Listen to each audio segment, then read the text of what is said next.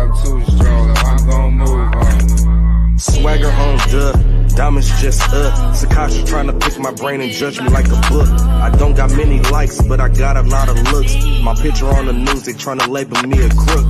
They say I do too much, I say I'm off the hook.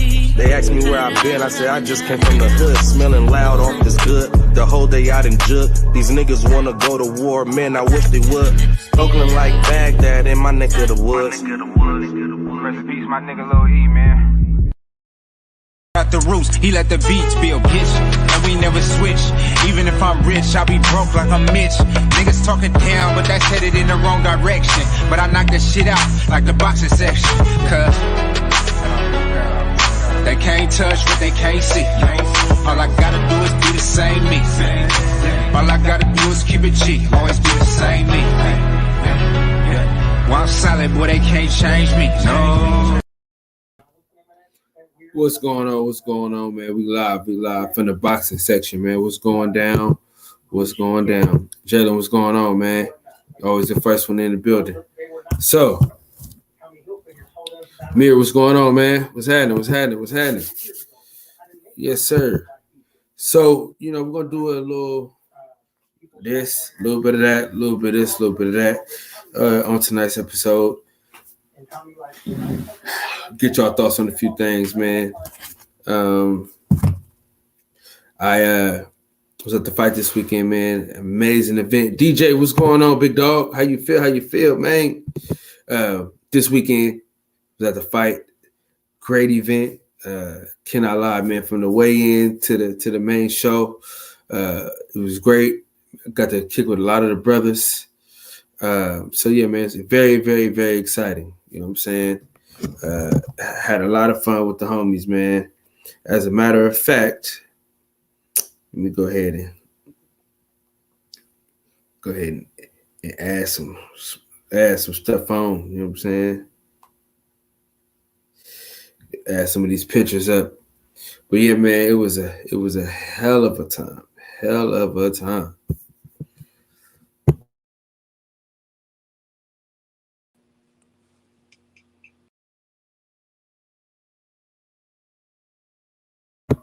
Yeah, it was a hell of a time, dog. For sure.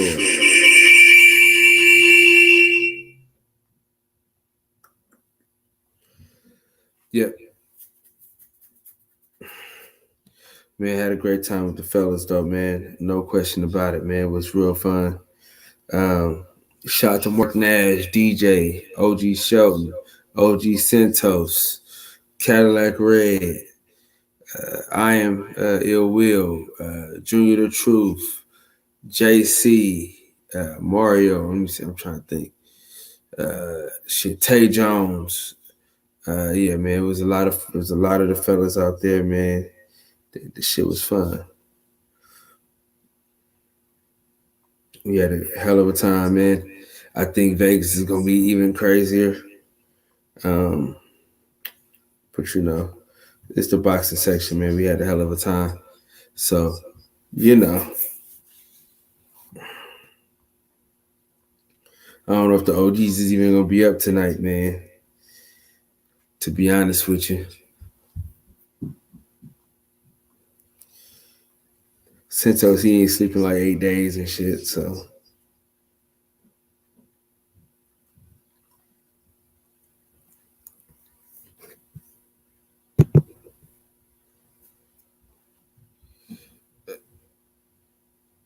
Okay. Who gives a fuck? Oh, no, you going to Vegas, brother. You going to Vegas. No question about it. Vegas is your friend.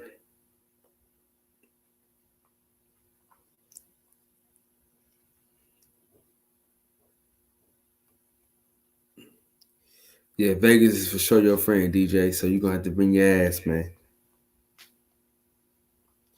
We're just uploading a few of these pictures with the homies, things like that.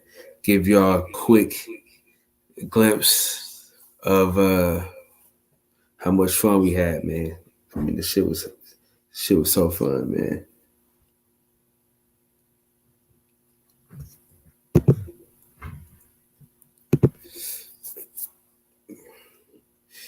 Yeah, man, we had a ball.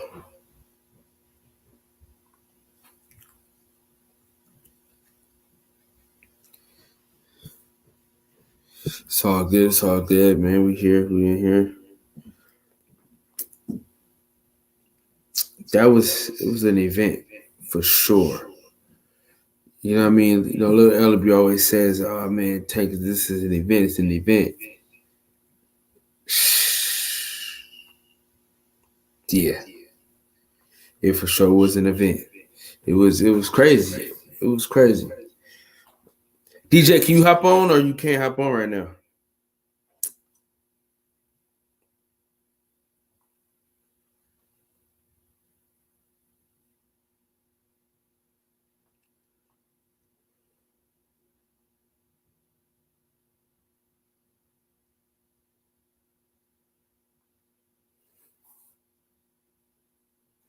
All right, I'm gonna add Joni in.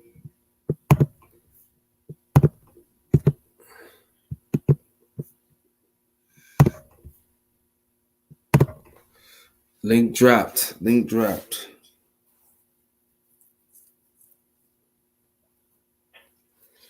me see.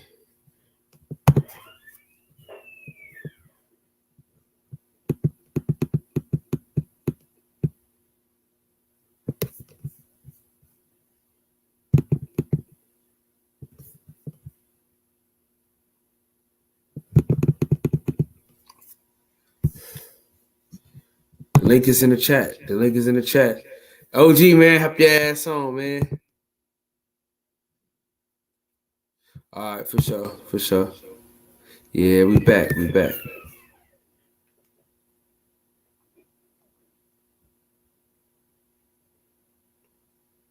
Trying to make sure I got enough pictures before I shut this other one down.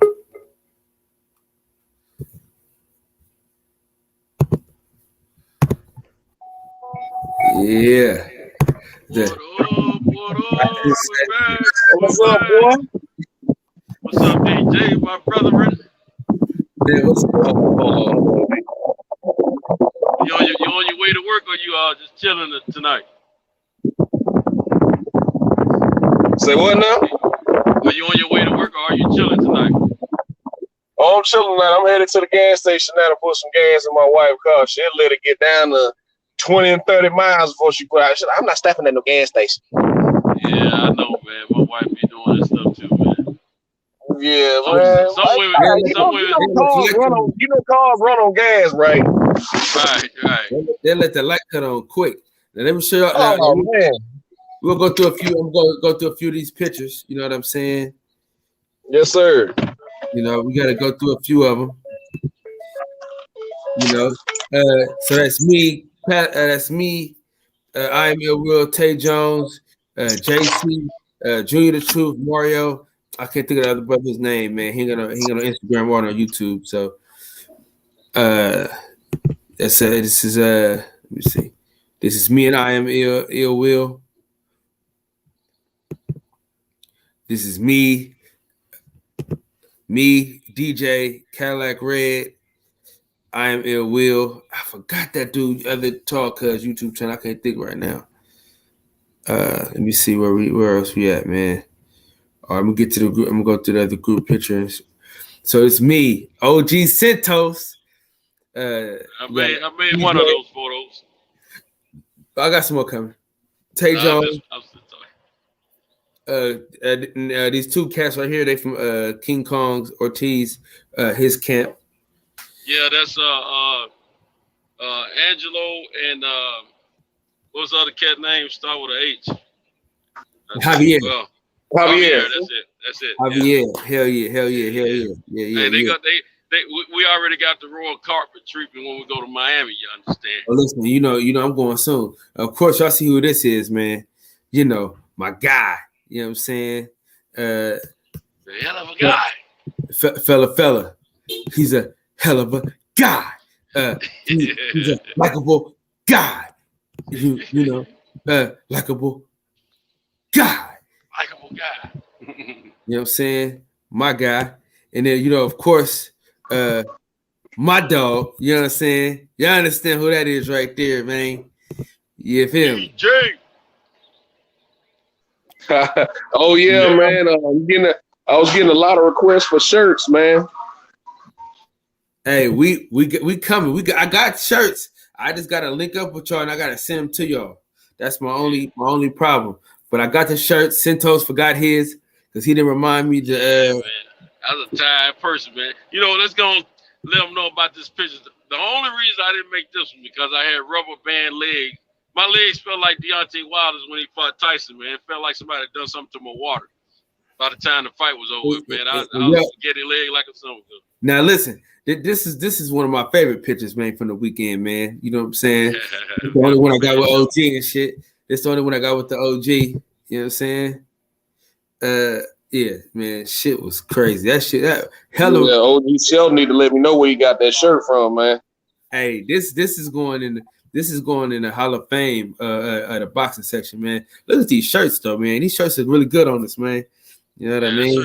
Those shirts look good, man. Hey, you know what? We had wore those to the fight, man. Would have got a lot of attention, a lot more attention. You know what I mean? Yeah, you know, y'all. You said I wore mine, but shit.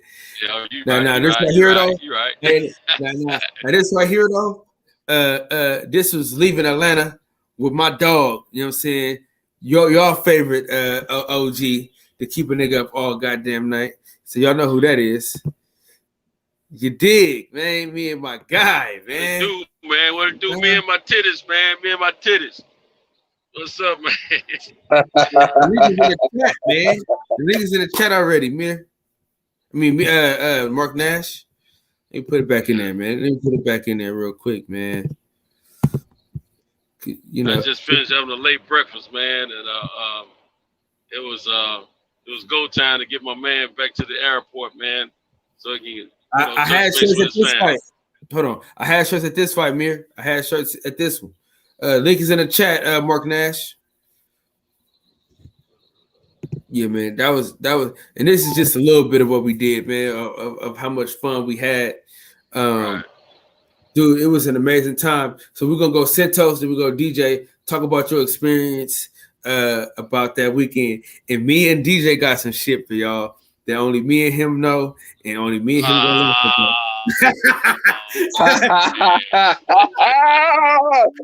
Hey, we tripped about that for the rest of the night, man.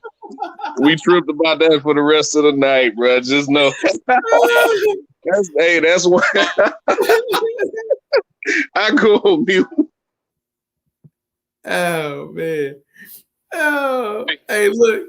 Soon, hey DJ. Can y'all hear me? Yeah, I can hear you. Hey DJ. As soon as he said it, I guessed it immediately.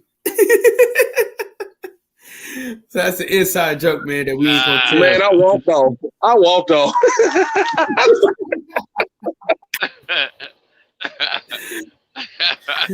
I thought y'all my man though. That's my man though. Hey, 1,000 grand pots and pans. That's my man. Hey, for sure. You know, extra gravy. But look,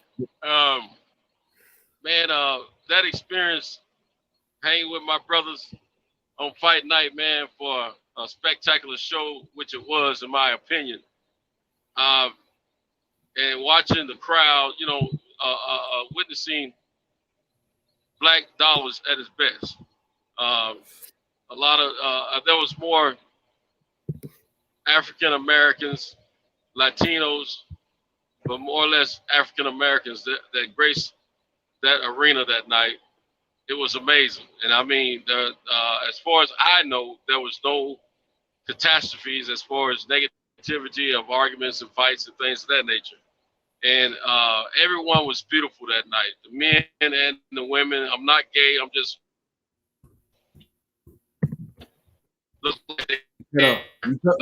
You cut off. Oh, you gotta say that again. You cut off. Huh? Cut off. I said someone was out there like with half stepping or anything to represent. Can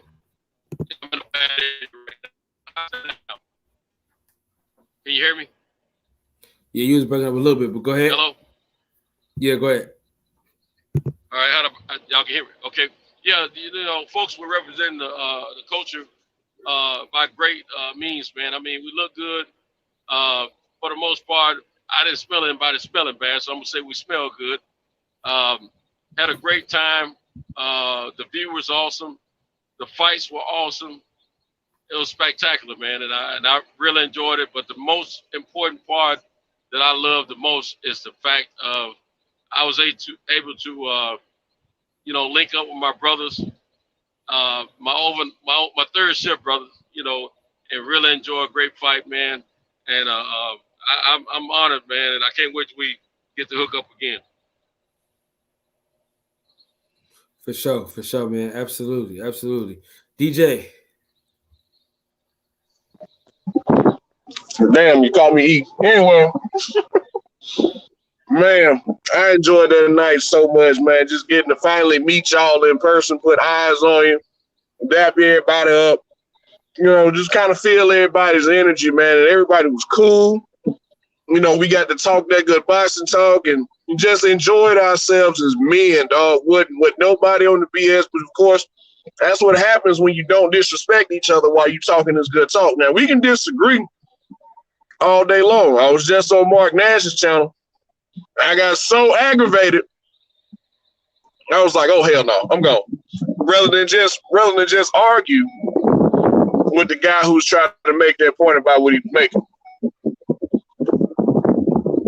But I just enjoyed that night so much, man. Just finally, like I said, finally getting able to meet y'all and just hang out with y'all, man. Just diving deeper into y'all's personalities, getting to see who's who. Shelton is fucking hilarious. Yeah. Kyle is hilarious. I Am Ill Will is hilarious. Mark Nash is hilarious. Just getting to hang with y'all fellas, man. I enjoyed that. We got to do it again, but just not in Vegas. I'm not coming to Vegas, guys. I was muted. Stop being a pansy, bro, and bring your ass to listen, bro. You being selfish right now, man. You know what I'm saying? I'm gonna talk to your wife and tell her. Kyle, I'm 300 pounds, dog. I'm not coming to no desert in the middle of the summer. Man, you'll be fine, man. You got more excuses than a nigga going to jail. You got more excuses than a nigga here.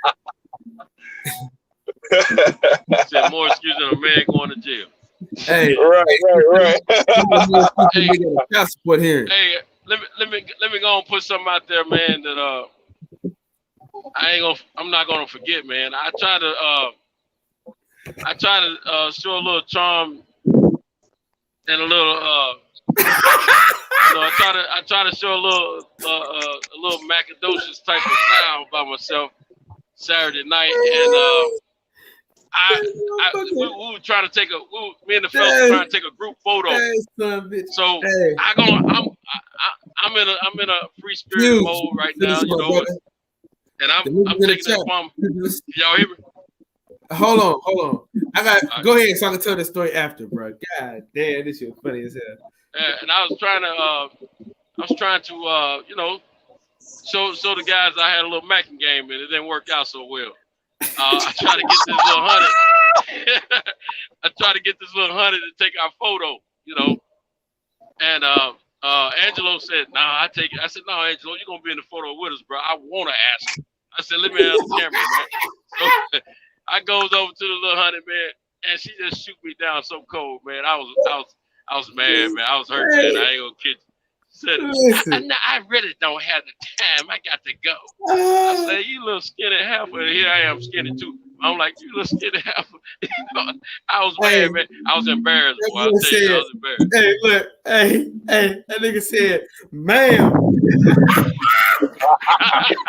Excuse me, ma'am. You want to take the picture? Yeah. That's why I messed up. I said, "Ma'am." See how I say us?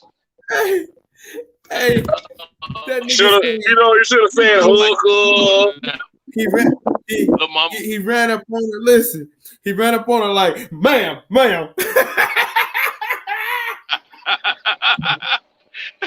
You let hell, them child. hold me. Ma'am. He said, "This picture, ma'am." Me shut down, man. I was shut down at bam. Oh man, that was funny, man. That was funny. That was funny, man. I was so embarrassed, man. I said, God, yeah, That shit was funny as hell, boy. Listen, that boy Shinto said, "Ma'am, can you take this picture?" He didn't even say, "Can you take this?" He said, "Ma'am, take this picture for me." Yeah. I just knew she was gonna take it. I just knew she wasn't gonna turn me down. You know what I'm saying? And but why I messed up, I wasn't thinking before I said, ma'am, I shouldn't have went in with ma'am because that's not pimpers at all. You know what I'm saying? I should have said something like, little mama, little lady, or hey, baby, what's up? You know, come take this pic with me. You know what I'm saying?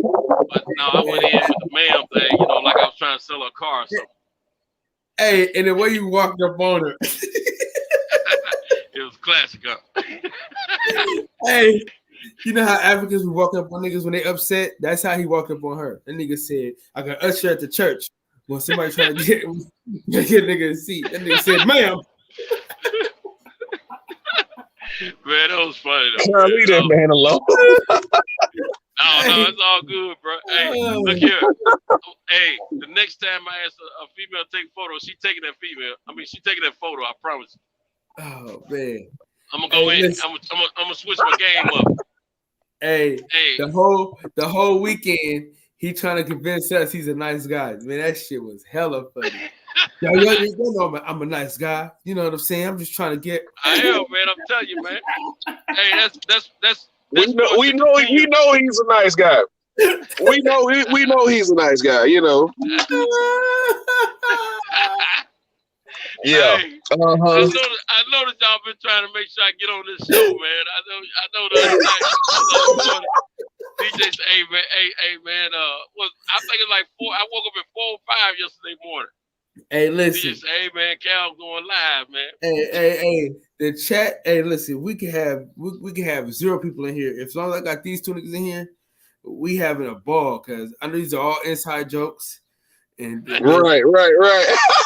If you only knew. Hey, we gotta sit on it. We gotta let Egg with that one, man.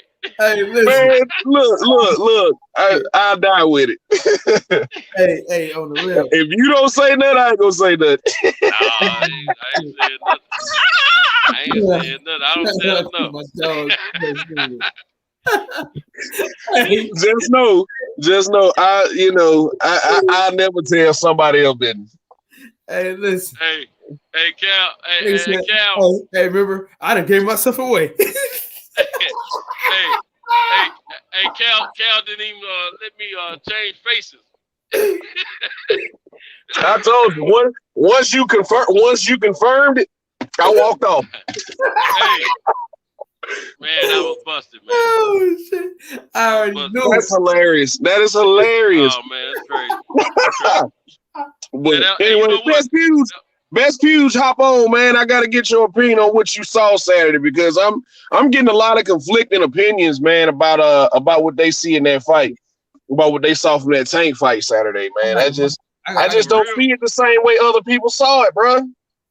That unofficial scorecard was all off, man.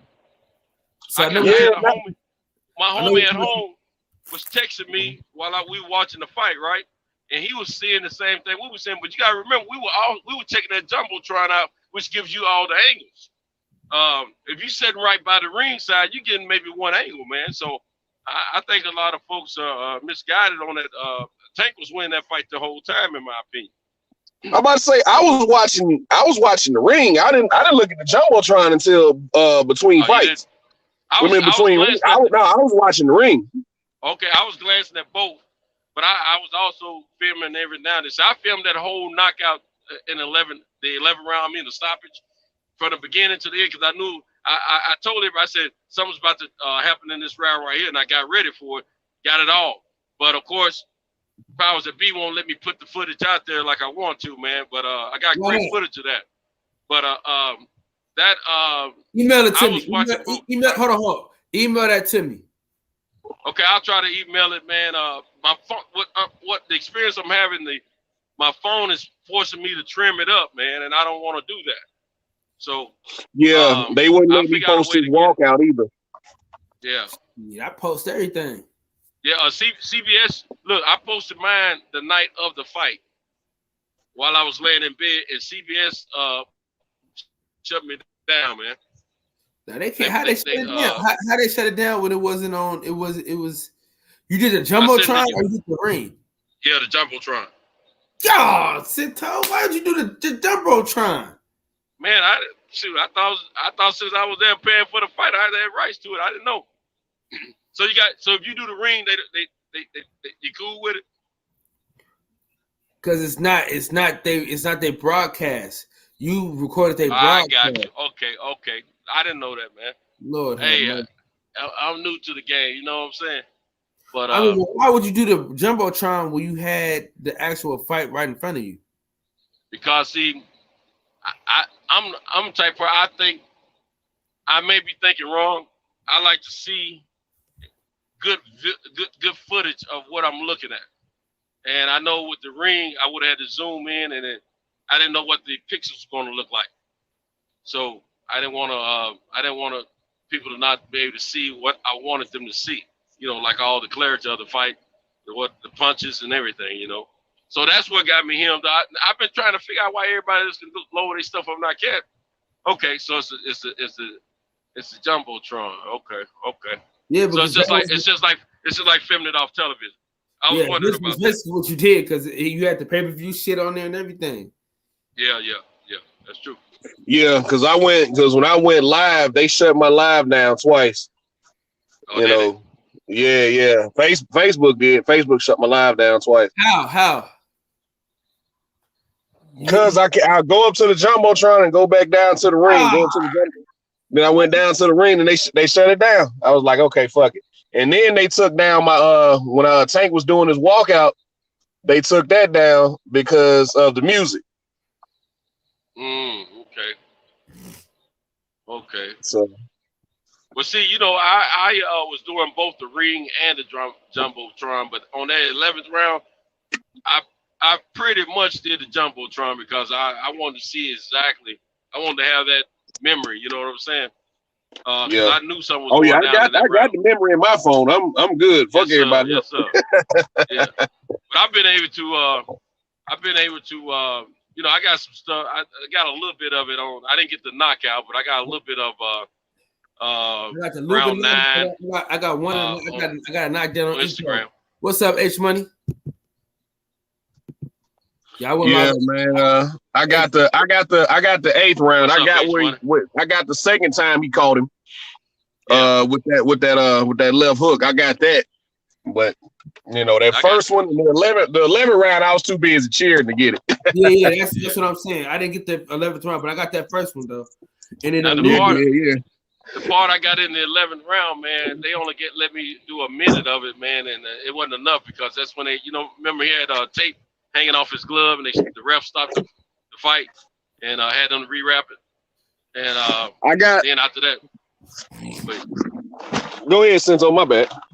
No, you good, bro. I ain't talking about nothing. Go ahead. I was just saying I got Lubin's knockout though. Yeah, I didn't get his. I got one of the knockdowns. I didn't get the knockout though, but I did, and I got Tank one of his knockdowns too. So yeah, that was good shit on my behalf.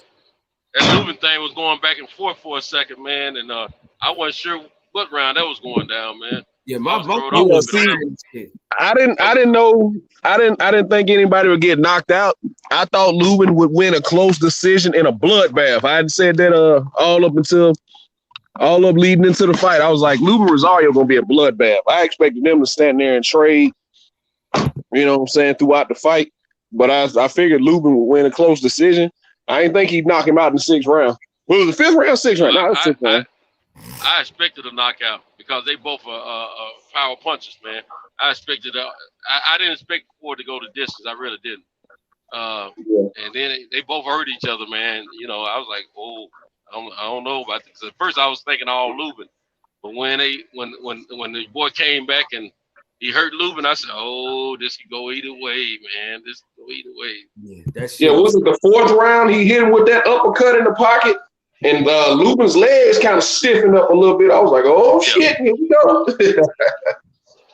Nigga, Rosario walked to that corner after he was stunned.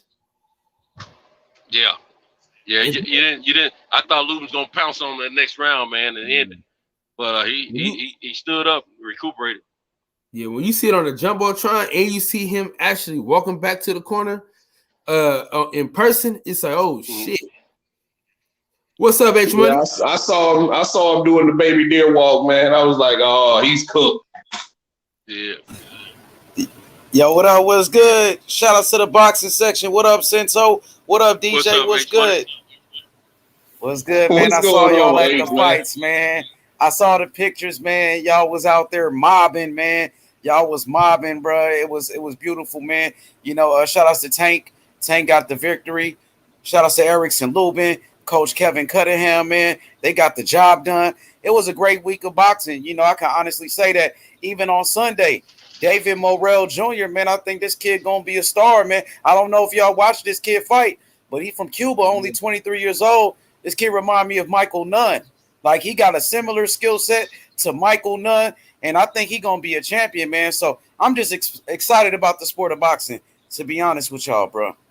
I got to go back and catch those Sunday fights, man. I missed them because I was still in the A at the time, and I took in the playoff game. And so I didn't get to see those Fox fights. So check out this kid. Check out this kid named David Morrell Jr. He reminds me of Michael Nunn. He from Cuba, only 23 years old. He could box his ass off, man. The kid is the real deal. So, I mean, there's so many great fighters in the sport, man. Is that the kid that knocked that Hispanic guy out and the guy went to the hospital? Yeah. I think so. Yep, that's it. That was it. That's what I thought. Yeah, that kid a beast, Senso. And it's one thing about this kid, man. His amateur record, he was 192 wins, only 2 losses. We know about Cuban fighters like Luis Ortiz. We got Arislandi Lara, Ugas, Gamboa, Yoel Casamayor. So many fighters from Cuba, man. And I think he's going to be the next great one, to be honest with you. And shout outs to JB, Jason Brown. He's the one that told me about David Morrell. And I think it was on this show. He was talking about like all the best prospects. You know, he said David Morrell was going to be the best. So shout outs to JB, man. That's why I always listen to what the. Go ahead. On your show or what? On your show. It was your show. I think it was here. We was talking about like the best prospects in boxing. And JB, Jason Brown, he said something about David Morrell. And I got a chance to watch him fight yesterday. And that kid is the truth, man. Yeah, the little bit that I saw looked like he's pretty nice with his hands, man. Saw a little highlight. Hey, is this the kid you were talking about last night with only 5 fights, but already got that regular belt at 68, right? Yep, that's the kid. How the hell did he do that? I'm still trying to figure that out. I'm about to say, I'm going to have to go back and check him out, man. I'm going to check him out. The kid is the truth, man. I think Al Heyman, come on, man, PBC, they know when somebody is special. That's why they got him on the main event on Fox. He fought on Fox, regular television. He was the main event. They building him up for a reason, bro. They know. Oh, and look out for Atif. That boy's a beast out of Philly, man. He had 175, and they comparing him to Antonio Tarver. He the truth, though. What's his name? Atif. I cannot say his last name for nothing, bro. But I'll send you right now, H Money. Okay. Yo, I want to ask y'all a question about the fight. You know, I've never been to a boxing fight. Like, you know, I've been to NBA games and shit. I've never been to a football game or nothing like that. But, you know, I've been to a whole bunch of NBA games. I just want to ask y'all, like, how was the experience as the fight? Like, I mean, how did y'all pull up on Jaron Ennis like that? How did you catch Jaron Ennis, DJ? How did you, bro? Come on, man. Yeah, I just want to know how did it work. I know you know him. That's your homie. So it might have been Kyle just hit him up or something like that. But, I mean, it was a couple of guys that I seen y'all taking pictures with, Kyle. I seen you with Coach Kev. Like, how does it work? Y'all just see a nigga walking and y'all just pull up, like, just talk to him? How does it work? So, you know, Kyle Davis has a familiar face, man. And oh, shit. Here we go. Go ahead, talk your shit. Go ahead. So of course, You know, Kevin Cunningham, you know, me and him, we talked for like 10, 15 minutes on Fred's show. And so, of course, he remembered me. And we chopped it up again for like 10 minutes before he had to go. And then when he came back real quick, I took a quick picture with him. Shout out to Centos for getting that picture. And DJ, Centos got a picture, and then somebody else took a picture too. I think it was DJ that took that picture for me. I don't know. I can't remember. Somebody took that picture for me when I took a picture of Kevin Cunningham. Shout out to Coach Kevin Cunningham, man. Solid. So, guy. like, you just saw him, like, walking. Good dude, man. Good dude. Yeah, he is. He's a no-nonsense type of guy. Like, one thing about him, he will roast anybody. Like, if you want some bullshit, Coach gonna call you out. He's always been like that. Yeah. So shout out to Tay Jones, man. He told us where everybody was staying at. So we ended up going to where everybody stayed at. And me being a familiar face, it was easy for me to kind of maneuver around. So I was able to see it. So what happened was, I see him. But with Jerron Ennis, I mean, DJ would tell you, man, I knew the whole fucking camp. So it wasn't like, it wasn't like. I say, yeah, them Kyle's people, man. So, you know, he introduced me. He was like, oh, yeah, this Bozy Ennis. I was like, oh, shit, because I didn't know who he was at first. I was like, oh, shit, man. And I started talking to him, and then I see Boots walk up. I was like, hey, chat, we can get a picture with you. He was like, man, dude's hella cool, man. And what really surprised me was how big he was, dog. And not only big, but Boots is solid. So I don't know how in the hell he makes 147. Shout out to his strength and conditioning coach and his nutritionist.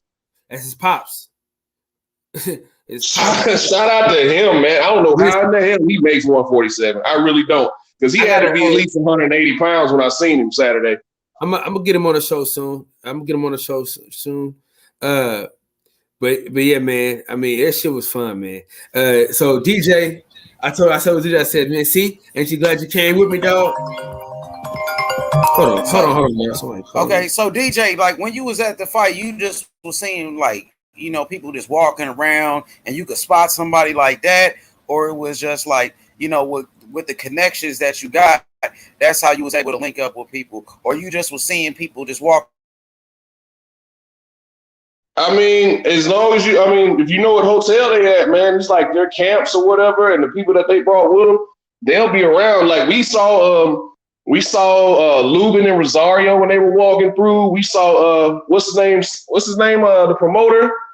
We saw their promoter got to speak. Saw him too, but I'm talking about what's Rosario's promoter's name? You're talking about Samson, yeah, ran into him, man. Very sharp dressed dude, man. If I must say so myself. But yeah, man. If you just know what these guys are saying, and you know, and if you cool and everything, you just, hey, man, what's going on? How you doing? Oh yeah. They just be casually strolling through there. And DJ was supposed to meet Andre Rozier, but I don't know. He didn't come with me. Oh, y'all seen Jalil Hackett out there? Y'all highlight him? Nah, he told me it was a last minute decision, so that's why I didn't get to get up with him. Yeah, I didn't get to get up with him because he said he came last minute. Shout out to my dog Mark Nash, man, and shout out to that interview, man. Yo, my G, how you feel? Man, shit, we feeling good today, man. This is a hell of a week. Had a hell of a weekend. Let me say this, man. Shout out to all the guys that I met on this YouTube shit, man. That I really got the chance to meet in the physical form. Man, some of you guys are taller than I thought. Some of you guys are shorter. My boy Kyle said, hey, man, I said, hey, you look tall on camera. He said, you look skinnier on camera.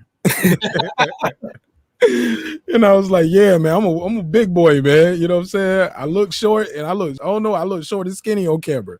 But I'm a little bit taller and I'm definitely a lot heavier, man. Yeah. Let me say this, man. It was truly a pleasure, honor, man, get to toast it up with you guys, take some pictures. Man, Kyle and myself, man, we was on the floor down there. Shout out to the barbershop, man. Had us right there over there in the circle of amongst the elite. Got on that damn stage, got a little finessing. I got the dope ass interview with Bonzi Ennis. I'm dropping it off in little clips right now. Kyle was there. Kyle walked me right up to him. He was like, yo, I'm about to introduce you to Boots. Come on, let's go. You know what I'm saying? And I tell guys all the time, it's about being humble. At that point, I'm sorry. Hey, hold look, on, let me give you some flowers. Hold on, real quick. And you know that cost me an interview with Paul Williams. But go ahead. No. Paul Williams was gone by the time we came back with Sam Watson. I mean, from Leonard. When we walked back from trying to talk to Leonard, Paul Williams was gone then. Also, that was when we was talking to Steven. Actually, we was interviewing. I was holding the camera for you. Like, that's what I was about to say, man. Look, sometimes you got to humble yourself, man, and see somebody in need and realize, hey, I'm in a position to help him right now, even with the smallest thing. Just hold the camera for him right now. You know what I'm saying? His battery is dying in his phone. Like, he couldn't find no charge. I was like, yo, I got a portable base, but you need at least your cable to plug in. He's like, man, got shit, nigga. I'm out here in flip-flops. But they my boxing section flip-flops. You know what I'm saying? Like, he was boxing section down to the socks, to the shoes, to the hoodie, iced out.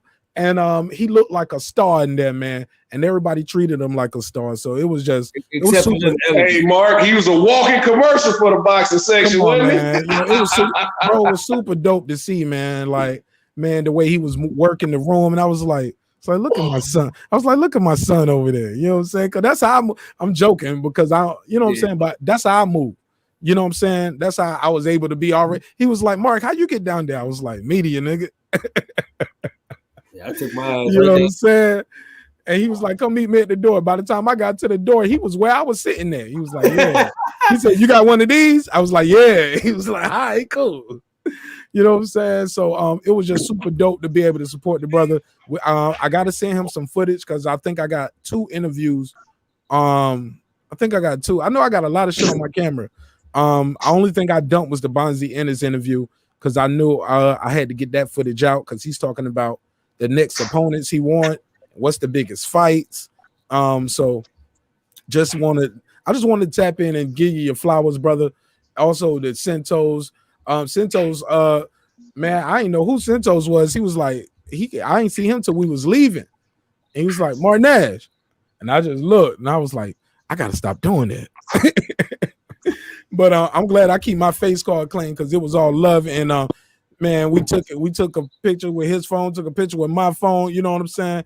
And it was dope. People was looking at him like, no. Hey, Ned, we only got one on your phone. I mean to get you to let you send that to me. Oh, my brother got a picture then. I know my brother got a picture on his phone and he got one with my phone. Because he showed me a picture that I know that camera thing, that wasn't my phone. Because I don't have it. But it was just super dope that we was just all connecting. Shout out to Supreme Beats Boxing Talk. You know what I'm saying? I am Ill Will, man, you DJ, and man, World Combat. I saw Ness out there. Man, it was a lot of dope content creators out there, Ellie. And shout out to everybody who came out, man, and showed love to the city. I'm glad I was there to be able to connect with y'all in the physical form. I know I'm new to this boxing community, but I'm not new to being a good person and connecting with people. So I'm glad you guys accepted me in, and I'm glad we all had a good time. Won't no violence. You know what I'm saying, for the most part. You know what I'm saying, and everybody, you know what I'm saying, everybody made it back home safe, as far as I know. So yeah, man. But thank you again for the opportunity, bro. Yeah, for sure, man. Hey, we definitely had fun, man. And I appreciate you for holding that camera for me, man. But I do need the interview from you, though, my brother. I do need you to send it to the email. You'll have it tomorrow. My man. Yeah. You know what I mean? No, today. I mean, because I'm trying to. I don't know if somebody got to kill. Somebody got to beat their mic. This is ridiculous. That's DJ. Might be DJ. That's DJ. My bad. I'm doing laundry. I'm sorry. Go ahead. Yeah. But yeah, man, I appreciate you holding that camera for me, though, bro, because that was real solid. And that was a great interview we had with. You did good. I was proud of you. You did it on the spot too. Nothing rehearsed, all off the hip. You know what I'm saying? Like, yeah, man. Team and everybody know. Yeah, man. You look like you've been doing that shit for years, man. You look like a pimp trying to get his money out of bitch. Like, hold up now. Now you said it was at 5:30. It's just you just didn't like the Ellaby thing, you know. Other than that, me and you, we had a good weekend together. But I definitely disagree with you on your assessment of Ellaby It's And, it's mixed. It's mixed. It's mixed.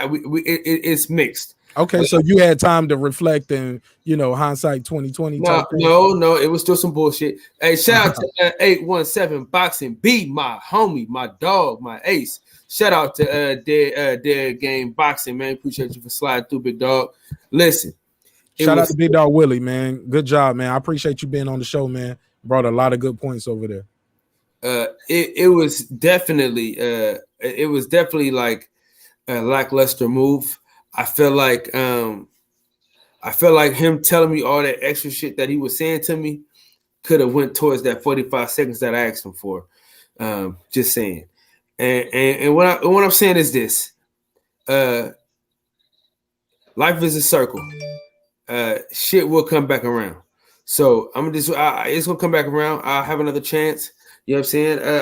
I saw him again too. You know what I'm saying? And I listening to your ass. I shouldn't even have listened to your ass. But I should have went with my first mind and said something different to him than I said to him when I seen him the second time. But I said maybe I'm tripping. But then the more I thought about it, then the more I was asking other people that were more level-headed than me, it began to be like, nah, nigga, you right about this, nigga. All right, senior, man, we're gonna holler at you, big dog. Appreciate you, man. Well, yeah, man, but that's how you tell the story too. If you tell the story a certain way, I'm sure they'll say, you know what, Cal, you right. That's a fuck nigga. Yeah, he did you dirty. He little broed you. But I was there, and I'm like, nigga. Granted, I couldn't hear every word. No, I didn't hear every word. Hey, Cal. Look, Cal, I seen the live when you was talking about what happened with you and Leonard Ellerby. You was saying like he could have helped the young brother out, man. What exactly happened? You know what I mean? Is it beef between y'all? What took place? Did he shut you down? Did you want some get back? What was it? It ain't no beef. That's what it sounded like. Nah. I heard the nigga on a live though. The next day he was saying like Leonard Ellerby tried to play him. That's what he said. He did. Right. That's how he feel. He did play me. But okay. All right, hold on. See, because Mark Nash, he act like he heard the shit. But when I asked him, I said, "You heard the nigga said to me?" He gonna say, "Nah, bro, I wasn't listening. I had something else going on." And he gonna try to tell me that he heard the shit. Now Mark Nash said, I just wanted you to tell your side of the story. You get what I'm saying? You know what I'm saying? I want them niggas that be like, "Man, you heard what he said to me?" I be like, "Nah, what'd he say?" You get what I'm saying? I want you to talk. Go ahead. No. But go okay, ahead. Tell your side of the story. No, man. This is boxing section. Go ahead. No. All I'm trying to say is, I've heard you tell the story 3 times, 3 different ways. So I just want you to tell it one more time before I reply. No. Because no matter every version of your story, I still got my little big joke and little joker. So go ahead.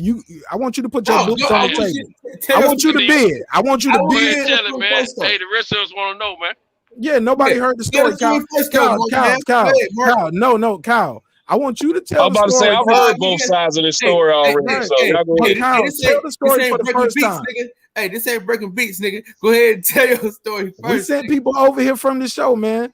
Tell people for the first time, and then I'll reply. This your show. Tell the story the first time. One time. Let me say this though. And as I replay this back in my mind, I'm not. This is why I'm not completely like fuck him, because when I replayed it back in my mind, I said, "Oh shit." So shout out to my dog Tom Brown. So listen. Now maybe he did play me though. He did play me, but he kind of felt the way about something else that happened before I got to him.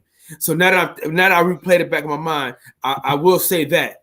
But I will say, fuck that. He should have gave me 45 seconds. That's just the facts. All right, so this will happen, right?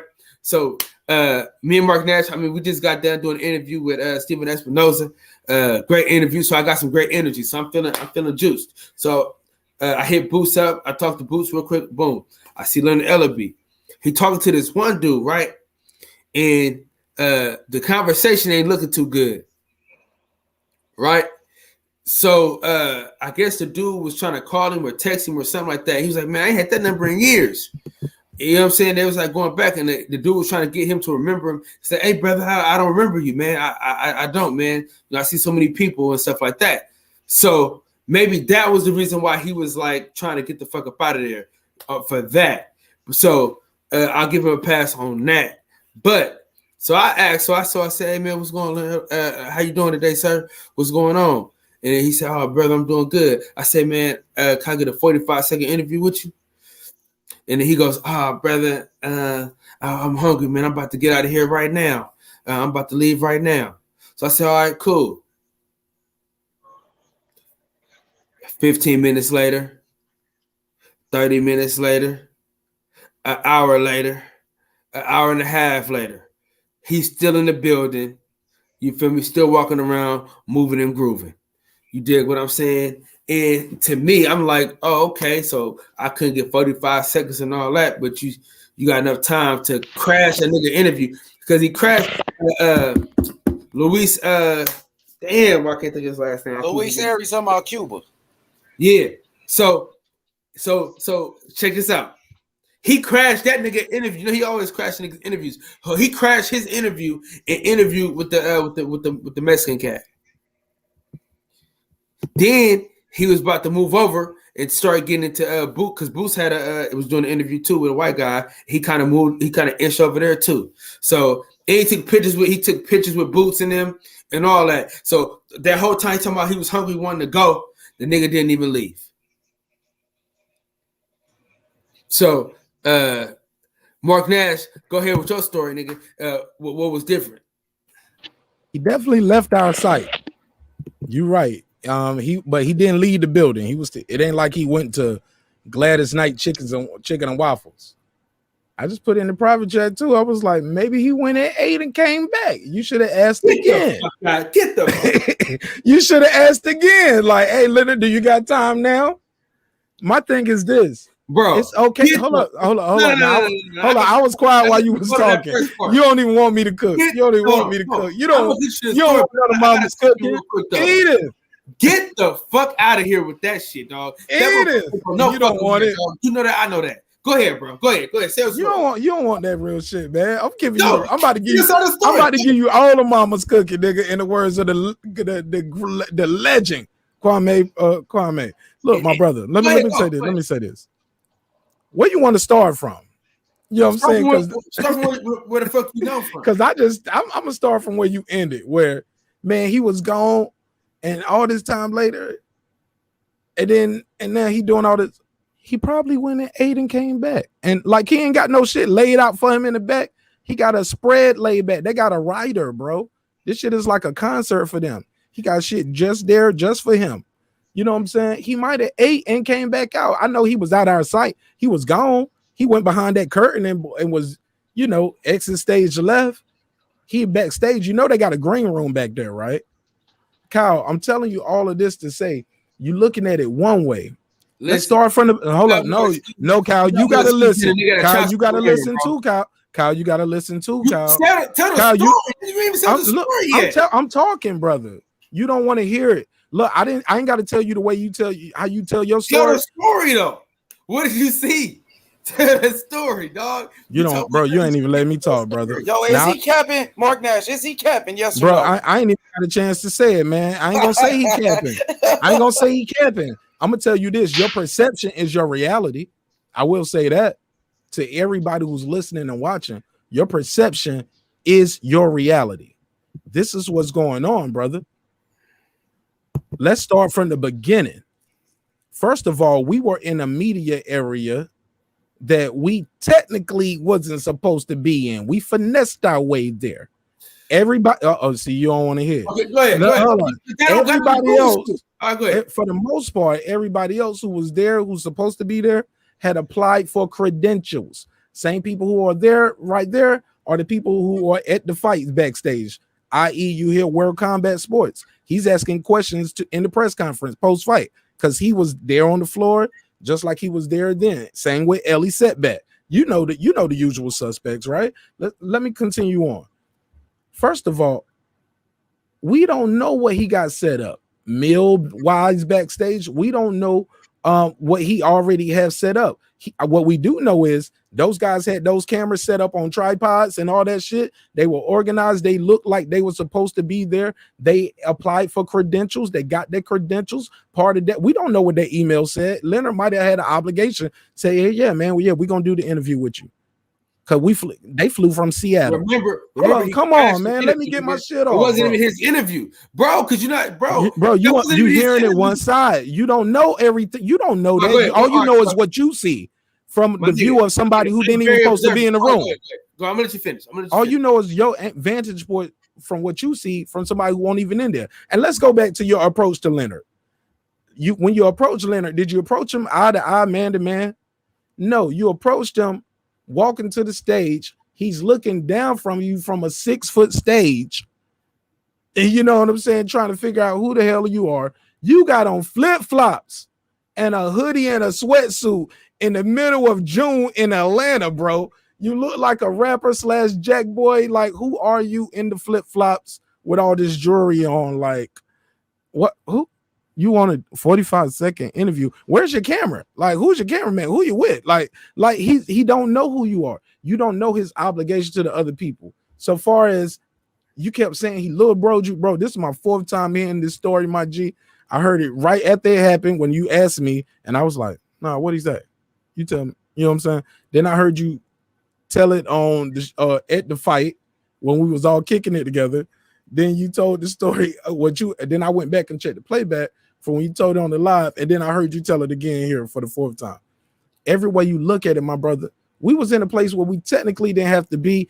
He probably already, we already know those guys had media credentials. We don't know what interviews they got set up with them. You could have had your camera rolling right when you could have had your camera rolling on some TMZ shit when you walked up to him.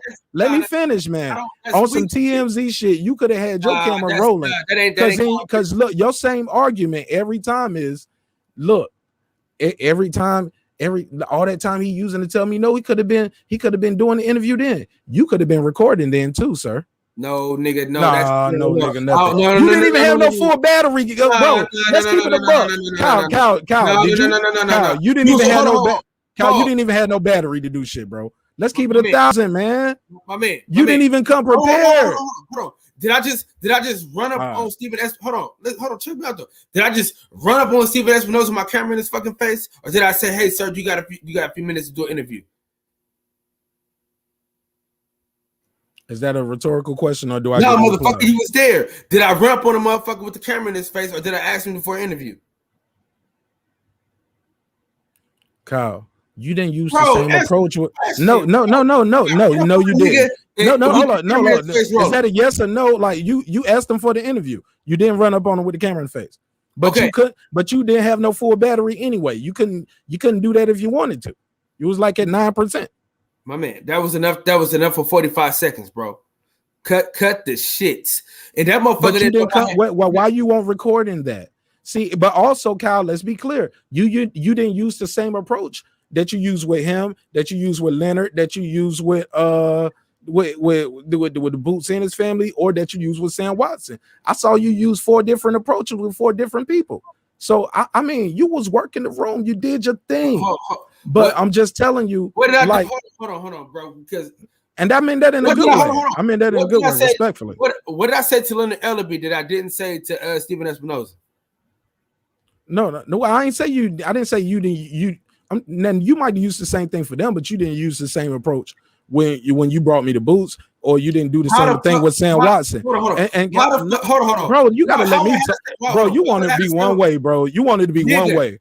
You don't even want me to talk. I know bro. I know the whole family. Why the fuck would I have the same approach? Why would I have that? Why would I have the same type of approach with them as I would with Leonard Ellaby and Steven Espinosa? I know them. I just said, yo, you're missing my point, brother. You get my point. You just made my point for me. Relationships matter. Relationships matter. Bro, you still haven't even told the story, bro. I ain't got a chance to talk. You got to talk uninterrupted. I've been getting interrogated, stopped, cut off, brought back, rewinded forward. You know what I'm saying? I ain't had a chance. And the playback gonna show that. The playback, The playback tell the truth. Just tell the story. That's all I want you to do. Just tell the story. Man, I'm done, man. You don't want to hear it. Oh, you don't want to hear it. You don't want to hear it. Man, I mean, like, this is getting crazy because you ain't my enemy, man. I ain't your enemy, brother. You get what I'm saying? And this coming across like I'm against you or something. And that's not that. All I'm trying to tell you is this. I'm not telling you you're wrong in your assessment. I'm telling you your perception is going to be your reality. But from somebody who was less than 10 to 15 feet, right? Can we agree on that? I was less than 10 feet away, right? Were you paying attention or no? Was I less than 10 feet away, bro? Yes. That's all I need. That's all. Now, everybody else you tell the story to, out of everybody else, I'm the only one who was there less than 10 feet. I'm the only one. You also wasn't listening, though. Bro, I'm watching everything. I'm listening as much as I can. Right, so granted, do I know everything verbatim? No. But I'm going to tell you what was most telling, though. Leonard's body language. I told this part several times. I can tell him giving you the once over.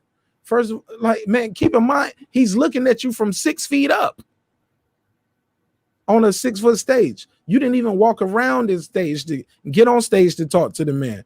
Like a lot of things go into play. Like, you're there in flip-flops. He don't know you. He needs to eat. He probably do need to eat. But he didn't. But you talking about, like, you act like the nigga told you no and walked right there and did that interview right then with somebody else. That man, bro, time had went by. Other shit was going on. We don't know if he went when he disappeared and went backstage what he's doing. Maybe he did eat. Maybe you should have asked again. But your pride, bro, that's all I'm trying to tell you. You got to take your pride out this shit with these interviews. Hold up, man. Bro, you gonna get told no, but you can't just start bashing a nigga because he told you no for an interview one time. And then, so what? You see him doing something else with somebody else. So what? Let this shit go. Let this shit roll off your back. You know what I'm saying? Get your clout up, get grinding, doing what you do, and interview with him again. Ask him out for, ask him to do the interview, but don't like start calling him out and trying to bash him and say he little bro you because he told you no. So what? Niggas get told no every day for an interview. So but if you really want to interview that person, you don't use that as content. That's all I'm saying, bro. Okay, so tell the story though of what you saw. I'm done, my G. I said enough. That was a story. You didn't even tell bro, dude. You didn't even say what happened, bro. You never said. Let the chat or the panel tell me if they understand what happened based off what I said and based off what you said. How about that? I think I did, but I'm here. I got a little time. I'm open for a couple questions. Gave us a whole bunch of other shit, bro. You never said what happened, what took place. You never said what took place, bro. What's your question? Just ask me a question. The question is DJ, did y'all got what happened, or what I perceive happening, and what Kyle perceive happening, or do y'all have any questions for me? I told Kyle from the jump. I was like, well, what did you expect? I don't ever see him doing interviews with black media or independent sites. Besides like ES News and Fight Hype and stuff like that, I don't ever see him doing interviews with small black independent platforms. I wasn't surprised. I was like, that's who he is. So, but I feel why Kyle is mad, but at the same time, don't be mad at somebody for being who they are.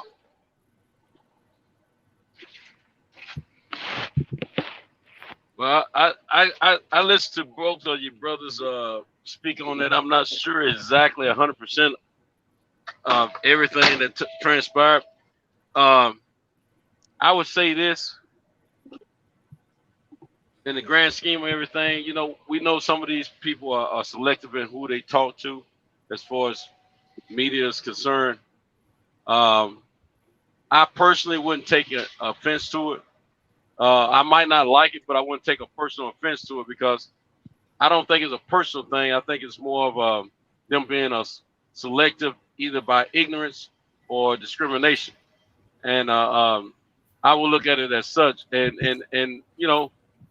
like Michael Jordan said, he missed 100% of the shots he didn't take. So I wouldn't tell myself that I'm not gonna fool with this cat in the future. I would, every time I see him, until he disrespect me on a personal level, I will still try to get that interview with him. Just from a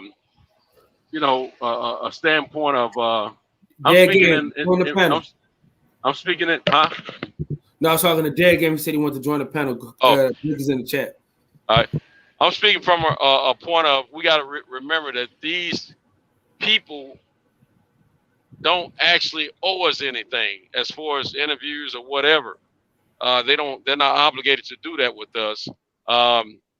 Case in point, I wasn't trying to get an interview, but I saw Sam Watson. He walked right past Shelton and myself. I talked to him like I've been knowing it. I've seen him before, and he's seen me before, but he see millions of people. And and it's been over a year. So I said, hey man, I've been waiting on you, man.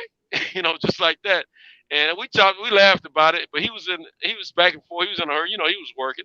And but one thing he did do, the many times he passed my seat, that last time he made sure he stopped and let me ask him a question. He answered the question, he shook my hand.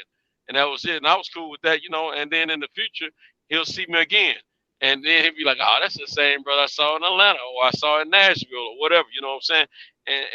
And then we'll probably get a photo and whatever, you know what I'm saying? So I just, I don't take that stuff serious. Plus, I'm not as accustomed to going out, getting interviews and things of that nature like you brothers are. But at the same time, I show my face enough, show my presence enough, they get a little bit more comfortable and familiar with seeing me. And maybe the percentage of me possibly getting interviews with people or photos or whatever will go up. But I wouldn't take it personal at this point unless he did something personally to disrespect me. Other than that, you got to remember, a lot of people asking for interviews, and there's no telling how many people they didn't allow that they didn't interview with. So that's where I would look at that, man. All right, let me shout out the chat real quick. Shout out to my dog, Mango Juice. Oh man, that's my Bay Area homie. Shout out to Eli Zachary, my dog. You know what I'm saying? Hopefully he can join the panel. SF City Slicker. You know what I'm saying? Bay Area business. Shout out to OG Shelton. Shout out to Boston True Serum. Salute to my brother. YV, salute to you.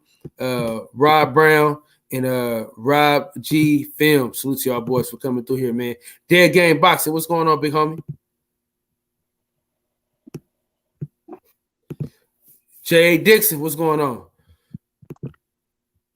I think and this is kind of why I think it was in 118, wasn't it? And this is why I understand where you're coming from, Kyle, because when we stopped Brian Custer, he actually stopped and spoke to us for a second. Now, I didn't want to just turn the camera on because I always think about that incident with Nip when he took old boy's phone. He was like, you don't just run up in people's face and just throw a camera in their face. That's why I don't. That's why I always ask. But that's but the reason why I said the reason why I said that about Brian Custer is because it was kind of interview like. You know what I'm saying? That's why that's the only reason why I said that. But that's what I'm saying. Like, I'm not finna just run up on a nigga with the camera in his face. Matter of fact, I had just told OG Shelton, and I think I told you too, Mark Nash. I said, I don't know how a nigga could run up in a nigga face with the camera in his face. I think I told you that. Salute to my boy Boxing Competition, Reggie Owens, man. Broke Land Blogger, man. Salute to you, my brother. But Mark, I heard a guy on your channel earlier. I forgot his name, man. He was trying to make a point about how if we're gonna to kind of pivot a little bit, if we're gonna criticize Canelo, we need to start criticizing Tank. And the only difference between that is we see now more than ever, Tank is not picking his opponents. Canelo is. That was the major difference. That was a good point. I didn't think of that. I just kept telling them we can't compare those on apples to apples, oranges to oranges. Like Canelo fought Yildirim coming off a loss to Anthony Dirrell. He picked him. He hand-picked him. And Anthony Dirrell was his sparring partner. Right. And Anthony Dirrell is like, how do I beat shout out to Anthony Dirrell. I got an interview on my channel with him right now. Super dope interview. Check it out. And I got timestamps in it so you can go straight to the parts. But he said, how do I beat Yildirim? And he's the number one he's the number one guy. He's still number one. He's about to fight Canelo. And he also talks about racism in boxing. He says, hey, it's a Mexican belt. I get it. And it's a good interview. So check it out. But yeah, that was my biggest thing with that. It's like we see now Tank ain't picking his opponents, man.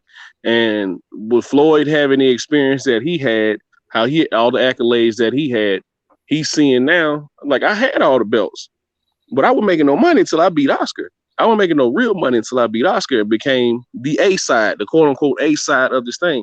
And he's putting Tank in position where no matter what, whether he has a belt or not, whether he has a JV belt, as we call it, whether he has a belt or not, he's always gonna be the fight, because no matter, even after Floyd win the belt, he's vacated. It's like, I'm the fight, I'm the money shit in this boxing. So it doesn't matter whether I have a belt or not. People are gonna want to fight me. So he's putting Tank in that same position now. Do we as fans agree with that? No, because I think, in my personal opinion, I think Regis Prograis is tailor-made for Tank. I think Jose Ramirez is tailor-made for Tank. But are they gonna quote-unquote cross the street with Jose Ramirez and Josh Taylor? And I think he stops Teofimo Lopez. But that's just my personal opinion. I think guys like that are tailor-made for him. With the way he pressures people, and no matter, because I heard Blue Blood saying Barrios gave away his advantages. No, Tank took him away after he felt his power and felt that he couldn't hurt him. He ate a straight right. I want to say it was in the third or fourth round. He ate a straight right from Barrios, and at that point, Tank's boxing IQ kicked in. He was like, "Oh, this dude can't hurt me. I'm gonna walk his ass down." So that's the way I saw the fight. And me watching the ring and not the Jumbotron, I could see Barrios missing. Like a lot of them shots, I think they were giving him credit just for the pressure and him being busy those earlier rounds. I was like, he was missing a lot. It was evident after the second round that he's not fast enough for Tank. He was too slow for Tank. I never saw him in the lead of the fight either, regardless. I mean, I didn't know what they were talking about, because I'm looking at this fight in detail, and I didn't see what they saw. Well, it was only, I'm gonna say what Farhood saw. He was totally wrong, and the scorecards told the story at the end of the fight. Yeah, he's a crackpot. Everybody call it what it is. He's a crackpot. Yeah, and they all of them had Tank up at that point in the fight by a wide margin, in my opinion, according to what Farhood was saying. And to piggyback a little bit on some of that you said, DJ, which I like what you said, brother. I'm gonna speak on the way Tank was fighting that fight. Yeah, he walked him down. He figured out the Barrios couldn't hurt him. He figured out that Barrios let him know that his punches were hurt, because Tank already knew before he got in the ring with him that he could hurt him with his own punches. And the word is out in the fight industry. Like I always say, fighters know fighters. Everybody in the industry knows Tank is that dude. He can hit. And like Luis Aries said before he fought Hurd, he said, I don't care who you are, what your division is. If he hits you, it's going to hurt. And I believed him when he said it. And Tank just showed that. What Tank also showed, not only did he have high boxing IQ, but he way he messed Barrios up at, which they had no plan for this. Tank could reach him from a distance. They was hoping Tank would just be all up under him on the inside, taking those punches. But Tank was on the outside, jabbing him and touching him, and with effective shots. And that wasn't part of the plan. They didn't know that was going to happen like that. And he's just slicker. His IQ was a little stronger, quicker, and he knew how to place his punches. Tank don't like to waste punches. He wanted him to count. He missed a few because he was trying to get him out of there. But he made a lot of them touch and land and effectively and put some hurt on that kid, man. And that kid had to give him respect, because they both thought one another was going to knock each other out. But one was a little bit more confident than the other, because he knew his punching power was a little different than the other guy because of what he's experienced in the sparring in the gyms. Tank is always sparring bigger guys. Always. It's a known fact. I mean, they tell it all the time, and we hear about it all the time. But I tell you, with this Mayweather issue, like my man DJ said, Tank's not picking his own fights. I believe you're right about that, DJ. I've always said that. They said Tank picked this guy. I don't know if he made any suggestions, but I don't think he solely picked that opponent. Canelo does pick his opponents, period. No one tells him who he's going to fight. He picks his opponents. Now, unless there's a mandate from when they tried to pick his opponent for him, what did he do? When they tried to make him fight Triple G, what did he do? He moved around, turn it down. Do it. Yep. And just like when he was supposed to fight Charlo, he was supposed to fight Andrade. He's moved around these guys every time they tell him he got to fight somebody he don't want to fight. Now, what else I wanted to add? I was telling everybody in the beginning, whenever I had the opportunity to speak on it, that this was a chess move. They went from 130 to 140. Okay, who's ahead of him in 135? Tio, Devin, they hold the belts. Ryan Garcia is getting a lot of clout because he's got a little semi-belt. And he's got a strong following. Tank got a semi-belt. Tank got a semi-belt at 135. Tank Tank currently holds 3 belts right now. I'm aware. But see, Tank was the last man in at 135. These other guys were already at 135. And I think it was a total chess move because they've been knowing that Tank had the power to put down the 140s and the 147s. And I don't know if he probably had some 154s in there in the ring with him a time or two, if I recall. But I tell you, man, when they wanted to make sure he remains the A side, when these 135ers move up to 140, which won't be very long, he's already in position that they got to see him. He don't have to see them at 135. He's the bread man. They got to see him. But they really got to see him at 140. And he can get, he got the likes of Prograis talking stuff about him. Josh said he wants it. Whether or not that'll happen, I don't know, because the way Mayweather's talking. I did and I didn't like what Mayweather said after the fight, because I don't, as a fan of boxing, I think everybody should be willing to fight everybody. I don't think it should be company-based, but at the same time, I understand what he's saying. If these other companies have kind of moved a certain way, they want to move a certain way. But at the same time, that's no good for me as a boxing fan. But this kid, Tank, he's special, man. He can take a punch, and he can give a punch. The kid loves to fight, period. Yeah, Game, are you here or what? Yeah, salute, man. I'm just sitting back in the cut. Okay. I was trying to make sure you got you some shine in. Yeah, man. I'm gonna say this and I'm gonna fall back. I think, and like I said when he first made this move, I thought they did him a disservice because I thought there were bigger fights for him at 130 when they first moved him up. But now that I see, it was like they see that Josh Taylor is the undisputed champion at 140. I think Josh Taylor has one more fight at 140, then he's moving up. And after he moves up, there's going to be a mad dash for these belts. This is just my theory. There's going to be a mad dash for these belts, and I think they've already put Tank in position where he'll have at least one belt. Tio's going to move up, and then he's going to get a shot at that WBO belt. So that leaves 2 more belts. And I believe at that point we'll start getting these fights. But they're putting Tank in position already where no matter what, my guy just sold out in Atlanta. My guy is already the regular champion and will probably be elevated or fight somebody for that vacant WBA belt if he's not elevated. So they're just putting him in position to where he'll already have a hold on one of those belts when Josh Taylor moves up and the rest of the 135ers move up. That's just my theory. But go ahead, fellas. I'll fall back. Yeah, you're right, DJ. They are doing that, but don't forget the main thing that they are doing is they're making sure that Tank remains the money fighter. No matter what the credentials are, how many belts the other fighter has, either 135 or 140, Tank is going to be the man getting the money, opposed to either one of them.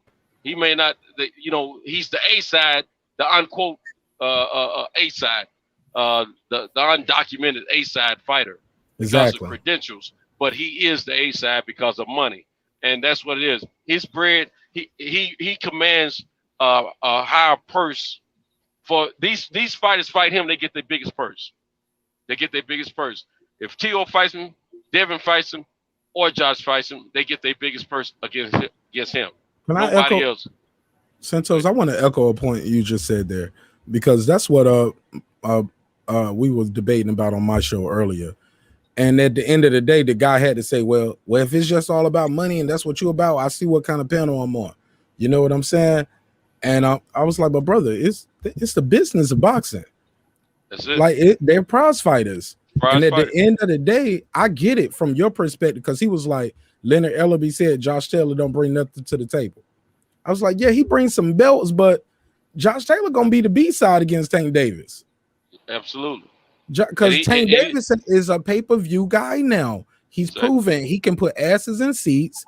He can sell a pay-per-view. He's a familiar name because he's been knocking them out on Floyd Mayweather's undercards, for Pacquiao, for Conor McGregor. You get what I'm saying? Fans are used to paying and seeing this guy on the screen knock people out, put hands behind his back, coming in with rappers in front of him. You know what I'm saying? He's been groomed to be everything he is now. So even now at the highest stage, he's the only guy selling out a damn basketball arena in a city that ain't even known for boxing events. Right. He packed it out. He's a local guy. Yeah. Star-studded fight event. Don't forget and he's that. assuring a lot of stars there. But he's assuring that they ain't got to go. That they ain't got to go to Scotland. They ain't got to go to Ireland. They ain't got to go nowhere they don't want to. As the A side, he's gonna get to pick the city. He's gonna get to pick the ring size. He's gonna get to pick everything. Guys, that they're putting him in right now. But DJ, but let's be clear, Sento, you guys ain't getting the. Here's the key though. The card itself was a good card.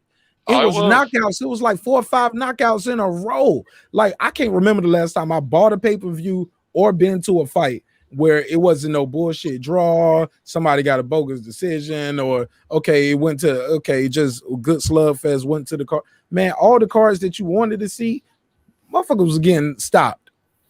It was some people didn't like the holding and hitting. Some shots were kind of behind the back on one of those fights. I think it was Amadeus and Salazar or something. But regardless, man, this shit was a hell of a card.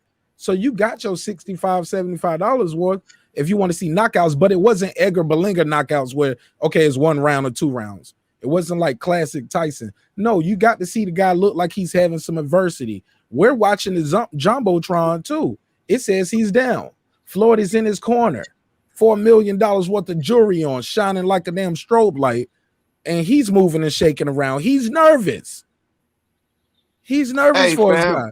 And I don't think there was nothing wrong with what he did, going over there telling Tank, hey, you losing on the unofficial. I don't know if you see that. But, hey, that's my job. I mean, shit, I'm going to keep it 100 with you. Well, a lot of people don't realize he's actually a part of that corner team. He's just kind of unofficial, but it's documented. He cannot move around the way he moves around and to go up to that ring like that if he wasn't. Yes, he can. That's his event. He can do whatever the hell he wants. No, you can't. Say, family, can y'all hear me? No, you can't. Can you hear me? Yeah, go ahead. Hey, who was all at the fight? Shit, everybody on the panel. Sure, everybody on the panel just. All right. Let me ask y'all something, bro. The atmosphere, to me, bro, it seemed like second to none. It was. It was, man. It was star-studded. It was Hoochie man. It was amazing. It was IG model studded. It was Did he just drop off? It was all kind of studded. It was top end. How he just dropped off? He left you with some content. He gave you a good question and bounced off like a thief in the night. Who did that? Homie. Oh, that cat there. Okay, hold on. Okay. Yeah, man, it was a great event, man. I loved everything they did, man. They put a good undercard together. I mean, man, like Mark Nash was saying, it was a bunch of knockouts in a row, man. It was a bunch of stoppages, and it seems like everybody knew exactly when Tank was fighting. They knew because that arena, everybody was just kind of hanging out in the lobby. But as soon as they announced. Yeah.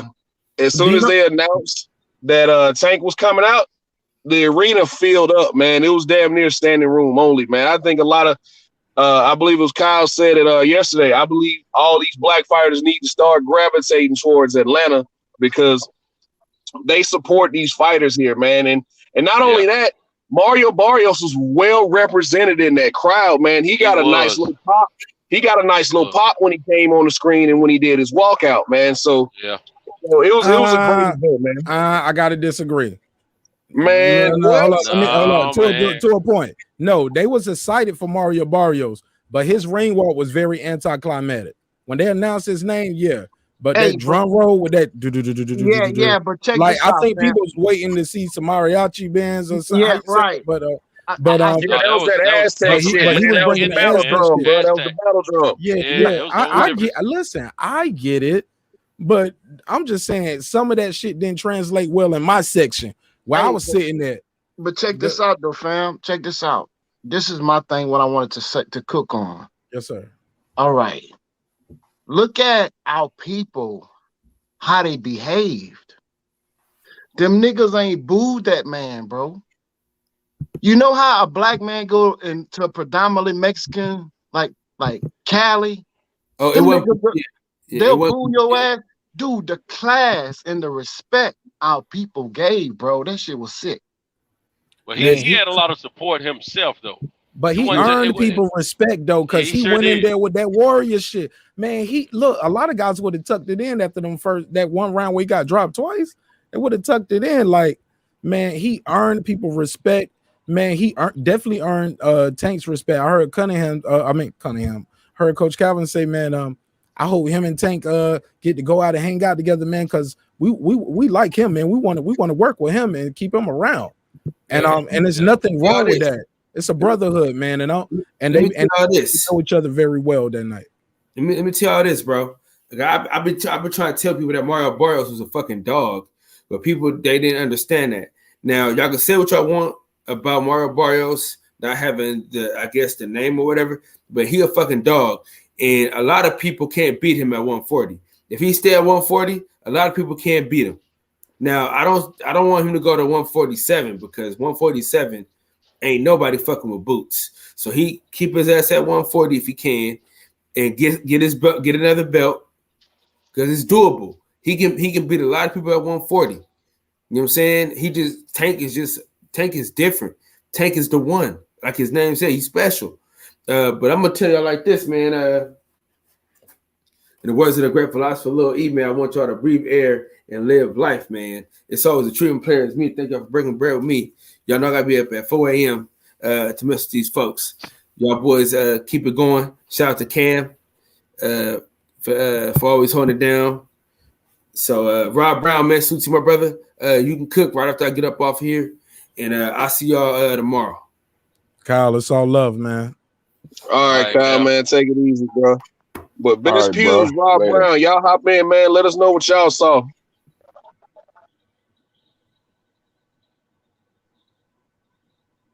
Yeah, what up, brothers? Yeah, I'm on now. I just was listening to everybody.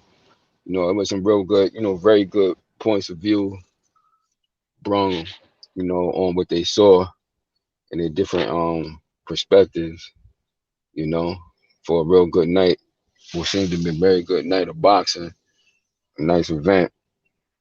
In terms of the fight itself, see, it's the perspective. See, that's one thing I like what Mark said when he was talking, and he was talking about what he saw as opposed to what Kyle saw, and he was absolutely right when it comes to perspective. Your perspective is what you're gonna take, and when you saying it, many people saw that fight from different perspectives because you had like you brothers was at the was actually at the fight this weekend. So y'all gonna obviously see it from a different perspective than those who may have been watching it on the pay-per-view. You understand what I'm saying? So that is something that you just absolutely have to factor in when you're looking at that whole thing, Like when I was looking at the fight and I was talking to my cousin, Frank on the phone, I was telling him, like, look, because he's hearing them saying, yo, they got him, they had Barrios winning all these early rounds, and had it seeming like Tank was behind, like on the scorecard there. I was like, yeah, but I said, yeah, but you got to understand what you're looking at. See, but I was doing was that, as I explained it to him, a fighter in a 12-round fight, and this goes always back. And I learned this when I was a teenager, because when I was coming up, fights was 15 rounds. You got to win the fight. You don't got to win every round. That's your objective, is to win the fight. So, the difference between amateur boxing and professional boxing is strategy. It's more strategic because you got more rounds to work with, more things you can do. So what I saw was Barrios was doing pretty much, because you remember I was clearly saying I didn't expect this to be no walkover. You remember I was saying it the whole time. Like everybody was like, oh, I was hearing certain people saying it's going to be an easy fight and he's going to blow him out. Y'all remember I was saying I don't say it like that, because the kid got some ability, and stylistically I saw the fight being a problem. And also, as I explained, I looked at his corner and who's in his corner. I know he's being trained well, and Virgil is a very strategic coach and trainer. You understand what I'm saying? He's very strategic. So when you're looking at the fight, you can see, and don't get caught up in what the announcers and shit is saying. The rounds that it may appear that Barrios may have appeared to be somewhat winning, I always knew, because I know somebody who actually know Tank. They came up in the amateur together, and he was like, nah, he said he was always, he had some good boxing. He always had pretty good boxing ability, you know, and I've been watching the kid. The kid is a much better boxer than he's getting credit for. Just like a lot of guys in the history of boxing who have been good punchers, they don't get the credit for being the subtle boxers that they actually are. And you see this in the history of boxing a lot. You take some all the way back to somebody like Roberto Duran. Like Roberto Duran had a lot of knockouts. He was always looked at as a knockout puncher, but Roberto Duran was a far better boxer than he was ever given credit for. You understand what I'm saying? Even somebody like Mike Tyson, the younger Mike Tyson was a much better boxer in his style. See, because people think you can only be a boxer if your ass dancing around the ring. That's not what connotates boxing. What connotates boxing is your ability within whatever style you fighting in, you minimizing getting hit and then hitting that other person back. So even if you coming forward, but you slipping and you bobbing and you weaving on punches, and you the aggressor, that's why the 4 points that you score a fight on, one of those 4 points is effective aggressiveness. And in order for your aggressiveness to be effective, part of that has to be you're not getting hit a lot. So I mean, you have to have some kind of defensive skills while you are putting pressure on your opponent and being able to get off on him more than he's hitting you. And what I saw was, although you could say that Tank may have been losing them rounds, I saw him setting up the fight for what eventually happened the whole time. To me, he was more in control than they were saying the whole time. From the beginning, to me, he was more in control. Although Barrios was doing certain things that he needed to do early, I saw Tank figuring that fight out. And his team, as he was going back, 'cause I'm listening to them talking in the corner too, what they were saying to him. And he looked real comfortable. And my manager, my former manager, texted me. He hit me and texted me. And I told him at a certain point, I said, Tank looked real comfortable in there. Something big gonna happen soon. And sure enough, that next round, he clipped him with them damn right hooks, and it was a wrap. So for me, I didn't really have him down in the fight like how they had it, but I understood how they view the scoring. But me personally, I didn't have him down in that shit. I had him pretty much in control of the fight. Although technically you may could say, oh, he's losing this round and that round, but to me, he was never in a real threat to lose it. So that's why when I heard the scorecards at the end, I wasn't really surprised. You know, I agree with you, boss. I agree with you, boss, man. But man, what do you guys think about his chin, though, man? He's like, it's like he size you up, he wear you down, he takes shots. He'll take shots straight to the head, and he keep coming. That big old, he don't even feel that shit, man. That's Tank, man. He's been doing that his whole career. Man, he took a shot and just came back with a combo. I mean, a clean shot. Yeah, that was a good that hook when he hit him with that hook. But I think that's still. I think part of it is just who he is. Like that boy had a rough upbringing. You understand? And he's been fighting for a lot. It's in him. It's just in him right now. Fighters have a certain time period where they got that. They have really good fighters have that period where they really got that, and he's at that point right now. And it may go for another year or two. That dog in him. All right, family. He's got a little case of Terrence Crawford in him, man. Look, man. Santos, I swear, man. I swear I was thinking that because when Tank got hit with that straight right, and then he got some of that good body work from Barrios, it seemed like it pissed him off. He was like, "No, you didn't just hit me." Yes, and then he started walking forward. I forgot what punch he got hit with. He bounced off the ropes and came back like, you son of a, like, you know. Round nine. And it seemed like he turned up the heat on him, man. So, Crawford does that too. It did, but this is the thing, though, fam. Tank is in a position to do something that nobody is even thinking about, bro. Tank is in a position to beat Josh Taylor and be undisputed. And go down to 135 and beat the winner out of Haney Teofimo or Teofimo, one of those guys. If Tank beat Josh Taylor for undisputed, then go down and beat Teofimo for undisputed, man, that's stupid, bro. That's sick. That would be sick, bro. And I don't know why they're not pushing for that. That'd be the biggest thing in boxing history. And it's right there.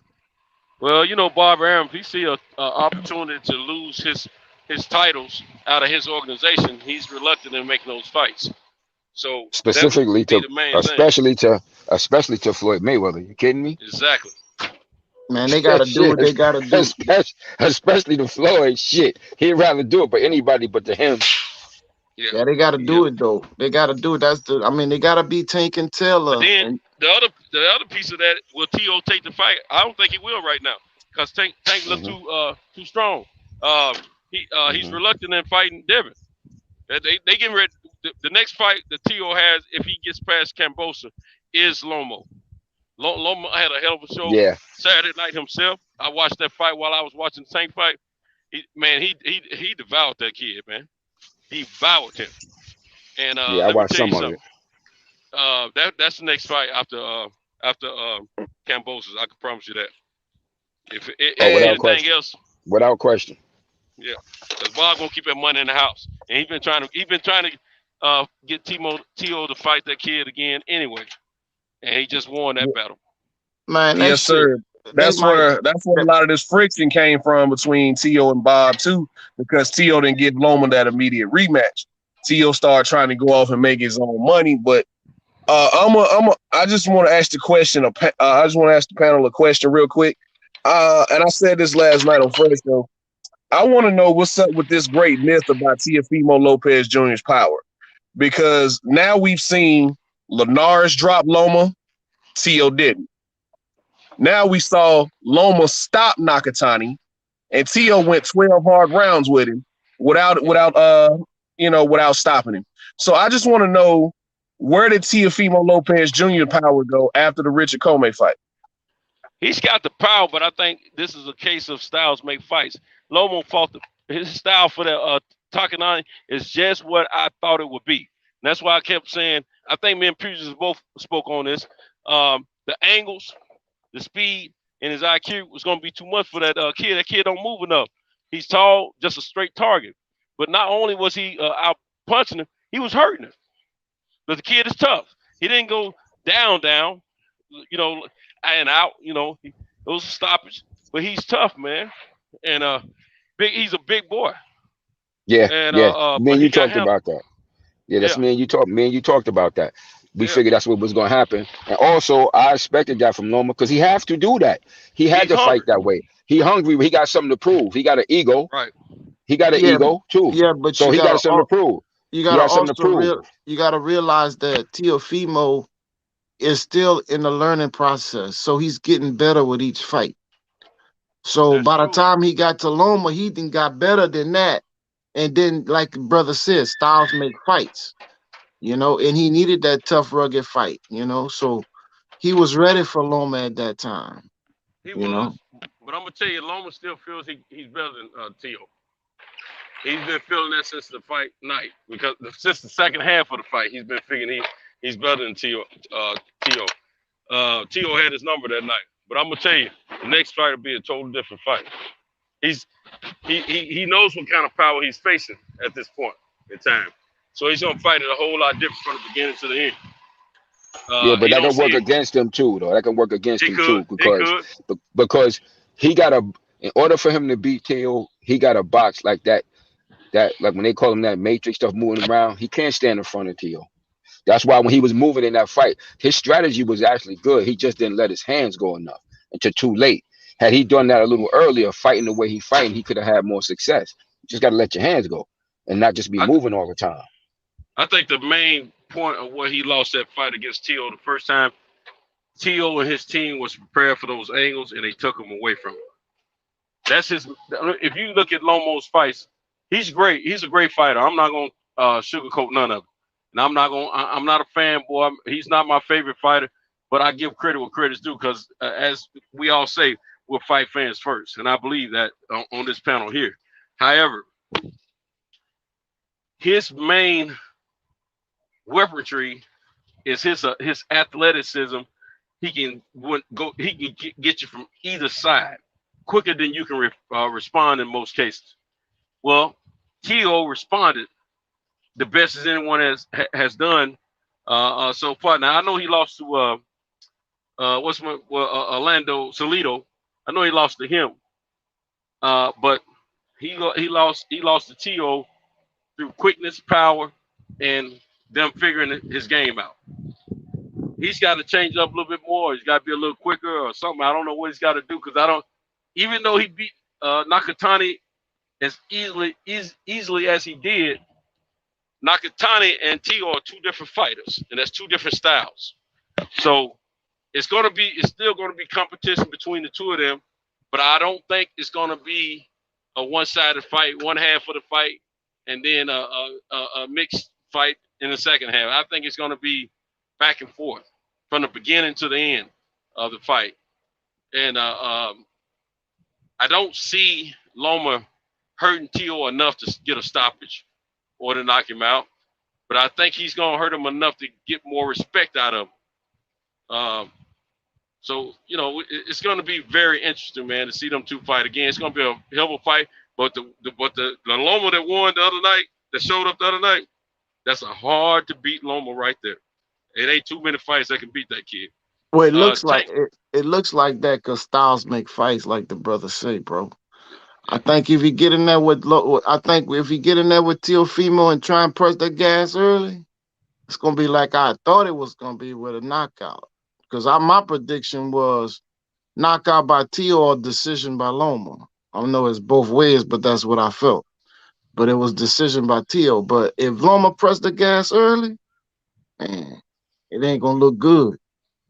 Because Loma already got to dissect you for 4 rounds. It took him 6 to 7 rounds to dissect Teo. Yep. Yeah, because he had to be cautious. Look, you judge a fighter based on their last fight. So coming into the fight, Teo has scored the sensational knockout of Coney. So you figuring the kid can punch. Because as a trainer and a coach, that's what you're supposed to do. You're going to look at his last fight and base the fighter on what he did in the last fight. So they had to be cautious with that. You know what I'm saying? You're like, okay, we got to consider this. The kid a little bigger than he a little bigger, and he a strong puncher. So they had to consider that. And that's why, you know, I feel that they came out moving the way that they did, you know, early in the fight. But like, I just think that the mistake they made was he still should have let his hands a bit more because he was being a little overly defensive early. trying to figure him out. Because they was trying to avoid that power, power. Yeah, that's what he was worried about, that power. Yeah, he was trying to avoid that power early. And then as the fight, when he started realizing, shit, I'm getting a little bit far behind in this fight more than I tended to. And then he noticed that Tio was weakening maybe just a little bit. You could feel his strength losing a little bit. And his desperation, he started to try to fight a little bit. But he still has to be, he has to use the right style to win that fight. Because Tio is more athletic than Nakatani. Nakatani is kind of clumsy. Yeah. You understand? He tough, but he kind of clumsy. That's why he was falling on the floor and shit early when Tio was when Lomachenko was stepping around him, and he was falling, stumbling to the floor because he's a little clumsy. He's not as athletic as them. Both Loma and Tio is more athletically gifted than Nakatani. So styles definitely make a fight always. That's always going to be the principle. But I do expect that Loma gonna come and he's gonna try. He's gonna put a more spirited effort, because he gonna feel like he gotta prove something. Because he got an ego. He gotta, when they building you up, whether it was true or not, that you the number one pound for pound, you reading the papers, you believe in the hype. You understand what I'm saying? And as a fighter, you gotta have an ego. You can't be a successful boxer without an ego. You just can't do it. You can't. You got to be another person. Yeah, you have to have an ego in order to be a successful fighter. So that's why you even hearing him saying, like, now you started hearing him like a couple of months ago, started saying, "Oh, I rewatched the fight again. I don't feel like I lost the fight." You understand what I'm saying? That's why he's saying that. His ego, that's his ego as a fighter, because his whole career from amateur to pro, he's been very successful. You understand what I'm saying? He's been very successful. So he has to think like that. So he's going to try to come out and do more. Now, it's just going to be a matter to see how it's going to work for him next time. If he try to be more aggressive. But that's what he's going to have to do to have some. Let me ask a question to you guys. What's a bigger money fight? Tio versus Loma. Tank versus Loma. Tank, man. Tank is a star, bro. Yeah, you already know that. That's Tank. You know what? Tank. That's Tank. You know what? Leonard Elgin told the truth. Long. Hey, we think about it. He told the truth. He wasn't lying. He wasn't lying. I saw it with my own eyes. Tank is a star, man. If I hadn't been at that fight this weekend, I'd still be like, oh man, come on, dog. Get rid of this rhetoric about him being a man. I saw it with my own eyes. Tank is a star. Hey, question. He was a legit star in this. Question for y'all. Okay. After this performance and after this showcase, think about his next fight in the ATL. That bitch gonna be stupid. Shoot, they might have to go to the Mercedes place.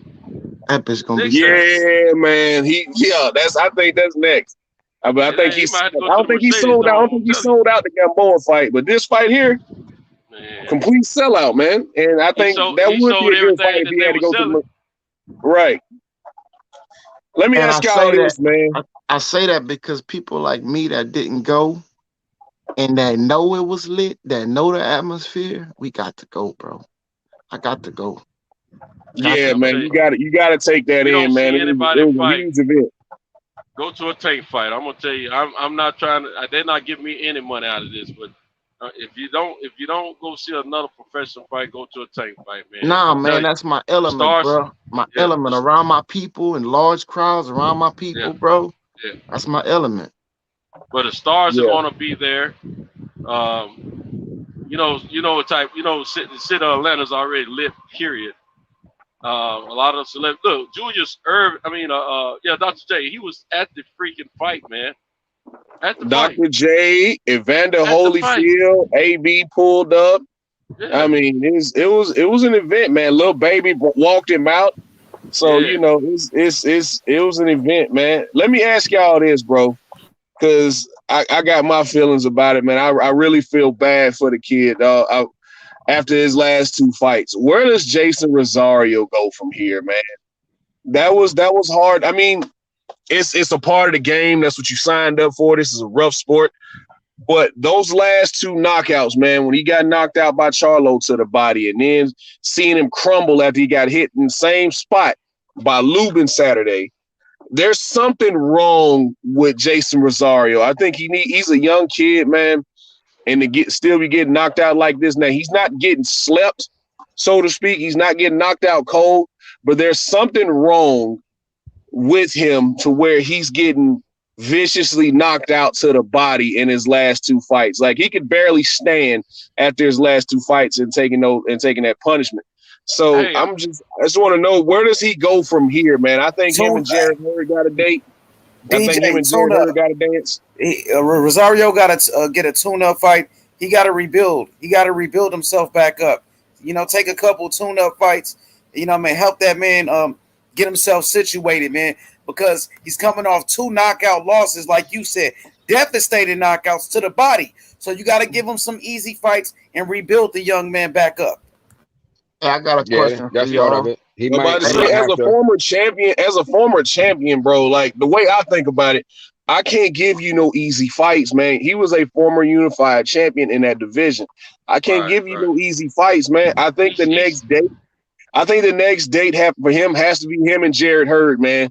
Somebody is gonna have That's to a be the good fight. gatekeeper in that division. That's a good Somebody's fight. gonna have to be the gatekeeper in that division, he man. may- So He's a big junior middleweight. He's a big junior middleweight. He may have to move up, man. yeah, he's He could be huge. killing. He's He huge, could be man. Him killing. and Lubin? He could be killing his body to get down there. And you know, I've seen that happen to fighters before. Like you can only be down to a certain weight for so long, man. Your body starts to grow as you get older. And even though he's still young, man, he's a big guy for that weight class. So he may have to just move up. He might have to move up and just see how his body can function there. Because the I way got a good fight for him. I've never seen nobody react like that. Like react that way. The dude that just beat Jared Hurd, put him in there with him. That's a good fight. Nah. Yeah, Luis Aries. Yeah, Luis Aries. Middleweight. In there with him. But that fight was at middleweight, right? That fight was at middleweight, right? Yeah, that's if you want to Yeah, move that fight was up. at middleweight. But that might be better for him to give his body a chance. You can only, like I said, you can only hold your body down for so long, making those strenuous weight losses and shit like that. That's what it looked like to me. It looked like his body is breaking down because he can't take shots. Hey, He don't got the best head. Do y'all know shots if to the head Jason- anyway. Do y'all You know know? if Jason was homeless at one time? No, I'm not sure if he was I don't homeless. know. I'm not sure, but I know he come from Dominican Republic. Dominican so Republic, Republic, which yeah, is very it's a- poor. It's a Which is very very poor poor. country, man. yeah, See, very my poor thing was country. maybe it's nutrition, bro. I'm thinking he had some poor nutrition as a kid. That's Nah, what But I'm it just thinking, bro. but just I would tell you recently what he I'm started thinking. with the body shots. It's just something that's very recent. Yeah, this with the just body happened shots. recently, man. It's been the last 2 fights where Yeah. you get dropped with a jab to the body. Now we all know Big Charlo can crack, and we Nah, all that know was Jamel. That was little. That was that little is Charlo. Big Charlo. That is Big Charlo. Nah, don't do that. Don't do that. That's Big Charlo. Don't do that. Nah, that was You're not gonna Jamel. do Don't do him like that, DJ. That was That Jamel. is Big Charlo in my eyes. But you know, I just think there's some type of injury in there that he hasn't really allowed to heal. Because man, dog, like I understand, like Lubin and Mel and Rosario, they're all big junior middleweights. Like I saw Lubin and Rosario before the fight, Santos and Kyle. We all saw him before the fight. It's like he fighting at 154. Yeah, he's a big. Jesus, man, he's a those big kids, man, they junior had to be at least They big, 185, they old. 190 that night, man. They were big, dog. Yeah, So, they big. They They are big big for that weight class. Yeah, I So think- huge. I'm I hearing agree. you on that. I think he may be holding his body back and trying to stay at junior middleweight, but at the same time, seeing him crumble when he gets hit to the body, because the one with Mel was just as bad. He was just. It looked like he was just sitting there gasping for air and couldn't move. He was convulsing on the ground. Yeah, that was When something I seen him different. get hit by Lubin, he tried to stand up and couldn't. So I'm thinking there's something inside of his body, man. There has to be some type of injury there. He may need surgery, but it's something wrong. I think there's something wrong inside his body, man, where he just can't take these shots no more. And you can tell by his And if reaction. that is the case, he got to retire. Yeah, you can't tell take by it his like make a good point, his though. reaction to after getting knocked out, how he reacts to those body shots is not normal. You know what I mean? And one more possible opponent, the guy that just had a draw with Tony Harrison. The dude that just fought Tony Harrison. Yeah, somebody like that. I think that's a good fight. Go ahead, Yeah. Senso. I think Senso has something to say. Yeah. The brother did make a good point about something though, man. That Rosario was homeless growing up in the DR, man. Yeah, that's You know what I what I'm heard, saying? bro. That's I He wasn't was- trying to bullshit. That I had heard that shit. he was so. homeless growing up, you know what I'm saying? And if you know anything about the DR and Haiti, over there, them kids grow up sometime eating mud pies and stuff, you know what I mean? Just to put something in their belly. Country. So, the DR is a very poor country. People are only making like a few dollars a month. So, you know, they might make, someone might make 30 to, might make $250 a month, man. I mean, it's crazy. I've worked over there. I've worked over there, man. And them guys, the little kids, I seen the little kids to eating what they call mud cookies. I had a little kid offer me that. It's just mud and water, you know what I'm saying? And they let it dry in the sun so they don't feel as hungry as they really are. So if he grew up that way, it could be something with nutrition. Like what you guys were saying, I think it's a lot of the weight cut. This is a big dude. I mean, he walk around looking like almost a cruiserweight or a heavyweight. You know what I'm saying? So I don't even know if going to 160 or do it. He may need to just skip that and go all the way to 168 to tell you the truth, bro. But he got to do some core training. You know, I agree with DJ that he should make sure everything is all right on the inside, you know what I'm saying? Focus on some core training, take a couple months and just really focus on that, because most of the time that's not something everybody really focuses on. You think about taking the shot and having a good chin, but a lot of people don't necessarily focus on building their core. Even in other sports, you know, when you hear about these growing pulls and these the core muscles are hard to train, but they need to be trained in order for you to be elite. So I think he's got to do that, and he's got to stop because it's a drastic weight cut for this dude, man. I mean, it's a drastic weight cut. He need to learn to fill his shell. He need to learn to fill. He need to learn some defense for that gut. He need to do something. I mean, I understand everything you're saying, but one thing you need to learn is if he know his body is fragile, you better learn how to protect it. Yeah. Because now you got a big heat-seeking target on it now. Everybody's going to target his body now if he continues to fight. So that's why I was going to say what I'm going to say. He needs to take about a year and a half off to let that. I think the kid suffered some rib damage against Charlo, and we may not have got that information, but I was pretty confident that he had some busted ribs from the other night. The way I think Lubin broke his ribs because it wasn't a soloplex shot. It looked like a rib shot to me, and I think the kid needs to take about a year and a half off, heal up, then come back. Because we all know he's a strong kid. And now, as far as where he goes from here, 154 is a beast of a division. Any of these guys can beat any of one another at any time. So as far as the top end of these guys, Charlo's the top, but he can still be beaten.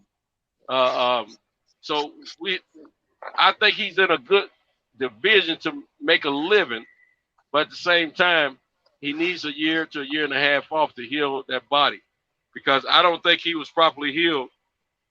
You know, not taking anything from Lubin, because Lubin, we know he's got a sledge and he's got a hammer, and he can hit with either one of them joints. You know what I'm saying? But the thing is, he made hell of a connections with that body with those shots, and it looked like it was gonna hurt when it went in. But at the same time, I think this kid probably may not have been properly healed since the Charlo fight. And I was trying to remember if anybody knows, did he lose that fight to a body shot against my man from Jamaica? Nathaniel Gallimore. Yeah, I don't know. Since it was an accumulation of punches. Like he took shots to the head, he took body shots, but he was getting hit to the head in that one from the highlights that I seen. But Gallimore hit him with all type of punches though. He was beating him up. Yeah, is that Trey on the panel now? Shout out to Trey. Yeah, what's up, Trey? What up, y'all? I'm just listening. Hey, Trey, I'm gonna say this, man. I gotta thank you for something, because you changed my perspective on how on what Mel was saying about the whole race doesn't matter thing. You kind of changed my perspective on it. Like it hurt my feelings when he said it because you can't be that ignorant. But at the same time, it's like but some people are. Mel is a crazy person. Why are we paying so much attention to what a crazy person says? So, I was like, you know what? God damn it, you're right. the man is legit crazy. Him and his brother are legit crazy people. So it's like listening to Kanye West, bro. Like, do we really take what Kanye West say serious? You feel me? I mean, yeah, they because people listen to them, man. They have that platform. We know that they're crazy people. To listen to them motherfuckers. Only slow motherfuckers listen to them niggas and believe them though. Like really take that shit hard. Like, yeah, I'm gonna do that. You feel me? Yeah. Only slow niggas gonna do that, bro. Oh, and them dudes can't be. Yeah, you gotta change my opinion on it. I was like, you're right. He is a crazy person. Why would I listen to a crazy person? And then the second part of that I was saying is everybody can't go, bro. Everybody can't go. That's why the sink that's why the ship keep getting sinked. It's because we keep trying to bring motherfuckers on the ship who don't belong. Everybody can't go, bro. Yeah. Who's 6'2" at 154? 817 boxing beat. Who's 6'2" at 154? Rosario ain't 6'2" now. I'll say that. He ain't 6'2". They ain't no 6'2". He ain't 6'2".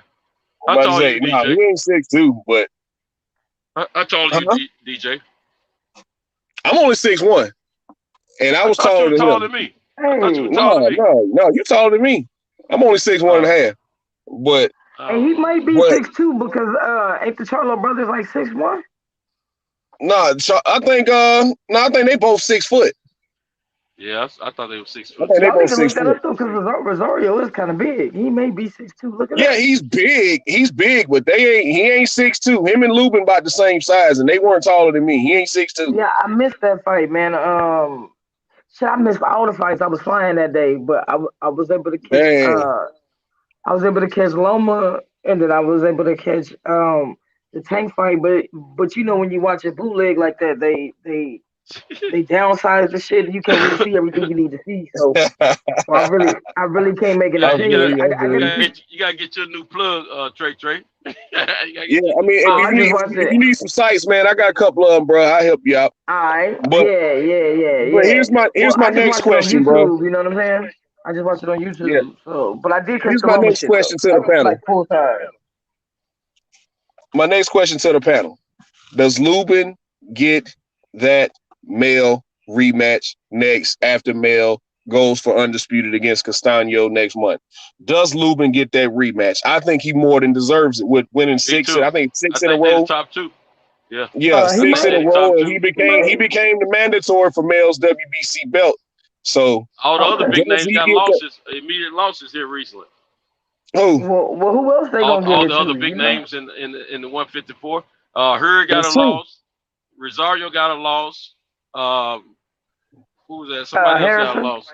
Harrison got a draw. So that's just like a loss. It's not a win. It's not a win, but so because it didn't look good, and it's questionable if the kid beat him or not, in my opinion. I think the kid really I scored him, but Harrison is my guy. But so my thing is that the hottest two names at 154 right now that I can think of is Charlo and Lubin. I think Lubin more than deserves that shot. But absolutely. I go on mute, man. What does everybody else think? That was an elimination fight, wasn't it? Because he got some kind of belt out of that fight. Was it silver or interim or something? Yeah, he got the silver belt after that win, which pretty much just means now you're the mandatory, the number one contender for the big belt. So, right, like I said, I think he more than deserves that fight. I hope Big Charlo don't decide to go in another direction after he beats Castano, because I think he beats Castano in this fight and becomes undisputed. So I think he beats Castano too. I don't really feel like Castano is top. I don't feel like now maybe Castano can prove me wrong in the undisputed fight, but I don't really feel like he's on that same level. You know what I'm saying? So didn't he just beat Teixeira? Didn't he just beat Teixeira? Yeah, and I just said I don't think Castano is on Mel's level. I don't think Teixeira was either. Got it. But maybe Castaño can prove me wrong though, you know. But when I watched that fight, I was like, Mel gonna beat the fuck out of this. But the greatest thing about boxing is the best thing about boxing is I can feel like that. Who did you say, Rob Brown? Who did you say? I think Laura deserves a shot before Lubin. Lubin. We saw what happened with Mel. People say you could say it's a lucky shot, whatever. You saw what happened with Mel. So I mean, Lubin, yeah, he built himself back up, but I think Laura is a WBA regular champ. Let him get his shot. You know what I'm saying? And unfortunately, yeah, he's also the WBA regular champ at 154 and 160. So unfortunately, you're gonna have, I think they're setting up that Costa Zeus kid to be ready for that WBO shot. Unfortunately, I don't think he's ready, but that'll be a big bag for Charlo because they're claiming they got $10 million for him to come to Australia. And if Charlo really wants to be a international star, because he's losing his fan base here, you know what I'm saying? So he might as well take it to the road. They may take a Zoo fight, and while I think Lubin does deserve a shot, I believe Laura deserves a shot before Lubin.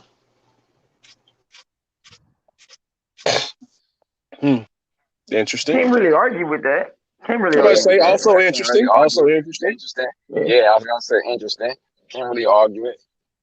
Nah, you can't really argue with that. I mean, truthfully, if Mel holds those belts, man, we may get to see some good fights from this guy. Like I said with Castaño, I say the greatest thing about boxing is I may think whatever I may think about Castaño and he come in there and whoop Mel's ass, And I'm like, left sitting there with my mouth wide open, like, oh shit, I didn't know that was gonna happen, So true enough. Just because I'm underestimating him don't mean Jamel should. I ain't the one that's got to get in the ring with the dude. You know what I'm saying? Right. Yeah. Fighters don't listen to us. We ain't got to get in there with these motherfuckers. Do not listen to us. But the problem with that Zoo fight is Australia even open? I don't even think Australia is open. I think they was open before us, bro. They I don't think they're open and shit before us. Yeah. Where? Because that's why Kambosos and Tio were originally supposed to be fighting over there. They were supposed to be fighting in Australia, but Australia wasn't open. If you're competing in sports, you got to go over there and quarantine for a long time. Over there. You got to go quarantine for a long time. Because there's some Australian fighters in the UFC. They talk about that because if you go and come back, you got to quarantine in a hotel for like 3 weeks. That's right. Because I know a guy who fought over here, and he didn't make it back to his house for a month. He fought over here. That's crazy, man. So he had to sit in a hotel.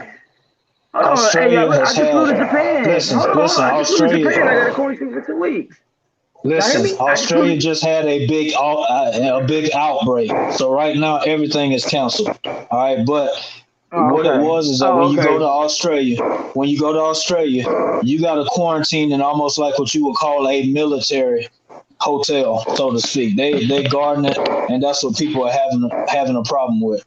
But see, Zoo is supposed to fight this coming weekend, him and Zaref or whoever. I thought it was supposed to be in Australia. So where was it? It is in Australia. It's in Australia, but they're talking about maybe not having a crowd. He's had to move his camp to like Newcastle and all this stuff. So yeah, if we're talking about down the line. I mean, you know what I'm saying? You're talking about probably in the wintertime if Mel was to fight Zoo or whatever. And I don't know that Mel would do it, but listen, if they're going to give me 10 mil to go down there and whoop a legend son, I mean, you're going to have to go down there and knock him out because I doubt you're going to get a good I mean, I think he can. He's going to be right there. Ask Manny Pacquiao and Andy Ruiz about going down to Australia. Oh, no, Joseph Parker from New Zealand, ain't he? New Zealand, yeah. New Zealand. Yeah, because everybody know Andy Ruiz whooped Joseph Parker's ass down there. How the hell you get a split decision in your own country? Everybody know Andy Ruiz beat Joseph Parker's ass down there in New Zealand, but he's in New Zealand. Fight, man. I felt like Andy didn't do enough. I felt like Andy didn't do enough. I think he whooped Joseph Parker's ass and he got a split decision in his own country. But Yeah, I was gonna say I'm quarantining right now, man. I had to fly to Japan. Anything international, you guys got to quarantine. I guess maybe not the states, but So after Floyd said what he said Saturday about not making these other people rich, that was a dog whistle directly to Bob Arum. I don't want to make no money with Bob Arum. I'm not doing no business with Bob Arum. I don't think he could, because him and what's his name, old Goofy over there with Golden Boy, Oscar. Him and Oscar were trying to make that Ryan Garcia fight because they saw Ryan Garcia was easy money. In my opinion, they figured Ryan Garcia was easy money, so they were talking. Tank said, "Give Ryan whatever he want." Floyd, give him whatever he want. Just get him in the ring. Give him whatever he want. And Oscar was like, "No, I don't know about all that." So they were actually trying to negotiate for that fight. I think Floyd would do business with Eddie Hearn and get that Devin Haney fight. But that would have been one of my questions. That would have been one of my questions to Leonard Ellerby if I was in that media element. I was like, why is it so hard to get a Devin Haney fight? Ain't Bill and Floyd kind of tight? Didn't Devin and Gervonta kind of work out at the same gym for a long time before they grew up and split off? They not finna make motherfucking Eddie Hearn and Devin Haney rich, but Devin Haney bring his ass over there. I believe Floyd exactly what he said. I said that to say this. I looked up some of the stable of fighters that Floyd said we got a lot of fighters over here. And hold on, let me see if I can pull them up real quick. I pulled up. I know Robert Easter's one, but I don't think they'll fight E-Bunny. Let me see. Let me pull up. You got Regis Prograis. You got Prograis free agent, ain't he? Huh? I thought Prograis was a free agent. They still got him on the PBC roster as of today. Okay. Yeah, they've updated everything, so they still got him on the PBC roster. You got E-Bunny Easter. You got Prograis. You got who is Matias. You got Matias, some Puerto Rican kid, 17-1 with 17 KOs. You got Alejandro Luna. He's 22-1 with 15 KOs. You got him. You got the big one, the Mikey Garcia fight. But I don't think Mikey Garcia will fight him. But even though Robert Garcia and Floyd have a good, I think Mikey Garcia fight Tank. You don't think Mikey Garcia? I think Mikey Garcia will take ass. I don't think he's Mikey's in that. He's in that position now in his career. He's in that position now in his career where he's just looking to make money because he has all the accolades with all the. Oh, what happened? Is it me? Hello, I'm still on. Oh, okay. Yeah, I don't know what happened. Because I think some of what Floyd was saying. I mean, I get what Floyd was saying about what he said, but I think Floyd is a businessman, and honestly, if it's gonna make money, I think Floyd will do it. And I take a different spin on it. I kind of feel like Floyd was saying that not to the fans and not to us, but to these fighters. You know what I'm saying? You got people like, guys that's coming up at the end of their contracts and stuff like that. And Floyd is like, look, they won't Devin. You see what I did with my stuff over here at PBC and with my fighters. We building our fighters. We can keep everything in house. I think that was a call to some of these other fighters that look, y'all need to stop signing with these traditional companies and come over here to us. Now, as far as him and Devin, look, Floyd said out his own mouth, he don't want them two to fight. You know what I'm saying? He's cool with Devin. Devin is his little homie, and Tank is his little homie. He wants to build that up. I mean, if they fight, it'll be like when Floyd and Zab fought, and where there ain't nobody else around, and them two the last ones left. But I think Floyd, and if you look at, I think DJ brought it up earlier. Some of the other guys on the panel brought it up earlier. If you look at the rankings at 130, 135, and 140, while Top Rank has a lot of those fighters, if Taylor moves up, most of it is PBC fighters or fighters that they can easily make fights with that have open contracts and stuff like that, fighting for those vacant titles at 140. You know what I'm saying? Once Taylor goes up, you got Prograis right up there. You got Matias and all them guys right up there. At 35, it's a similar situation. But I think Floyd is talking, man. I think Floyd, he's a businessman. He's going to make money. He's just establishing that, look, Y'all got to come to us to make the money. You know, I know we hate the A side, B side talk, but that's what he's saying. We made Tank a star. That's just the fact of the matter. This is the A side. Yeah, we're the A side. If you come to us, you're gonna be under our promotion. You know what I'm saying? And listen, if you're a free agent considering something, look what I did with Tank. Look what we just did. Come over here. That's what I think that was. That's another reason I said it was a chess move. Another reason. It's business first. Always. Yes, sir. But I think after and then you got I forgot one. My bad. Then you got Gary Antoine Russell. I don't think he's gonna put Tank in there with him, but you got Gary Antoine Russell over here with the PBC. So I mean, there's a lot of there are some fights that can be made, but it ain't the ones we want to see. And like I've been saying, man, it's gonna be real interesting whenever Josh Taylor moves up, because I think he's gonna take one mandatory fight. My personal opinion, I think he's gonna take one mandatory fight and move up and vacate. I don't know. Josh Taylor gonna run into some shit up there at 147 when he can just rule right there at 140. But also with Tank, man, I don't think they're looking for any danger really. I mean, Floyd is. What? He just showed that he can take. Tank just showed. He just answered a lot of questions Saturday night. He's ready. He ain't answered those Josh Taylor kind of questions, man. Yes, he has. I put him in there with Josh and Harvey, and Josh wanted him too. I wouldn't. Oh no, I wouldn't. I would. See, I'm looking at skill set. I'm looking at skill set. There's only a couple guys. There's only a few guys with a high boxing IQ like Tank, and that's in my opinion. Josh Taylor could get in his head though, because he had already cut me off, and Josh Taylor get in his head immediately. I remember when Tank said that he thought the one dude that was telling him was gonna knock him out. He was like, I was starting to believe him. Josh Taylor get that boy head and beat that ass, bro. Yeah, but can Josh has been hurt before, but has he been hit with a punch like Tank's? I don't think so. Has Tank been hit with some shit like Josh, and has Tank been in there with anybody as smart as Tank been hit. Tank's been hit. Now let me tell you, that with kid lost Saturday.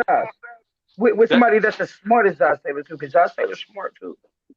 Well, Josh is a good fight. He's smart, but he still has been touched a few times. He's been touched a few times. My bigger guys.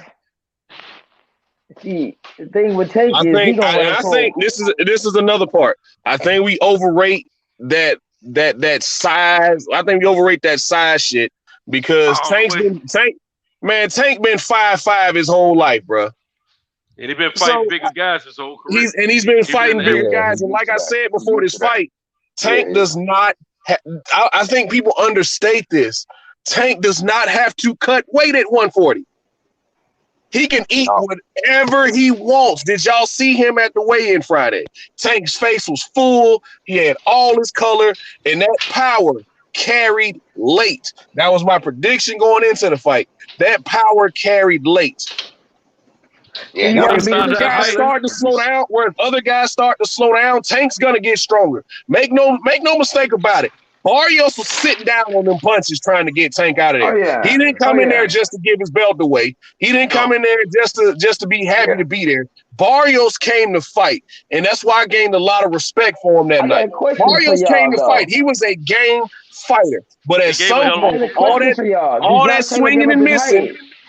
Listen, all that swinging and missing took a toll on him. And as he hit Tank, he hit Tank with everything he had.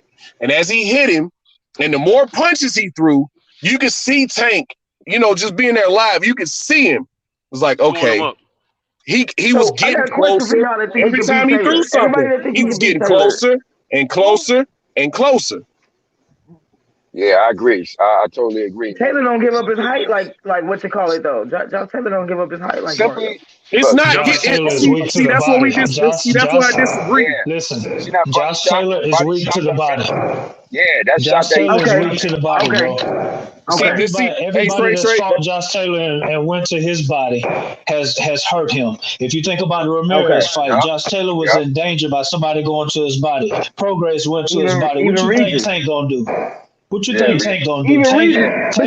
Tank went to Barrios' body, and I'm gonna tell you something.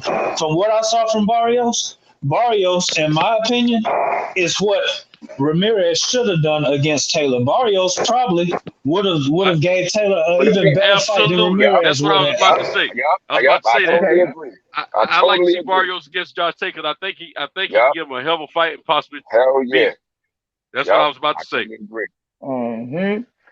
I was just waiting for somebody to give me some examples. You feel me? I wasn't saying y'all was wrong, right?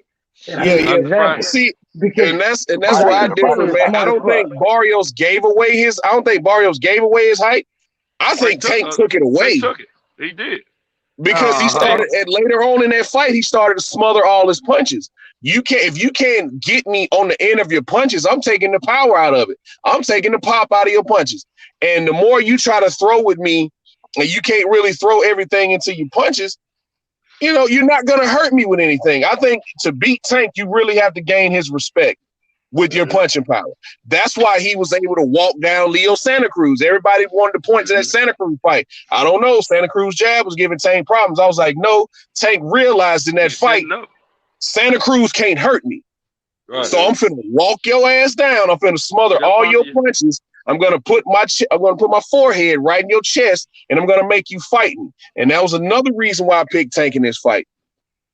Before this fight, I had seen 3 of Barrios' fights, and always after round 4, he wants to fight. He is a fighter at heart. No matter if he has Virgil Hunter in it, no matter if he has Virgil Hunter in his corner and everything, no matter what kind of strategy they come up with, after about the 4th or 5th round, Barrios is a fighter, and he wants to fight. And I didn't think that would work with Tank, and it didn't.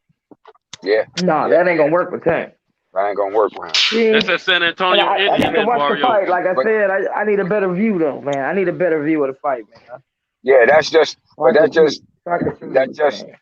Tank's IQ, boxing IQ. Like that's part of having a boxing IQ. Like when you actually in there with your opponent and you figuring this stuff out, like you feeling his punches, and as a fighter, you have that.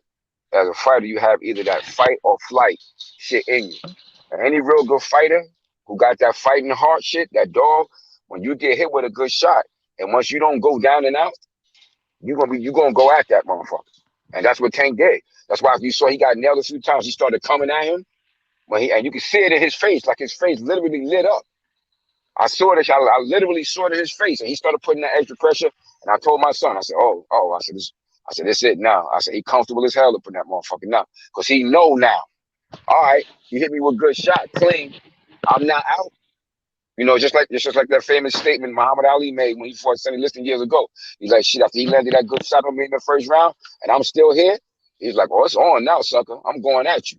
You know what I'm saying? And all real great fighters got that shit in them. You get this feeling like when somebody punch you, it's like a feeling that you get like, nigga, did you just hit me? Like you hitting me hard? Like some certain motherfuckers got it, and Tank got that shit. He got it. We call it the dog now. He got that shit. Like when he got hit, I was like, oh, you gonna fight? You see, Tank was in there smiling and shit, man. I saw. That's what I was about to say. That's what I was about to say. Tank was having a ball in there, man. He smiled. He smiled and talked to his opponent about it. He was smiling and talking man. And shit. He was so comfortable in that fight, man. Yeah, he was a tough fight.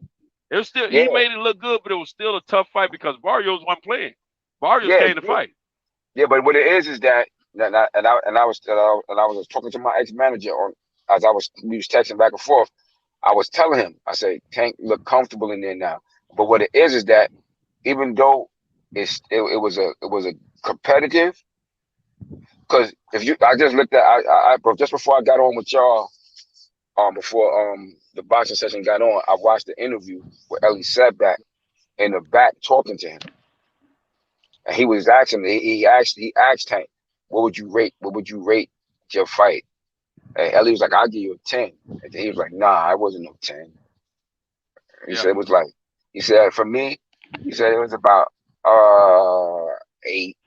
He said about 8. Yeah. He said, did he bring out the best in you? He was like, no. He was like, no. He said it was good though, but it's not the best. Like I could do more. Yeah. He was actually upset with himself about some things he didn't execute as well as he should have, or some things he forgot to execute. That's one thing I always get that kid credit about. He always talk about what he can do better to make himself better. Anytime you're still growing, you got That's a a long fact, ways to go. Senzo. That's a You fact. know, Yeah, because he he's said always that been that too. way. Now I He want to said that. figure back He again. I definitely want to said figure there back. was some stuff he shouldn't have got hit with. He was like, I got hit with Right, some punches I shouldn't right. have got He hit said with. it's Go definitely. ahead, my bad. He said it's definitely room. He said it's definitely room for improvement. And Yeah. I'm looking at. He didn't have a mark on his face. I was like, God damn, he ain't had no mark. It seemed like I saw him get hit a few times, but his face was smooth. Oh, he got hit. He Clean. got hit a couple of Yeah, times, but it was he got hit, but his it face wasn't wasn't nothing. all It wasn't nothing he never bruised up felt or before. nothing. But I'm gonna tell you, we got to remember also when we talk about Barrios versus Josh Taylor. Remember Josh Taylor when he fought Prograis and when he fought Ramirez, there was two things in common from both of those fighters against Josh Taylor. Josh was the bigger guy in height, and and when it come down to Barrios, he's not going to have that edge. He's going to have a live dog in front of him, and he's going to have somebody who wants to win and can give you something to think about on your chin. And he has been hurt before. Now, if Barrios get him hurt like these other two have gotten him hurt, is he going to be able to finish the job? That's the biggest question between Josh Taylor and Barrios. Now, Barrios, Tank Davis and Taylor, it'd be a hell of a fight. It'd be Taylor would be in his elements having a shorter fighter, but he would not have that same elements with this power. This is a different type of power that this kid is carrying. Exactly. Let me tell you, I'm never gonna forget what Louis Aries said. I say it all the time. He said, "I don't care who Tank hits, what weight division you're in, it's gonna hurt. Heavyweight or the lightest weight, flyweight, whatever it is, whatever that lightest weight is." Yeah. And I'm gonna tell you Strawweight. something else. Lightweight. Strawweight. Now the other thing, when it come down to Tank competing against the likes of a Josh Taylor, you're not just looking at a knockout artist. You're looking at a boxing skilled fighter with knockout power in either hand and a high IQ. That's a problem. Yeah. And the kid just showed it don't matter how long and tall you are, I can reach you. He didn't necessarily score all his points right in the chest of Barrios. Barrios had him at range, and he was still hitting him. Yeah. So man, I'm telling you, he's a problem. Tank is a problem. I always knew that, but I had to see him fight somebody that that could give him diversity, and I just saw what I need to see. The kid is a problem. The proof is in the pudding. Absolutely. Barrios never been down before. He the first one to drop him like that, yo. Hey man, somebody shoot me the link, man. Shoot the link in the private chat. He's the first one. Tank, that when you see somebody doing that, and that's what I was touching. Me and my manager was going back and forth. I was like, yo, he said he's the first one to drop him. Multiple. He dropped the guy the first and multiple times. I said, not everybody could just do that shit. I said, that's special fighters. That's special fighters that do that. Hey, Ellie Setback got another interview of the referees at the end, after the fight was over. This is out in the garage underneath the Harmony. And he asked the ref about that stoppage. You know, people always have a question if it was stopped too soon or whatever. He said when he stopped the fight, he said Barrios told him, "I'm done." He said, "I'm done." Yeah, I ain't surprised because he didn't Barrios never protested. I believe the ref. He never protested. I was about to say Barrios didn't protest that fight. He didn't protest that stoppage at all. Barrios nor his corner because Virgil and Barrios knew, yeah, I'm done, man. This is over with. Because he never been down before, and when you get somebody to actually get you down like that, the way that he did, yo, when Tank hit him with that, that second shot to knock him down, that motherfucker literally went off the floor a little bit, man. I was like, God damn. I'm like looking at this shit. Like I seen somebody had a camera view from back the ring. And I looked at his foot. I'm like, he actually lifted him off the goddamn floor with that overhand fucking left, man. I was like, yeah, this boy's special, man. The kid, hey, I'm convinced. I was telling people what I was believing. I always say fighters know fighters. And the word is, don't nobody want to fight Tank. Another Ellie Setback video I saw today that's been a few years ago. Tank Davis waiting in the at the gym. had been waiting for a few hours before he can get somebody to spar him. No one wanted to spar him. And there was another fighter that Tay Jones told us about. It was like it's two fighters for sure that everybody that don't nobody want to fight, and this is inside these boxing circles. There's two fighters for sure that ain't nobody looking forward to fighting, and that's Tank Davis and Shakur Stevenson. Shakur Stevenson, it sure did, and he sure told us that, and I believe him. Because I'm telling you, when people on the inside of the business tell me something, I take it to heart. You remember, I be saying that all the time, DJ, and pictures. But at the same time, you remember, DJ, we were talking to Tay Jones, and I said, you know what? You telling me whatever he had just told her. I said, what you telling me? I believe it. I always say fighters know fighters, and I reflected back to when I was fighting amateur way back 100 years ago. We all knew as we traveled around different teams, we traveled around different localities fighting. We knew who had the goods and who didn't, no matter what team you fought with. So I'll never stop believing that. I always believe that fighters know fighters, man. So if I hear the fighters on the inside of the business saying a certain thing in unison about another fighter, it's got to be real. Because they know. That's a fact. And you know something that impressed me a lot about Tank in this fight, man, is his awareness in the ring. I mean, he's bigger. Absolutely. You know, the dude is bigger than him, but Tank knew when he was close to the ropes. You know, right. and even, like Pugil said, when he threw it, when you're really in that zone in any sport, you know what I'm saying? When Tank threw that shot and knocked that dude down, I mean, certain shots he threw, you know that's money. You know what I'm saying? And if you look at even the end of the fight, when Barrios was stumbling all on the side right before the ref jumped in, Tank could have hit him about 4 or 5 more times. You know what I'm saying? He knew he was out. He knew he was out, and it's like the dude was like, thank God you didn't hit me again. You know what I'm saying? So, I mean, to me, he showed he's comfortable. I think his weight, honestly, I do think that at 135, I mean, he's still a beast at 135. I don't know that you need to drop back down to 130. I think 135 and 140 are the divisions he should pretty much stay in and kind of rule there. You know what I'm saying? Well, he makes more money at those two divisions. Yeah, and it's set up. I mean, I think now I know the fights that we all want to see. We all know that his next fight probably won't be against those guys. I mean, but again, taking this for what it was, and that's why I didn't get into, people tried to, in my opinion, change the narrative after the fight. Oh, well, Floyd was saying something in the corner, and man, whatever. It was a good fight. Tank did what he was supposed to do. He showed out a little more than some of us even thought he would. People try to discredit Barrios. No, that was a real opponent. Barrios ain't no joke, in my opinion. From what I saw from Barrios even before the fight, I had him ranked up there. I mean, he was a top 5 140-pounder. And for your first fight to jump up and take this guy that's a top 5 140-pounder and not near your height. I mean, Barrios they didn't even say what he unofficially weighed, but you could tell dude was big in there. You know what I'm saying? So, hats off to Tank on that. Absolutely. And we got to remember also, Bernard Hopkins, when he was fighting all those years, he kept his weight down to set numbers, unprecedented numbers in the middleweight division.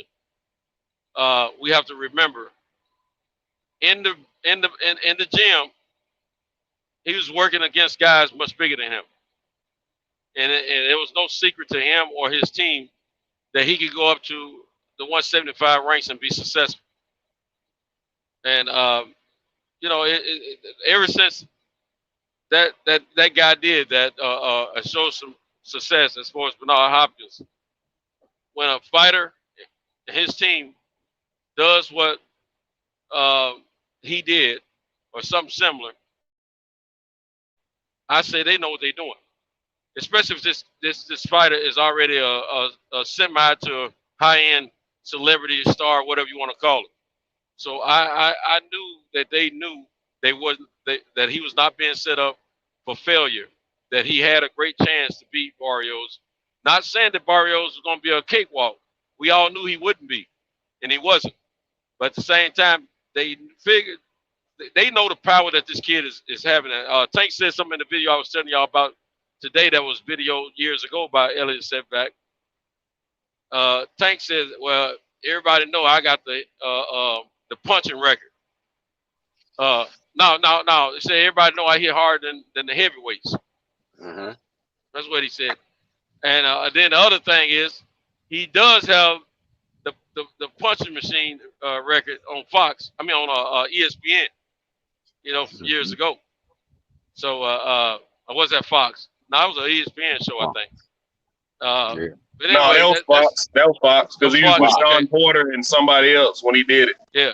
Yeah, because his number was bigger than our man Deontay, but Deontay used his left hand, which is not his power shot, and he wasn't feeling well as much that day either. But the kid it's real, man. His power is real. No one that speaks about his power in the fight game speaks shy of his power. No one does. And he's very accurate too. Another thing that makes him so good is his accuracy. Like he's accurate as hell. Like when he landed that right hook, that shit was picture perfect. Right. That shit was picture perfect, quick. To be from him from the southpaw style to throw that lead right hook like that shit. Can't do it any better than he did it, man. That shit was quick and snap. Boom. Lift money off the floor. Down he went. That first one. The first knockdown, yeah. That was that Terrence Crawford joint. What Terrence did to Kell Brook. It was the same reaction, same type of punch. You know, that was. Hey, he must have knocked his equilibrium off or something with that joint, man, because he stumbled and then he fell, and he couldn't stop himself from falling. I mean, it hurt. You know, the way Tank set it up, because he did that. He feinted like he was making that other move. And then he threw that damn right hook and that shit is big. Yeah. That shit is beautiful boxing 101, man. Yeah. Tank say he don't like the way he punches. And he's always trying to set the right type of punch. And a lot of fighters, they talk about Tank's punch placement. They say he's one of the best at punch placement. He know where to put his punches at. So that says a lot about your boxing ability amongst your peers. Kid's good, man. We got to give him credit, man. You have to give him credit. Yeah, that's kind of why I want to see it, but at the same time, you know, I wouldn't know who to root for in that fight. But I think Tank sleeps Teofimo, Ryan Garcia, and Loma. Only fighter I don't think he sleeps at 135 is Devin, because I think Devin is just too smooth, man. That kid's smooth as buttermilk. So yeah, Devin know what he's dealing with. Devin know what he's dealing with, man, and he's just slick, man. We use that term a lot in boxing, but Devin is a very slick boxer, man. And I don't think Tank would. I think he'd catch him, but I don't think he'd knock him out. So, because I think Devin moves too good, and I think Tank's footwork is understated too, man. Because watching him Saturday. It's like he knows when to dart in, when to dart out. He's not doing any wasted movement, is what I'm trying to say. Nothing Tank does in the ring is wasted energy. Everything he does is with a purpose. Man, that fight with him and Tio may be good too. We'll see. We got to see this shit, man. We want to see it as fans. We starving for this. We're starving for these fights. But just my personal opinion, I think he knocks Tio out because I don't think Tio can hurt him. And if you can't hurt Tank, if you can't hurt Tank, you're not gonna beat him. Okay, I don't know about that. I think me personally, I'm always like curious. You know, I always have an issue with making decisions, and I think that's fighting, man. I gotta see. You know what I'm saying? I feel you. You're a wait and see type of guy. I feel you with that. I just look at the skill sets, and I don't think Tio can hit Tank with anything that Barrios didn't hit him with, and that Leo Santa Cruz didn't hit him with. But I don't think Tio can hurt him. Tio got a little more. Nah, Tio got a little more. I don't think Tio can hurt him, dog. I really don't think Tio can hurt him. And Gamboa hit him with some shit and didn't hurt him. Yeah. So I believe you're really gonna have to gain Tank's respect with your punching power. Like you can have a nice jab, you can have good movement, But if you can't hurt it, what I've seen in his fights, if you can't hurt Tank, he's gonna walk your ass down. He's gonna move his head, he's gonna move his feet, he's gonna cut angles, and he's gonna hit you, and you're gonna drop. Absolutely. I don't know if Tio can beat him, but I think Tio may got the power and the boxing skill to make him respect him. I think the same with Devin. I think Shakur maybe. I think Shakur. Shakur's got to grow into his man body, man. He just ain't got his man strength yet. That's all. Yeah, I think the same with Devin. But who else we got? Ryan. Yeah, I got to take. He'll crush Ryan. He'll crush Ryan inside of 5. Yeah. I gotta take. I've seen 3 of Shakur's fights.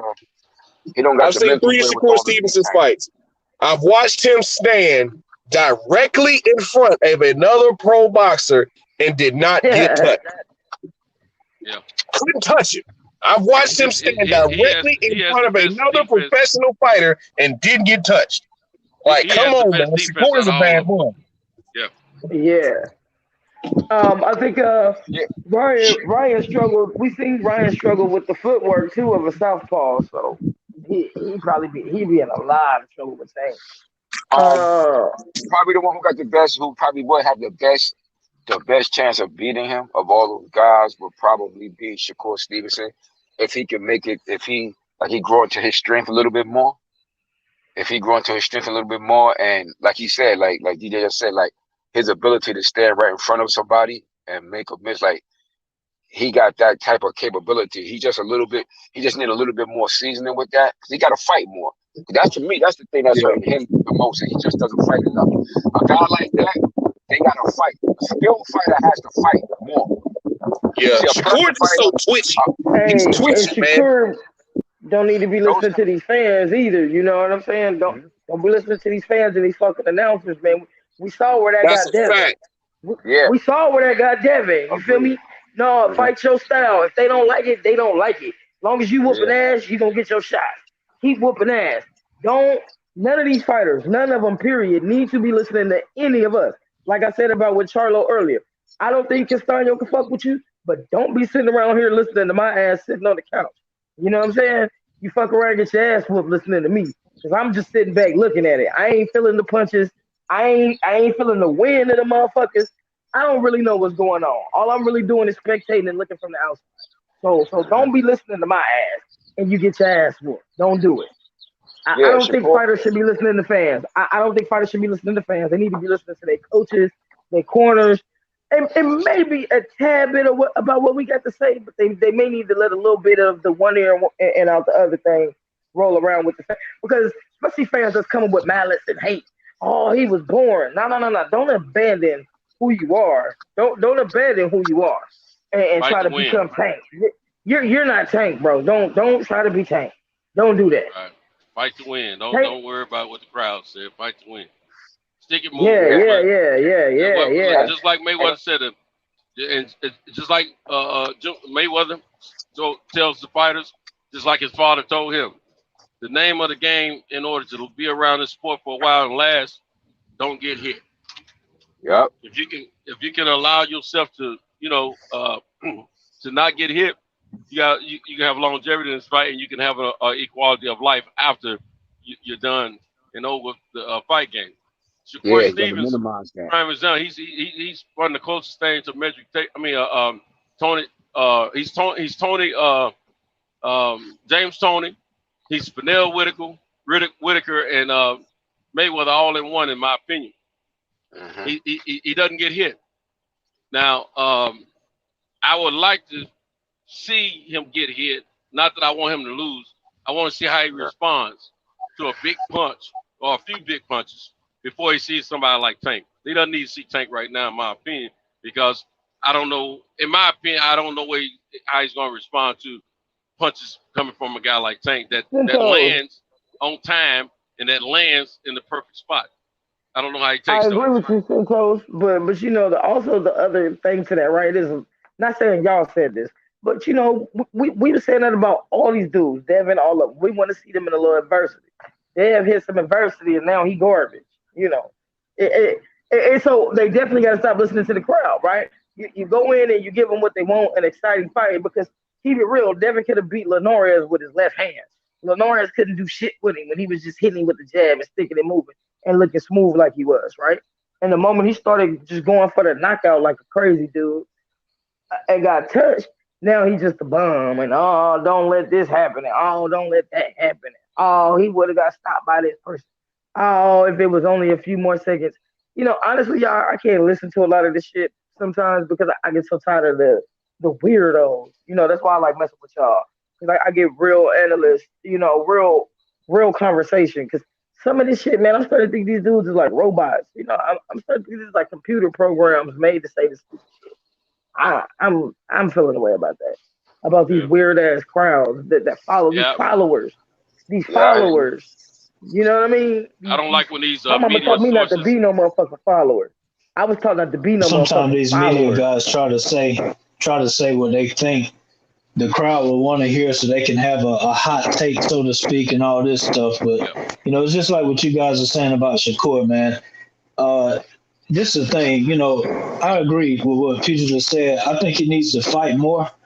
But honestly, if you look at Shakur's competition, when you look at his company, you know, and I go back to what I said before about Tim Bradley, he was doing all this talking and this, that, and other. Look, bro, Shakur has the same knockout ratio and record as you did at that weight, at that time in your career. Shakur ain't got number 16, 17 fights. But I tell you what, look at his opponents. His opponents, none of them have more than 3 or 4 losses. Everybody he's fought had a winning record. He didn't fight anybody who had 40 or 50 some losses like Tim Bradley did. You see what I'm saying? They haven't built Shakur that way. If you go back and look at every single person he's fought, whether you know them or not, they all have winning records. His first fight was against a guy who had like 6 fights and was like 4-2. Now, honestly, if you ain't been you can go in the ring and I know people like the undisputed and the undefeated record and stuff like that, but some of your hardest fights are against guys who got a bunch of losses, but they've been in with every style and they know how to adapt and know how to do something. Ask Floyd Mayweather what his hardest fight was. He talk about Emmanuel Augustus. One day we'll be able to ask Beck the Bully who was his hardest fight. I don't know what dumbass made that fight. I don't know what dumbass made that fight. Ain't no way in hell I'm putting my 7-0 fighter in here with Gabe Rosado. Man, get out of here. He walked into a perfect shot. But it was a veteran that landed that shot. You see what I'm saying? It's a veteran that landed that shot. So you know, sometimes people, you know, like we said, it's just weird. People try to play to the crowd, and as we see, you know, listening to the crowd, they're never gonna be satisfied. You got a knockout artist in Wilder. Oh, he has no boxing ability. Well, other guys show boxing ability. Oh, they don't have no power. Like the crowd ain't never gonna be satisfied. So do what you do it the way you know how to do it. You know what I'm saying? And listen to people that's really putting money in your pocket, not people that's, you know what I'm saying, looking to get something off of you. Yeah, you got that's right, Rob Brown, man. To echo that point, the good brother Tank, the Sweet Science Examiner, go subscribe to his page. He says the same thing all the time. Dominate the way you dominate. Yeah, like right. Devin and Shakur, if y'all walk folks around the ring for 12 rounds, do that. You ain't got if you don't want to stand in the pocket, you don't have to. You are a superior boxer. Walk their ass around that ring for 36 minutes and walk out with your victory. And somebody said it earlier today. I forgot which channel I was on, but I was like, you got to think about it too. Shakur has a title shot coming up in September, so of course he was protecting himself. He's not about to get in some slugfest with this fighter, man. He has a title shot guaranteed coming to him if he wins this fight. So if I know this kid can't touch me, I'm gonna keep him at the end of this jab, and I'm gonna walk his ass around this ring for 12 rounds. Yeah, absolutely, man. That's what you do. That's why you have a good team. Your team is with you. They know your strengths, and you work towards that. Forget all that other shit. You know what I'm saying? Like I agree with the brother was saying. Fuck listening to the fans and shit. You know what got you there. Bradley, he ain't the be all end all. He don't got the end. And you keep doing what got you there. You know what I'm saying? You keep doing what got you there. And it's been that boxing ability, hand speed and technique. that's worked for you, you keep doing that shit. You know? And like I said, the only thing I would like to see more from him is that he just could fight just a little bit more. You know, because he got that, I think he got the gift, man. He got that real, that Sugar Ray Leonard type, Roy Jones, even Floyd Mayweather type of thing, but he just got to fight more to just get his ability up, because you only going to be as good. Your skill, when you're a skilled fighter like that, you have to fight so you can use your gift to get sharp. That's how you get sharp, by fighting. You know what I'm saying? When you don't fight a lot, like how boxing is now, they don't fight a lot like they used to back in the day. So you don't really get, you know, it's arts, the sweet science, like the name of Tank show is the sweet science. The sweet science is an art, it's a craft to that shit. The more you practice your craft, you get better at it. You know, understand what I'm saying? That's why a lot of the great boxers from the past that are the legends of the game, they got to that point because they got to actually apply their craft on a regular basis. And the boxing is the type of sport you need to do that, man. The more you do it, the better you don't simply get. You get comfortable in there, and it becomes second nature. You doesn't know what to do. And that's the only thing I like to see more from him. I feel like he's been promoted terribly. Shakur Stevenson. I feel like they've done a terrible job with him from the jump. I feel like he's too great of a talent to be too great of a talent like that. Too great of a talent, because he should be known. And he's the same people that promote Bud. Yeah, he would. He's the same people that promote Bud. Yeah, they're the worst. Same promotion, but he's also got a management team that needs to be more vocal if they're not vocal enough. Yeah, I don't know. You got just getting with him, just like because Bob Arum ain't good with that shit. You need to be with somebody. You got a talent like that. You have a talent like that. Like I said, he was. Man, why these dudes keep signing with Bob Arum, man? He keeps proving he's that's the point.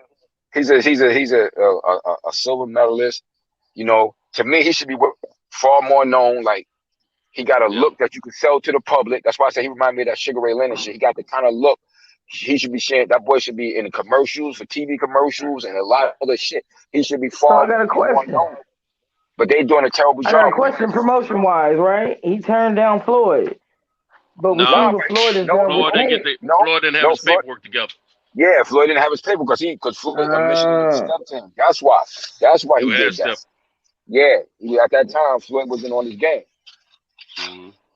That's why. Okay. And see, we it's something else we got to remember too. Money of these guys too, man. When they first come out, Errol Spence talked about that. How Bob threw yes, I was gonna bring that up right in the beginning. Bob throws a lot of money, or what would be a lot of money to a young kid, 16, 17-year-olds coming out the amateur, and he's talking about $200,000 or $300,000 for a fight. You know what I'm saying? But he gets you locked into that long contract, and you know, for the first year of your career, it's cool with Bob. You know what I'm saying? He gets you on ESPN and he does all this, but once he gets you to a certain point, he don't know how to get guys any further. Well, certain people, I'll say, I won't even go there, but certain people. Well, I'll go there. I'll go there. You know what I'm saying? You have to be from a little bit south of this country for Bob to really look out for you, and he kind of builds that because, again, Bob is a businessman, and he knows that $200K to you and me, it allows us a certain lifestyle in America, but that same $200K, you take that down to somewhere like Ecuador and live like a king. You see what I'm saying? So he can get away with that with those guys. So, I mean, that's just what it is. I mean, luckily Errol had his father to say, no, we're not taking that right now. We'll get that later. Yeah, Errol was willing to take that stipend, take his allowance every month. I forgot how much he said it was, but I'd rather you take this allowance than that $300,000 signing bonus that you was going to get with Bob, because Bob's going to lock you in for a long time. And if you've noticed, it's hard for people to get out of these contracts with Bob, man. You have to either buy yourself out, wait for it to expire, and even then, like with Bud, he'll dangle these fights in front of you. And I've said this about Shakur too. He dangled that Manny Pacquiao fight in front of Bud for years. And that's why Bud kept going back in front of him. And then after he got him in that last contract, he said he killed the fight. So you've been dangling this fight in front of me at that point for about 4 years, I want to say, saying, I can get you the Pacquiao fight. I can get you the Pacquiao fight. You know, I can get you the Pacquiao fight. And then you come out a year after I resign and say you killed my fight. So, and now my rival has that fight. So I think that's more so why Bud's gonna leave. But I say that with Shakur Stevenson too. Shakur, don't let Bob Arum, when it comes time for your contract to be up, do not let Bob Arum dangle that Oscar Valdez fight in front of your face, man. You've been chasing that kid through 2 weight classes. Y'all have both been champions together in 2 different weight classes. Now, I think Shakur is going to beat Jamel Herring whenever they fight in September. I think he'll beat Jamel Herring and have become a 2-division world champion. And Oscar Valdez is also a champion over there with Bob Arum. Do not let Bob Arum dangle that fight in front of your face to get you to re-sign with him long term. If you don't get that fight within the next 2 fights, whenever your contract is up, leave. Because you see how he's doing your mentor, who is a 3-division world champion and former undisputed world champion. You see how he's doing Bud right now. And Bud is probably his best fighter in his state. He's not promoting him at all. But you get somebody from south of the border, or you get them from this Eastern Bloc. They got to be from the UK, or they got to be from south of the border to get any good promotion. Because even after Lomachenko took a loss, he still didn't lack in any promotion over there. So I got a question for the whole panel. I've been asking everybody this question. Andre Ward walked that boy right in the top rank. The same people he had them issues with, right? Why would he do such a thing? Why would he do such a thing? I don't know. I guess that's why him and Andre Ward ain't together no more, because they asked Shakur about that. And it's like, so are you not working with Andre Ward anymore? He's like, yeah, ask Andre about that. So, you know, I don't know what their business situation is. Really ain't my business. Really don't care. I just want to see the kid fight. But from my understanding, him and Andre Ward ain't working together no more. No. The question is why would you take him to the same motherfuckers you had issues with? Me and you do business together. It don't work out for me. So I'm gonna bring my prospect to you. That's what I'm gonna do. Yeah, not only Andre Ward, you know, he's real cool. He's real cool with Bomac. Shakur train with Terrence Crawford when he was signing and shit. I was just talking about when he was signing and shit in the beginning. You know, why would you take your boy over there, man? You had to sit out for 2 years and you had problems with them dudes. You know, why would you? Hey, and who was around Shakur to not ask them questions? Like, hey, man. That's another thing. You got to question his management team on that, because Andre Ward should know better than anybody too. You were a gold medalist. You had all. We all know Andre Ward's accolades. We all know that, and you couldn't get no burn over there. I think it's a combination of the division that Shakur was competing in at 126, 130, 135. At the time, most of the top guys were with Top Rank. So as far as the opportunity at that time, you know what I'm saying? Because I know you had PBC and all that, but PBC had like 147, 154 and all them on lock in the higher divisions. But those lower weight classes, you know, Bob Arum tends to rule those. You're right, bro. Yeah. So, I mean, did we protect him from a bullshit contract, though? Did we protect him from a bullshit contract that he can easily walk away from? Or is he going to have to sit out, too? Yeah, you know, I got questions. That I don't know. You're right. Yeah. My brother called me that, too, y'all. I got questions. My brother like, nigga, you always got questions. I got questions, bro. I feel you, bro. I feel you. I got questions, you know, like a whole lot of them. Y'all know I always say it. Something in the milk ain't clean. My grandmama used to say that too. My grandmama used to say that. That's where I got it from. My grandmama used to say that. Something in the milk ain't clean. Something in the milk ain't clean, bro. You know, I've been using that a lot more lately too, y'all. This shit don't be adding up to me. Listen, y'all, and I'm terrible at math. I am terrible at math. But this shit don't be adding up to me, man. Okay, and now listen, we could use the excuse of him being young or this or that. But he ain't blind. You know what I'm saying? His people can't be blind. Y'all didn't study nothing. Y'all just, I don't know, maybe I'm wrong about this. You know, and then somebody said the Terrence with the dangler that Manny Pacquiao fight. Man, let that shit go. When this last little conversation about Manny Pacquiao and and Bud negotiating. Who ain't even nowhere near Chance Crawford team, don't even know these people. I was like, he ain't getting that fucking fight. Man, this is bullshit. Guess what? He didn't get the fight. It was some bullshit. I mean, look, and I don't got no great team of lawyers and millions of dollars to pay people to be around me to advise me or any of this. This is just me and my little old common sense. You know, my little $20 worth of common sense told me that he wasn't fucking getting that Manny Pacquiao fight. I mean, motherfucker Stevie Wonder conceded that nigga ain't getting that Manny Pacquiao fight. He's staying around for something else. I don't know. I think some people like being in an abusive relationship. What I'll say about the Bud thing, you know, I agree in the terms of not getting that Manny Pacquiao fight. You couldn't get it when they was together on the same promotional team. I get that. But one thing about it, when I got a guarantee of, and this is where the question becomes whether it's about legacy or whether it's about money.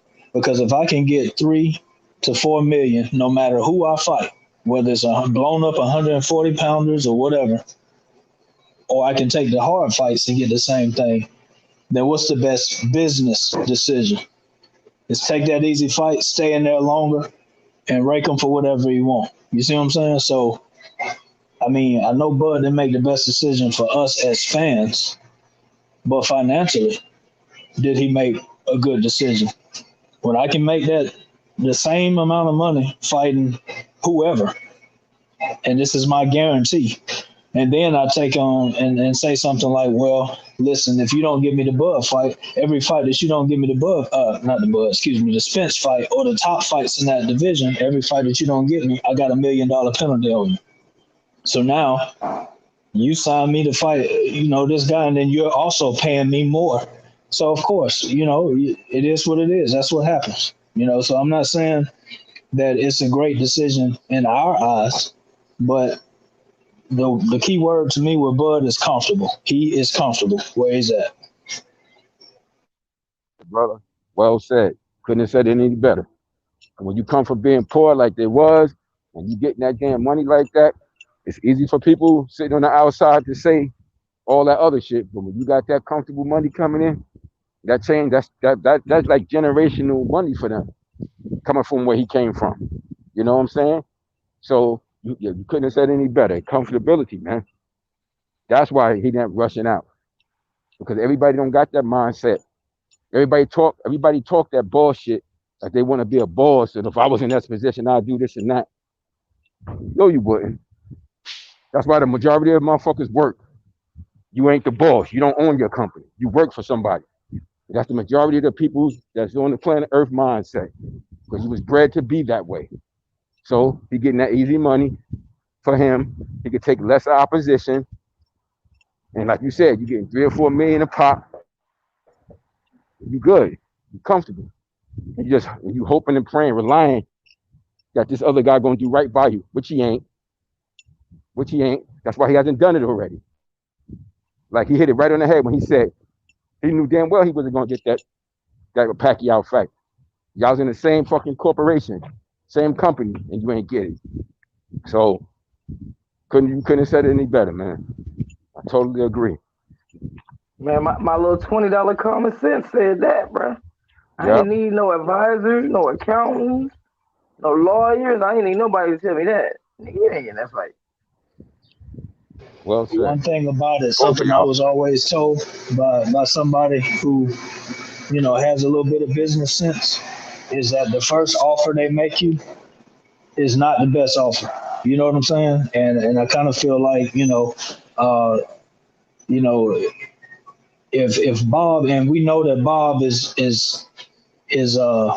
we could call him cheap, but Bob is a good businessman. He's a lawyer. He came from, I think he worked in the state's attorney's office or something like that, or the attorney general's office or something like that. He's a lawyer. He knows about making money.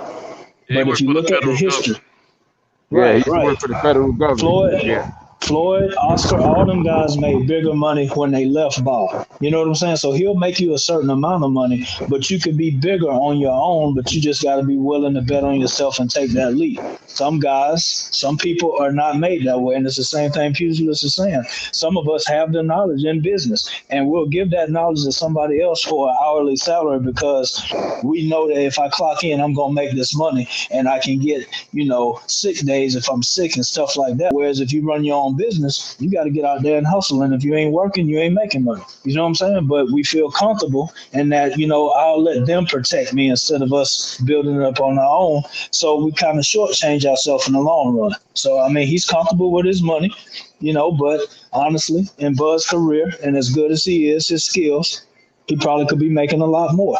But, that's just is what it is. I mean, it's not for me to tell that man, what I'm saying, how comfortable he should be in what he's doing. Facts. I don't know, man. I know, my grandfather ran all his own businesses by the time I was born and my sisters and brothers were born. But when he left the South and came to California, he did not. And he worked and saved his money and did what he did and made some business moves and started running his own company, So. Yeah, but you see that? But that's because your grandfather was already in that mindset before he came there. So when he went to go work for he was raised by his grandmother who ran all her own businesses. So he knew what he was doing. That's right. So when he came to Cali, that was still his plan. See, he just did the other shit as a part of his overall plan. That's why he ended up being his own businesses again at the end. Because he was already that when he came there. Mm-hmm. But everybody not like that. I don't know if y'all know, but like where I'm from, it's a lot of entrepreneurs. The Bay Area, Oakland, where my hometown, it's more so like I got a job, but most of my family run their own businesses. We all come from but all of our families come from the South. You feel me? All my friends and family up at home, mostly I'll say 80% to 90% of everybody run their own businesses. There's very few of us that work for corporations. Very few. Yeah, so when I see a guy like that, I understand that circumstance. You get in that position, you getting that money on a regular basis like that, you get comfortable. His life has changed drastically because of the success he's had in boxing. And you get with the promoter, and you think of this guy. This guy got a legendary name, from his history, his connection to the history of the sport. You get with him, but the business of boxing is much different than it was 40 years ago, 30 years ago, even 20 years ago. Well, getting that guaranteed money, and I think he runs some business. I'm sure he's got some of his own businesses too that he runs on the side. Yeah.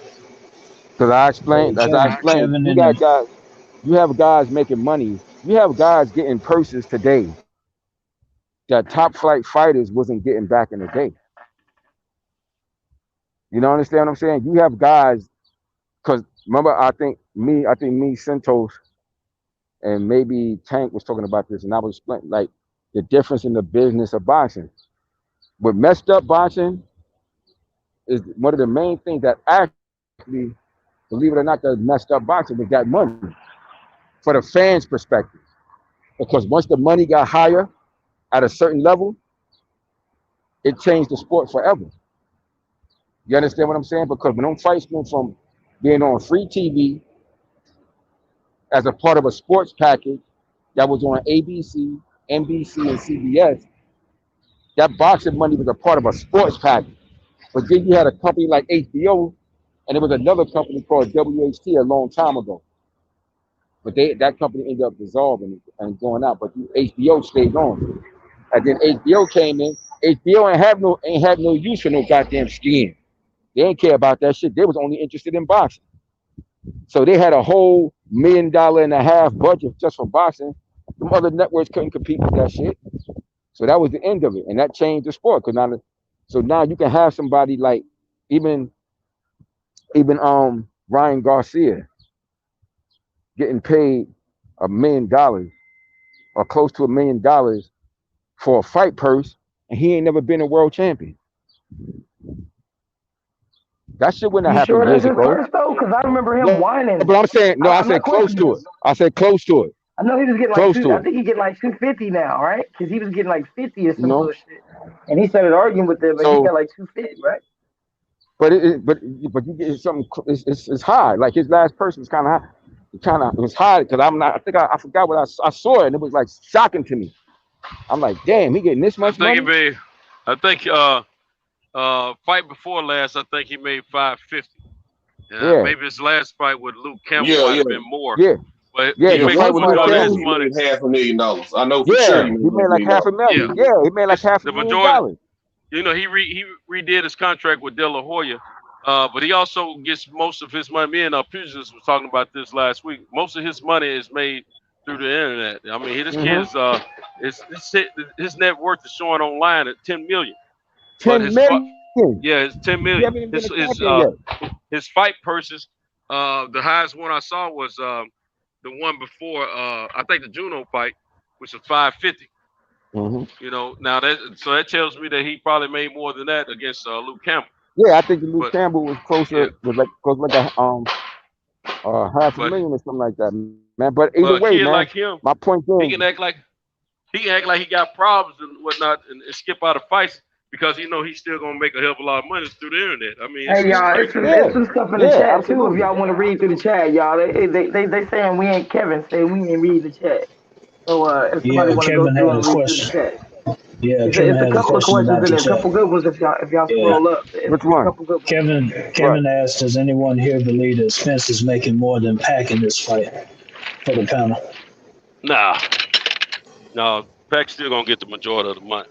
Yeah, I believe he was. I believe Spence was willing to concede being the A side in that fight because Pacquiao is Pacquiao because he's probably going to get his biggest payday ever fighting a guy like Pacquiao. That's why you get these fighters still calling him out because they know he's still the money fight in that division, or just in boxing. Period, man. So no, I think Spence conceded being the A side in this fight. Yeah, it's a career decision. It's a career legacy type fight, man. Now and a payday at the same time. This will boost Spence's market value. Absolutely. After this, it makes sense though. That's Kevin's point. I think that's Kevin's point too. Sometimes you have to make business decisions such as this, you know, to get to the next level. Yeah, that's Kevin's point. Kevin is saying that Pac is still a cash cow, but Spence is smart, making a good business decision because he's still making more than his regular fight. You know, Floyd did the same thing. He took less money when he fought De La Hoya, but that's the last time he had to do that. You know, so it's like a passing of the torch, so to speak. Because I mean, he wins this fight. You know what I'm saying? It's big for him. Yeah, because he's still gonna make a good payday. He wins this. He's gonna put him in a certain position. He's gonna get him a whole bunch of notoriety to the general public. So see, the key for a boxer is not just how good you are in the ring, and it's always been that way. It's how many motherfuckers you can draw to come see you. It's always been that. It's never been different. So no matter how good you are in the ring, if people not willing to come see you, like we were just talking about a little while back, we was talking about who would be the top draw in the fight between Tank and Josh Taylor. It's gonna be Tank, especially if that shit is here in America. You understand? No. The only chance that it could possibly be Taylor, it would have to be over in his home country. That's the only way. But anywhere outside of that, the American stars. Hey man, the UK loves Tank too, man. The but what I'm saying, loves Tank, man. But what I was about to say is the American stars are loved everywhere. Yeah. American stars, they be the superstars. That's why Michael Jackson, who was from America, could go to Japan and sell out a goddamn stadium or some shit like that there. So the American stars are part of my point. That was part of my point with the whole Anthony Joshua. That was part of my point with the whole Anthony Joshua and Deontay Wilder build up. It's like I don't give a damn how many stadiums Anthony Joshua sell out over there in the UK. And Deontay Wilder said that it's not hard to sell out a stadium in a country the size of Texas. So I don't give a damn how many pay-per-views he sells over there in England. I don't care how many stadiums he fill up until he come to America and sell out in Vegas or the Madison Square Garden or the Staples Center. He ain't shit. I don't want to hear that. Hey, I got a question, y'all. Did the UK pick up Tank's pay-per-view? This fight with him and Barrios? Did the UK pick up that fight?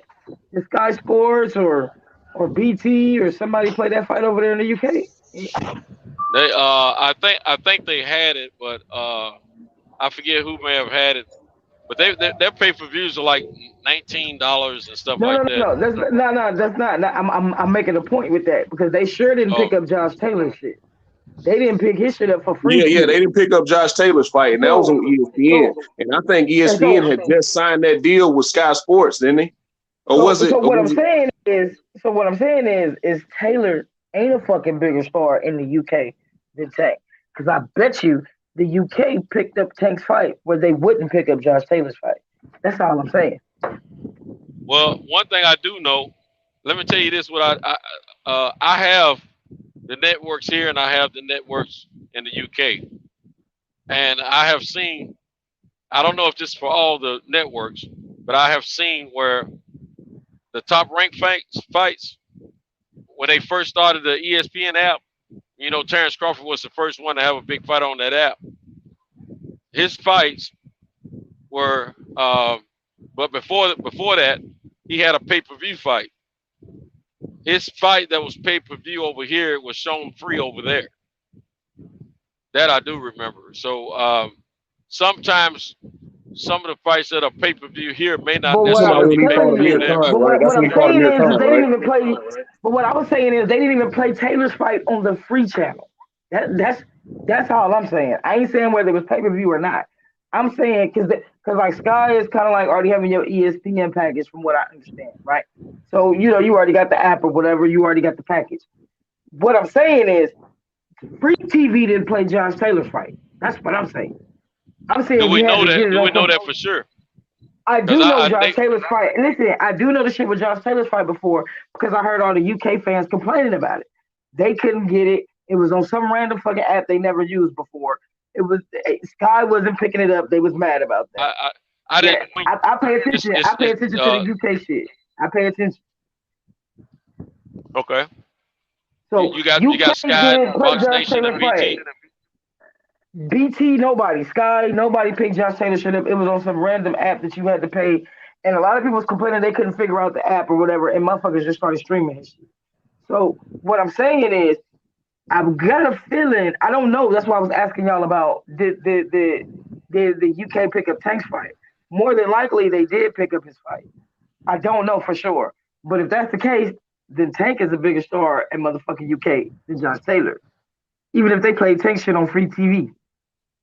I do know some people watched that fight of Josh Taylor at the same time we watched it. It's just it was that, they get it in wee hours. Yeah, they could have been streaming it though. They could have been streaming it. I haven't been paying attention, y'all. I've been traveling, I don't know. I'll check. I got some reliable sources over there.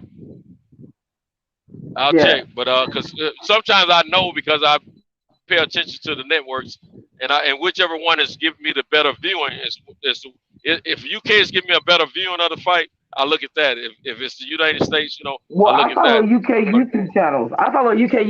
There's a couple guys that I like. There's a couple of guys that, really one main dude that I like in the UK. But I follow a couple of the channels. In the chat was answering that. I think Jalen, you talking, you said it was 10 euros over there? Are you talking about the, what fight are you talking about, man? He's saying that. Definitely wasn't Taylor. He said they didn't want to support Taylor because he is a what? Associated with it. Don't matter why they didn't want to. They ain't fuck with. Hey, Tyson Fury is associated with MTK. It's a lot of money, so you can't use that in the Shape Street Fighter. Tyson Fury is MTK. So Tank fight was shown. Jalen is saying Tank fight was shown over there, but they wasn't fucking with Taylor, and it ain't because of MTK because they fucking with Tyson Fury heavy, and he's MTK. Who else is MTK Global? There's a lot of people who are signed to MTK Global. There's a lot of people. A lot of people like Taylor over there in the UK. Now, I know, but what I'm saying is, yeah. He's a Scottish. He's Scottish, that's why. which is No, connection Fury to couldn't UK. fight over there. Now, see, somebody put words in. No, Fury couldn't fight over there because of that shit with his license. Y'all can't just make stuff up. But Josh Taylor is very well known over there in the UK. When him and Regis fought, they received Regis well as Josh Taylor was already, a household name over there. He's a gold medalist. So Yeah, the difference is, Tyson Fury is from England. Josh Taylor's from Scotland, man. So those English fans might not necessarily be fooling with him, man. No, they do. Yeah, they do. I'm telling you. Hello? Y'all hear me? They mess with him. Can you hear me? I think it's just me. What's up? Yeah, no, they mess with him over there, man. They mess with him over there. Is everybody on? Yeah, still here. Where DJ go? Oh man. But no, they mess with darn it, Trey. The Trey still on? Oh, okay. Yeah, I'm still on. Can y'all hear me? Yeah, I follow YouTube channels. Yeah, I'm up, y'all. I'm in Japan. It's fucking daytime. I just got off work.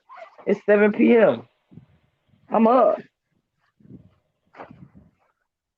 It's 7 p.m. Tuesday night. I'm up.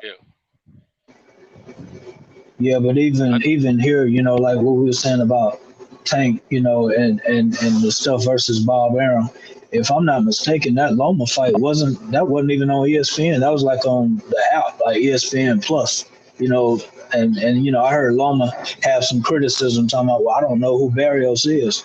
Well, Barrios is also fighting Tank on the pay-per-view, but you're fighting on ESPN Plus on the app because ESPN was showing the basketball game and College World Series or something. So, you can chill with all that noise. You know what I'm saying about who's the biggest star. He was and so when they try to say that T.O. versus Loma would be a good fight in this pay-per-view, I think it's going to do trash numbers again because, well, because they don't know what the fuck they doing. Exactly. Because they don't know what the fuck they doing. They don't. Exactly. Terrence Crawford is not a pay-per-view flop. Look at who they put pay-per-views against. You know what I'm saying? Look at who his pay-per-views were against. Of course he's gonna flop. When they built Tank up to fight on pay-per-view, they built Tank up first and then put him on pay-per-view, right? They didn't put him in there with Amir Khan after he got his fucking chin broke 17 times. Come on, man. I'll tell you another thing. A kid like Terrence Crawford, they talk about his numbers are so bad and everything. I bet you if you take him to a city like Atlanta, DC, you could just put him in there with a good fighter, bro. Any of these, you need a good fighter, but if you take him to these black cities, this is what Mayweather was trying to tell Top Rank when he was with them. You're not promoting me correctly in the black communities. You know what I'm saying? Where cities are predominantly black, and he proved that afterwards. And that's what has happened to Terrence, in my opinion. He can sell a fight out at home, but I'm willing to bet my money he'll sell a fight out in Atlanta too. I'm willing to put my money on he'll sell a fight in DC, Philadelphia, Chicago, not that far Detroit, from Omaha. Chicago, all them cities, man. Hey, and they're not Chicago, giving the kid the proper promotions.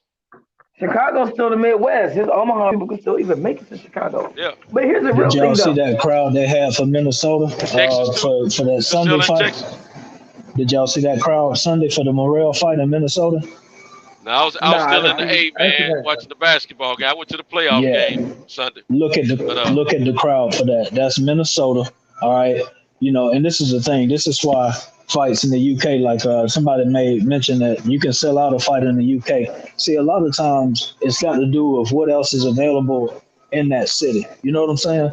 And with Crawford being in Nebraska, man, on Saturday in football season, that's Cornhusker country. They watching the Nebraska Cornhuskers. But on Sunday, he could be in that stadium fighting. You know what I'm saying? And fill out that stadium. It's like you say, it's all in how they promote it. They could promote it. You got to piggyback the promotion. I never forget that time Spence fought like right after the Olympics or something like that. He fought right after everybody would be tuned in, and then he comes on and fights. That was a genius move. It was during the day. You know what I'm saying? It wasn't too late at night, but that's what started it. And so then people say, well, look, I got to see this dude fight again. You know what I'm saying? And so, you know, Crawford needs the promotion behind him because honestly, these guys really don't really promote themselves. It's the company putting them in the right position. Hey man, hey, I shouldn't have to have a promoter and have to promote myself. That doesn't make sense. Why you that pay doesn't make sense. Exactly, That I agree. doesn't make sense. Like, I'm a mechanic, so I'm gonna fix on your car, bro, and you still need to work on it when you get it back from me. I mean, you didn't change your tires, bro.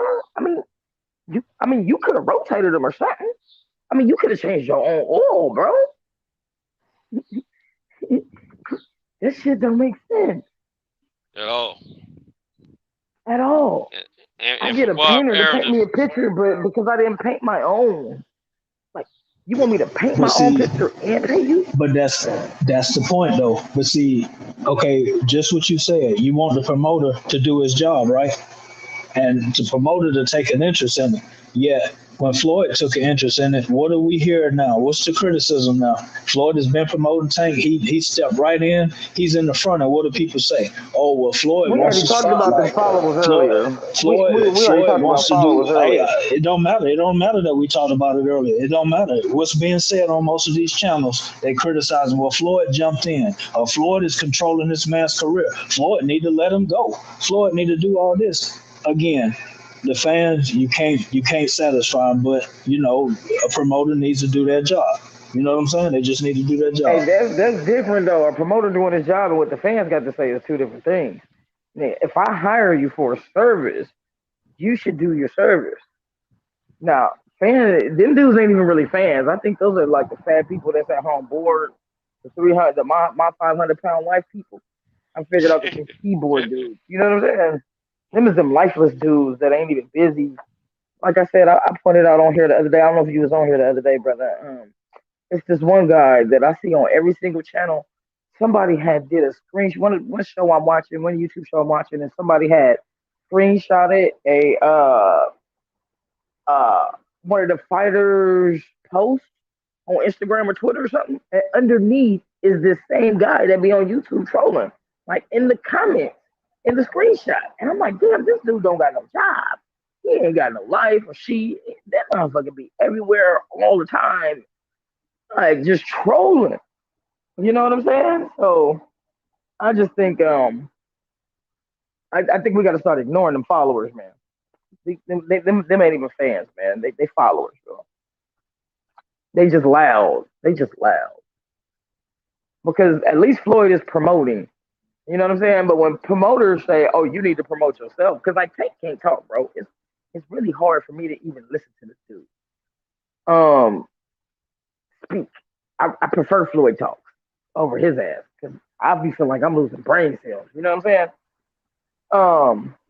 Yeah, Floyd is different. His situation, the people don't realize his situation. He's not only just his promoter, but he's also his strategist. He's helping that team strategize, and he gets in the ring, do mitts or explain things about the fight as far as techniques. So it's way beyond what Bob Arum is willing to do or can do. Then on top of that, I believe this is what I believe. According to the commissions, you only can have so many people that's working the corner. Everybody working the corner can't be inside the ring. I think Mayweather is on the list as somebody who's part of the corner team, and I think that's why they'll allow him to be around that ring. Other than that, there's a rule against that if he isn't. I mean, it really don't matter. It brings eyes, right? That's why they let Floyd, even if he's not. The reason why they let Floyd get away with the shit. Yeah, but you can't. You can't do that. You can't do You're only that. allowed. You're only allowed to have certain people. Right. A certain number of people in the actual corner, but you got to remember, Floyd is the promoter too. Yeah. Floyd the promoter, yeah, so he's moving around. He's moving around there. But it's a known fact. It's another factor that's known. He's a part of the team. They know that's his fighter. That's literally his. That's his fighter. It's his promotion fighter. But so, keep it real. Floyd is good for business. That's like doing a walkthrough. We got Floyd Mayweather. Exactly. You know what I'm saying? Floyd is actually in camp with Tank though. Floyd was actually in camp with Tank. helping them work on the strategy. And if you watch any of the fights, you've seen Bob Arum looking over the judges' scorecards as they passing the cards down and right there around getting the explanation from the ref and stuff like that. It's no different. It's just that in this fight, they chose to have a mic where you could actually hear what Floyd was saying. But when you're in the ring, in the fight, there's a lot of people shouting instructions to you and nearby, close by saying stuff. But it's just in this fight, you actually heard it because that's where they had the mic pointed at. Yeah. Hey, but even if he wasn't, I'm telling you. Somebody shit breaking up. Too far from your Bluetooth or something, brother? Or is it me? Nah, it's probably me because I'm traveling now, and where I'm at is in a bad location. You sound good now. You sound good now.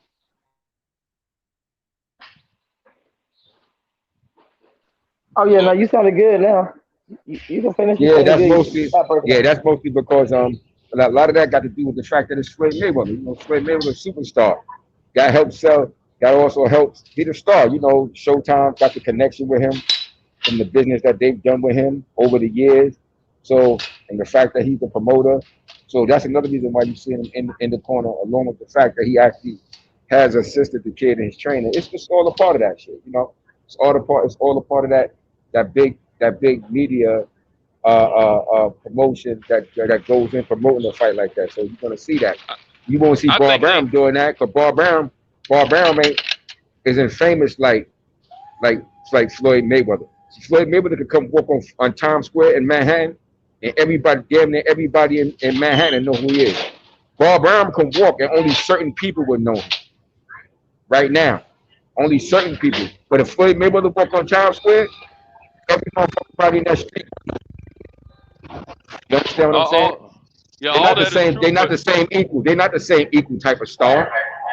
I could bring Bob Arum to my hood out here, and there's people that wouldn't know who he is. But let me bring Floyd Mayweather, because everybody ain't into boxing like that shit. But Floyd Mayweather is outside. He's outside of a box. He's outside of boxing. He's a fucking mega. He's not a superstar. Floyd's a mega star. That's another level. But you still we still got to remember there's rules and regs about the industry of boxing that has to be abided by, because even though it's Floyd Mayweather, I think he's part of the team and documented, you know, because we see him putting the work in. But he's a part of the team. You're right. He's a part of the team as the promoter. But you can't. But I'm telling you, it's beyond that. I think it's beyond just promoter. You can't just. I'm telling you, was right when you said it's a certain number that you can have. You can have your head trainer. Usually they'll let you have your head trainer and 2 assistants. That's it. Right. Well, how many did he have? You understand? You're gonna have your 2 assistants.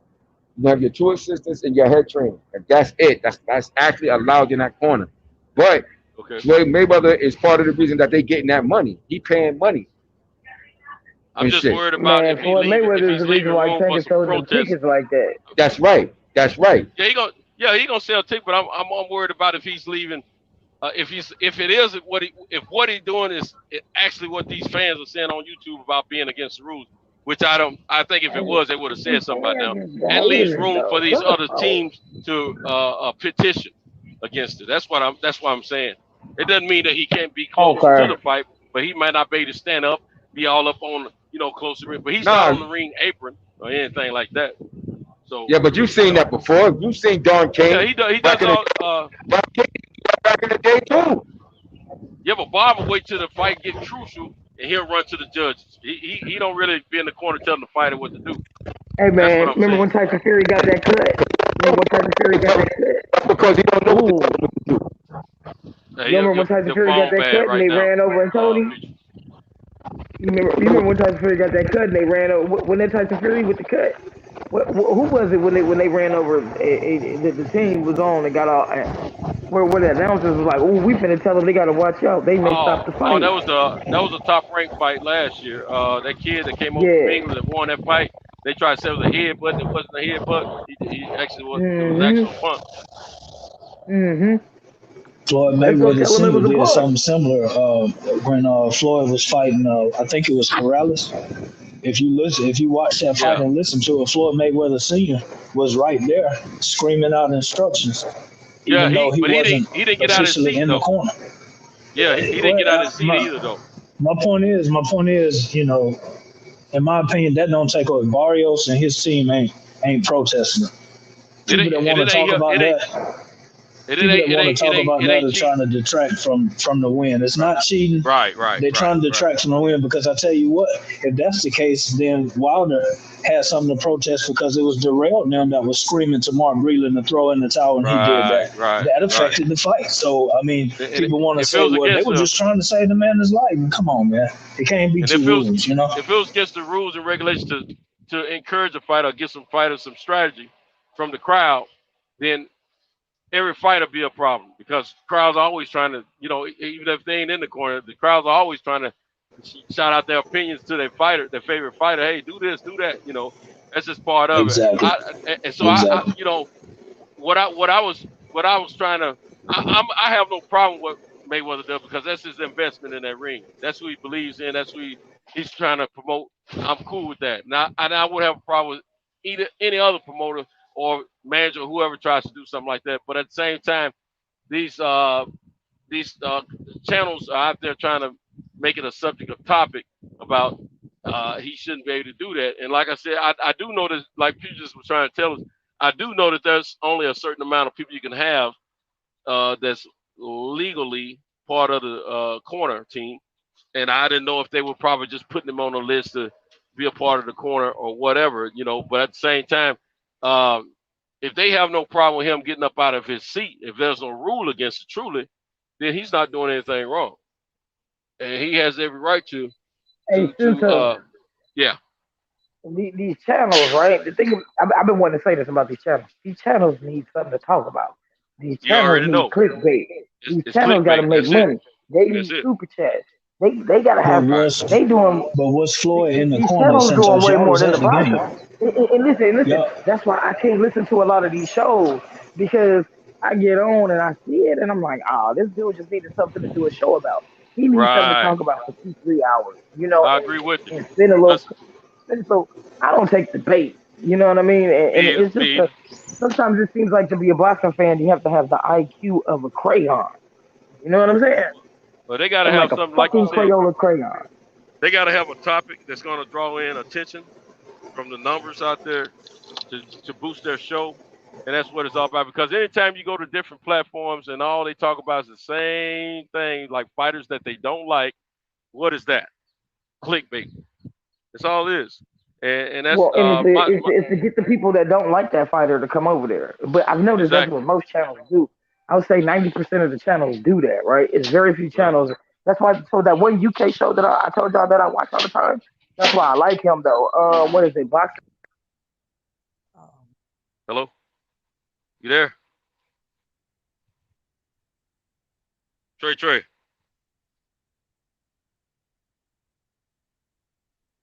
Is everybody on? I think he might have got cut off. Yeah. Hello? I think he might have got cut off. Might be a bad connection. Trey, if you can hear us, we can't hear you.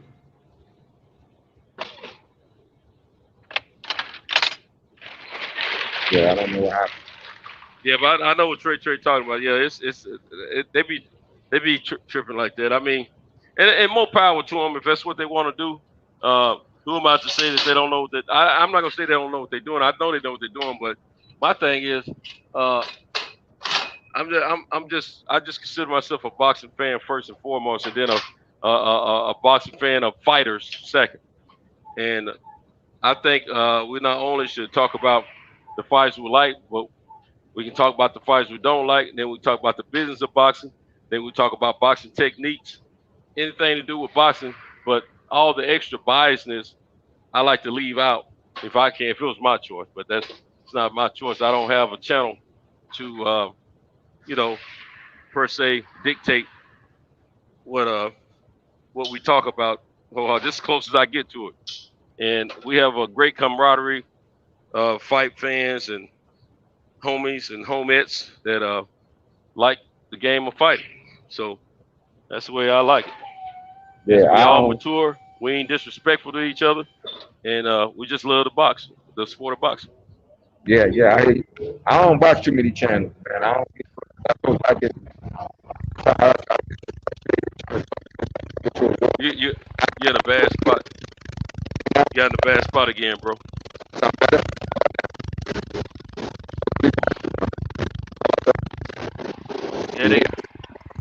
Yeah, you still bad. Sound like you're in a tornado.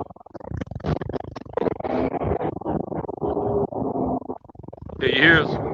I can hear you. Can you hear me? Yeah, yeah. We hear the noise. Sound like you're in a tornado.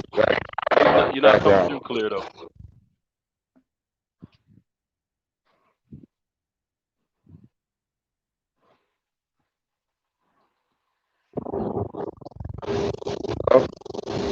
What you? Hey,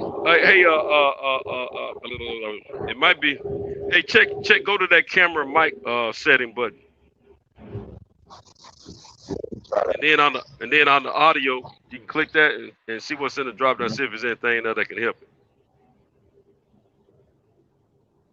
The drop down will say default, and then it'll say speakerphone, headset, earpiece, then Bluetooth headset.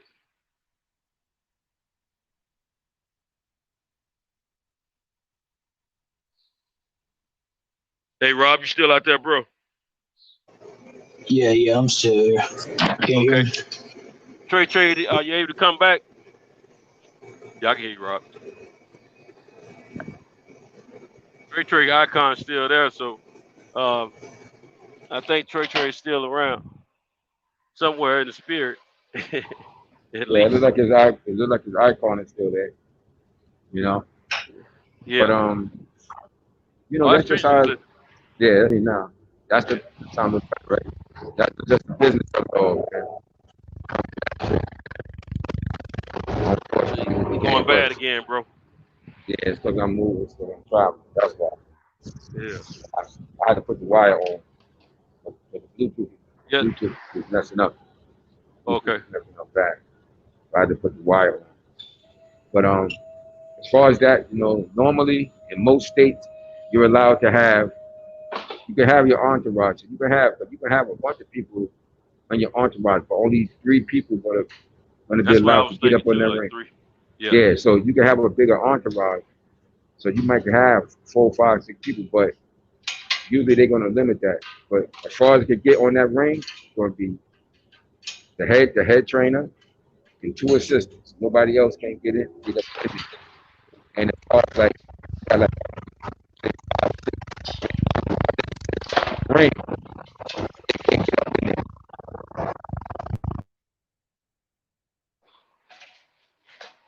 Yeah. Yeah, but I think he's doing it within the regulations of the rules. That's what I believe. That was the point I was trying to make. I don't think these people that's out here talking, who doesn't have any promotion license nor fighting license,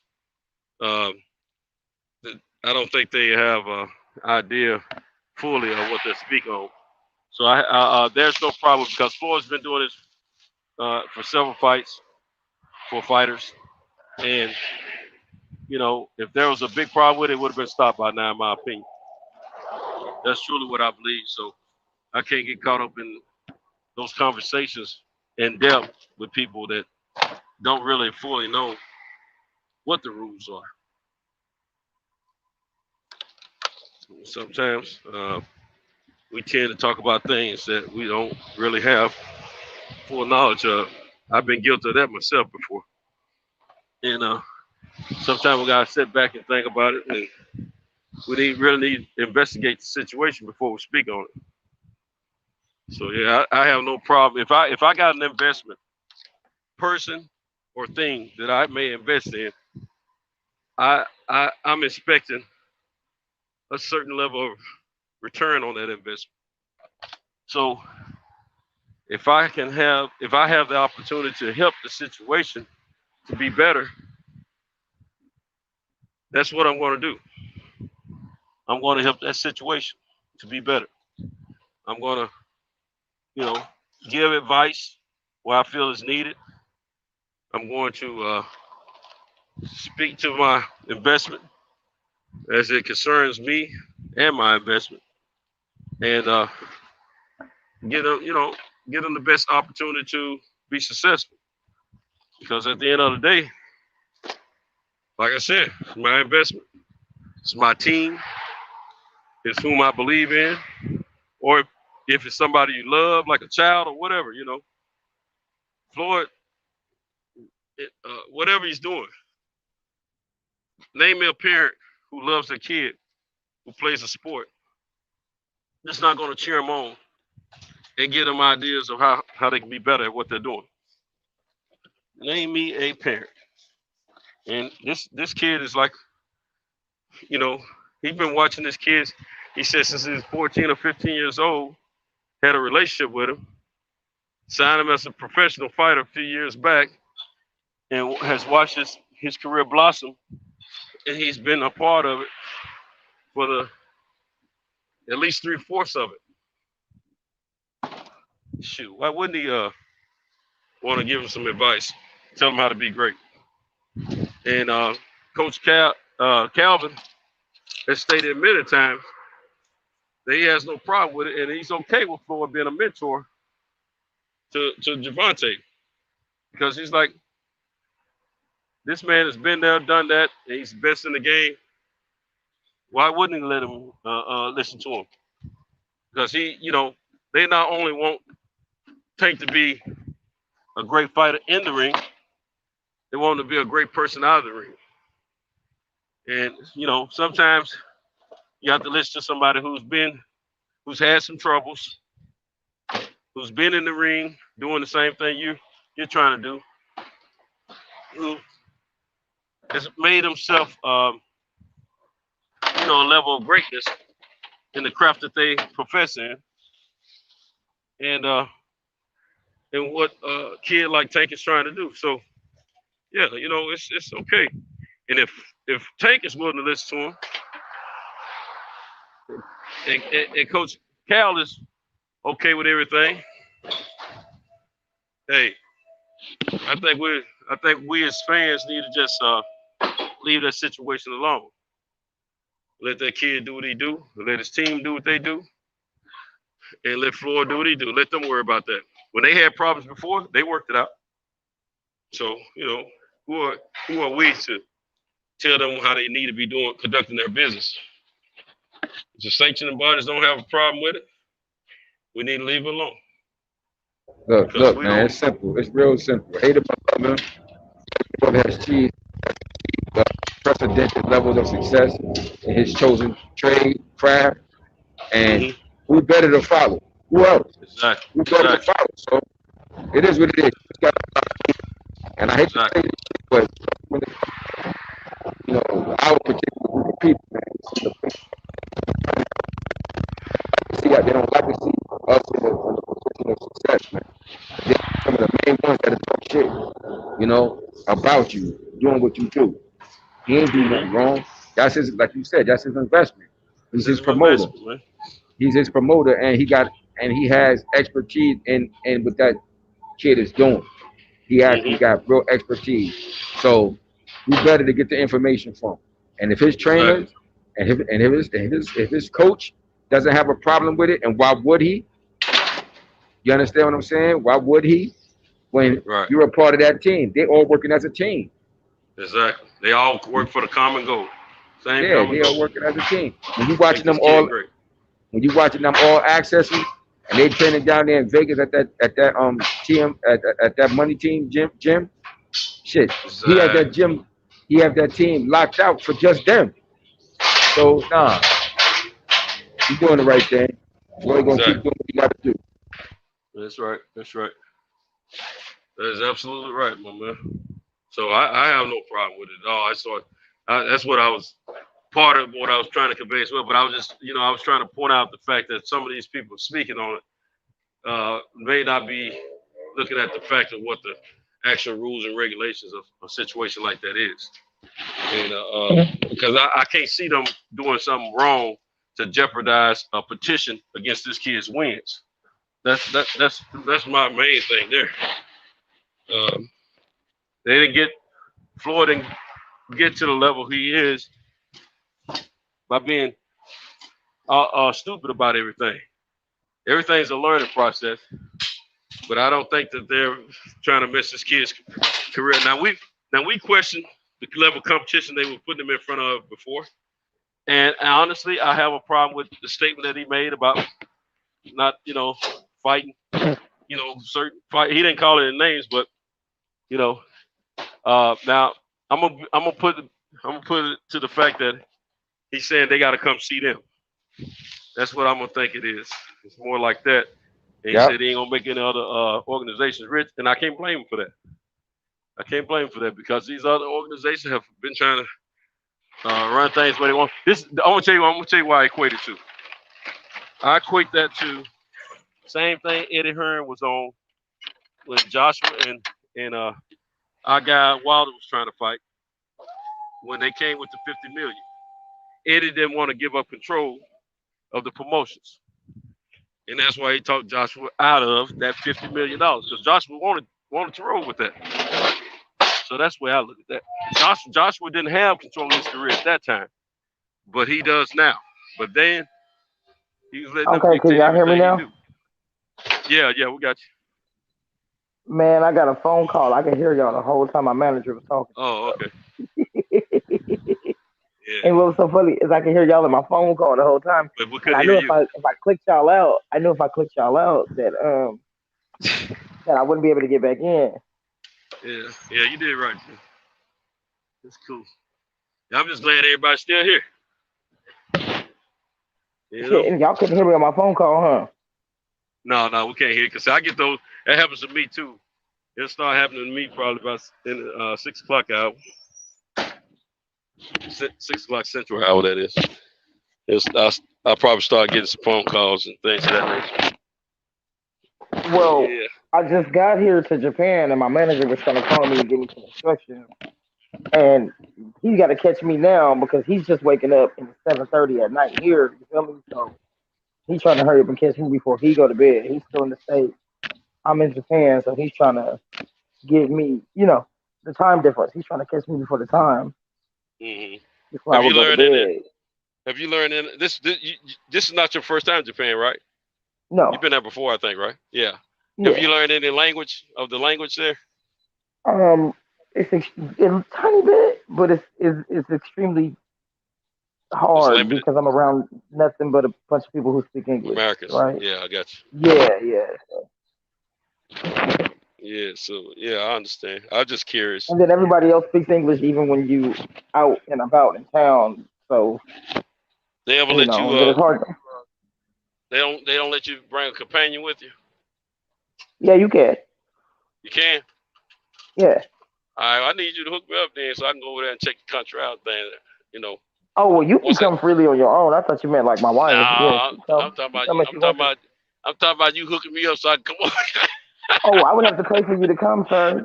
They pay for me to come. Okay. Anybody else who wants to come, yeah. My wife, they pay for her depending on how long I'm staying, right? But gotcha. Right, and they pay for your whole family and stuff to come too. Like if you're married and you got your kids and stuff, they pay for your whole entire family to come. Yeah, but like friends and shit. And it still depends on the duration of your stay. So if I'm not staying that long, then I have to pay for my wife. And if I had kids, I would have to pay for them to come and stuff. But they don't care. But right now, you really don't want to come anyway. COVID restrictions and all that shit. Yeah. So you wouldn't have. It's not the same right now. Wait till shit open up.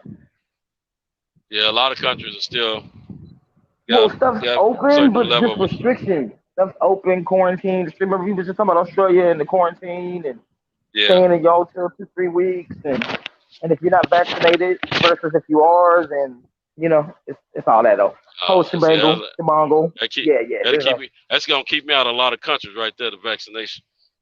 Well, no. You don't have to have it, but then you just with any country right now. If you don't have it, then when you first get there, you're gonna be locked in your room for like 2-3 weeks. Some countries for. Oh, you gotta quarantine. Yeah. And like for real quarantine, like locked in your room, not coming out for 2 weeks straight. You can't come out to get a bottle of water. You know what I'm saying? Like Germ, stay there, Germ. Yeah. Like you That's what they'll like you call. can't come out and go to the store and buy no food kind of quarantine. Like you stuck in your room kind of. So yeah, it's best to just take the vaccination. Truthfully. Well, back to the regular scheduling program. Before I got I don't want to say rudely interrupted because it was about my money. I know that's right. It was about my time card and shit. But I was hearing y'all the whole time too, and I was trying not to hear y'all. I'm like, God damn, I can't hear y'all. Was louder than this one. Yeah, I figured something was up because your icon was still there. So I figured you would be back. Yeah, well, like I said, it's 7:30 in the afternoon. It's 7:30 in the evening, so I'm wide awake. Right. The sun's just now going down. You feel me? Yeah, I turned my camera on for a few seconds. It ain't even fully dark yet. See? See, it's 5:30 where I'm at. 5:30 a.m. Yeah, it's almost bedtime. Well, I'm just trying to get used to the new. Well, y'all know I work nights, so I'm normally up like this anyway. And me and Eli done stayed on this motherfucker a few times this late, anywho. So the new schedule ain't even really bothering me. You feel me? Other than I go to bed earlier than usual. Other than I go to bed earlier, But shit, I was getting off at 1, 2 in the morning and then staying up talking to y'all till 5, 6 in the morning. So, I felt all right. But where was we at, y'all? Now, let me ask you guys something. What would you guys like to?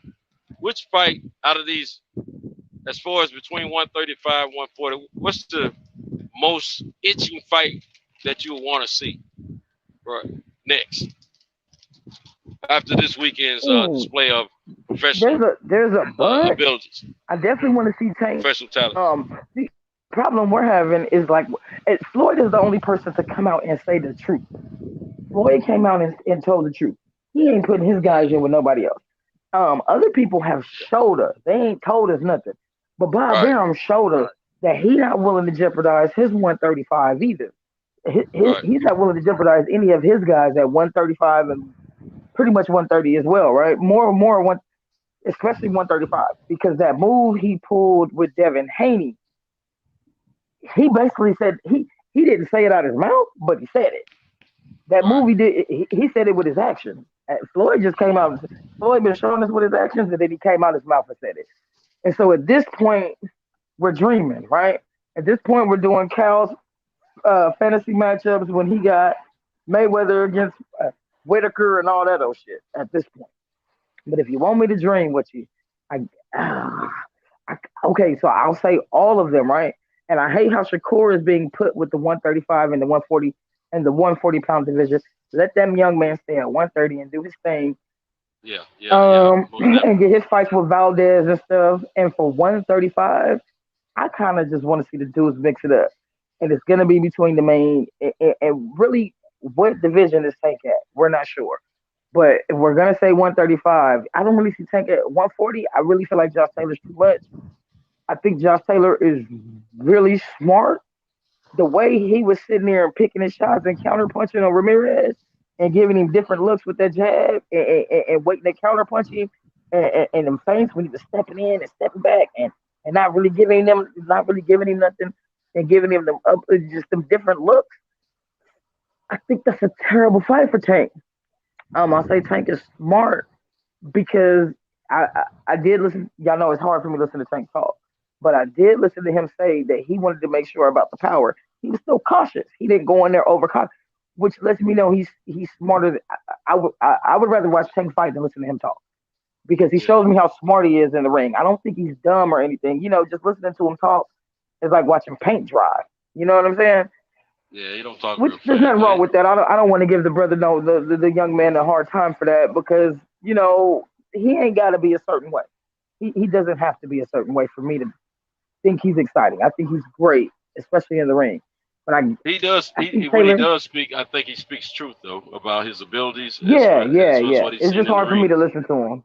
It's just hard for me to listen to him though. And that's just my. I understand what you're saying, but Trey, you're very articulate though. And of course you want to hear someone speak that's articulate. Yeah.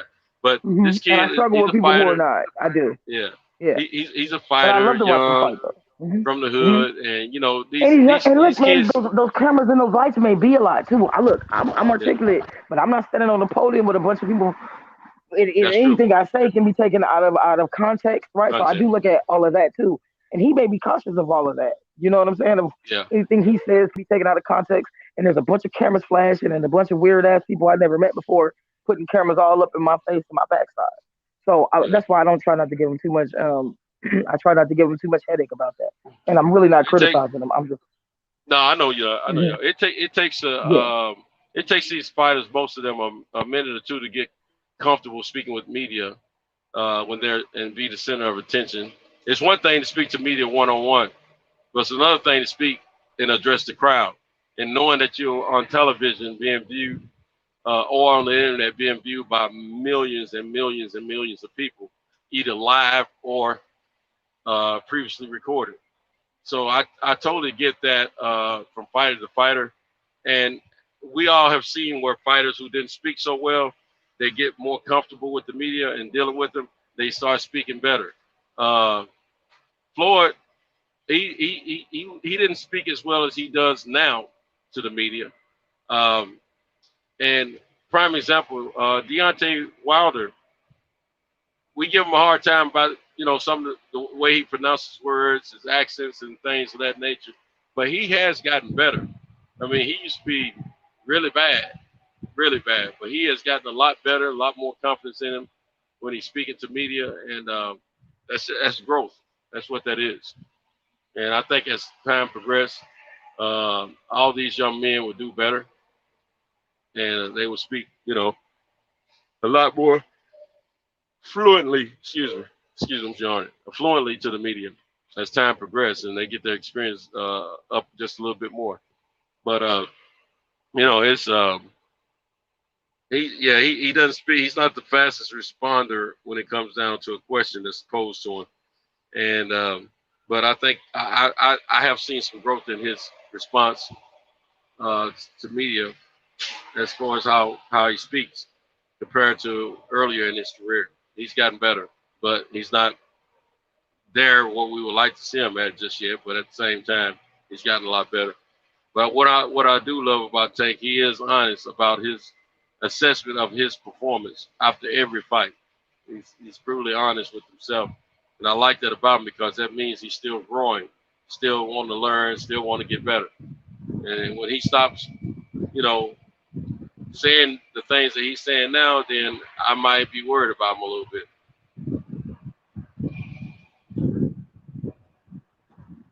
But Jay, we're gonna have we got a lot of great fights on the horizon that I'm really looking forward to. I want to let everyone know that I was telling Caio, I think I'm gonna hold back on going to Vegas this time. As bad as I want to be in Vegas for that Wilder fight, I mean, so bad. But I think it'd be in my best interest to hold off for a minute. And I want to give real thought to attending Las Vegas in August for the Spence and Pacquiao fight. And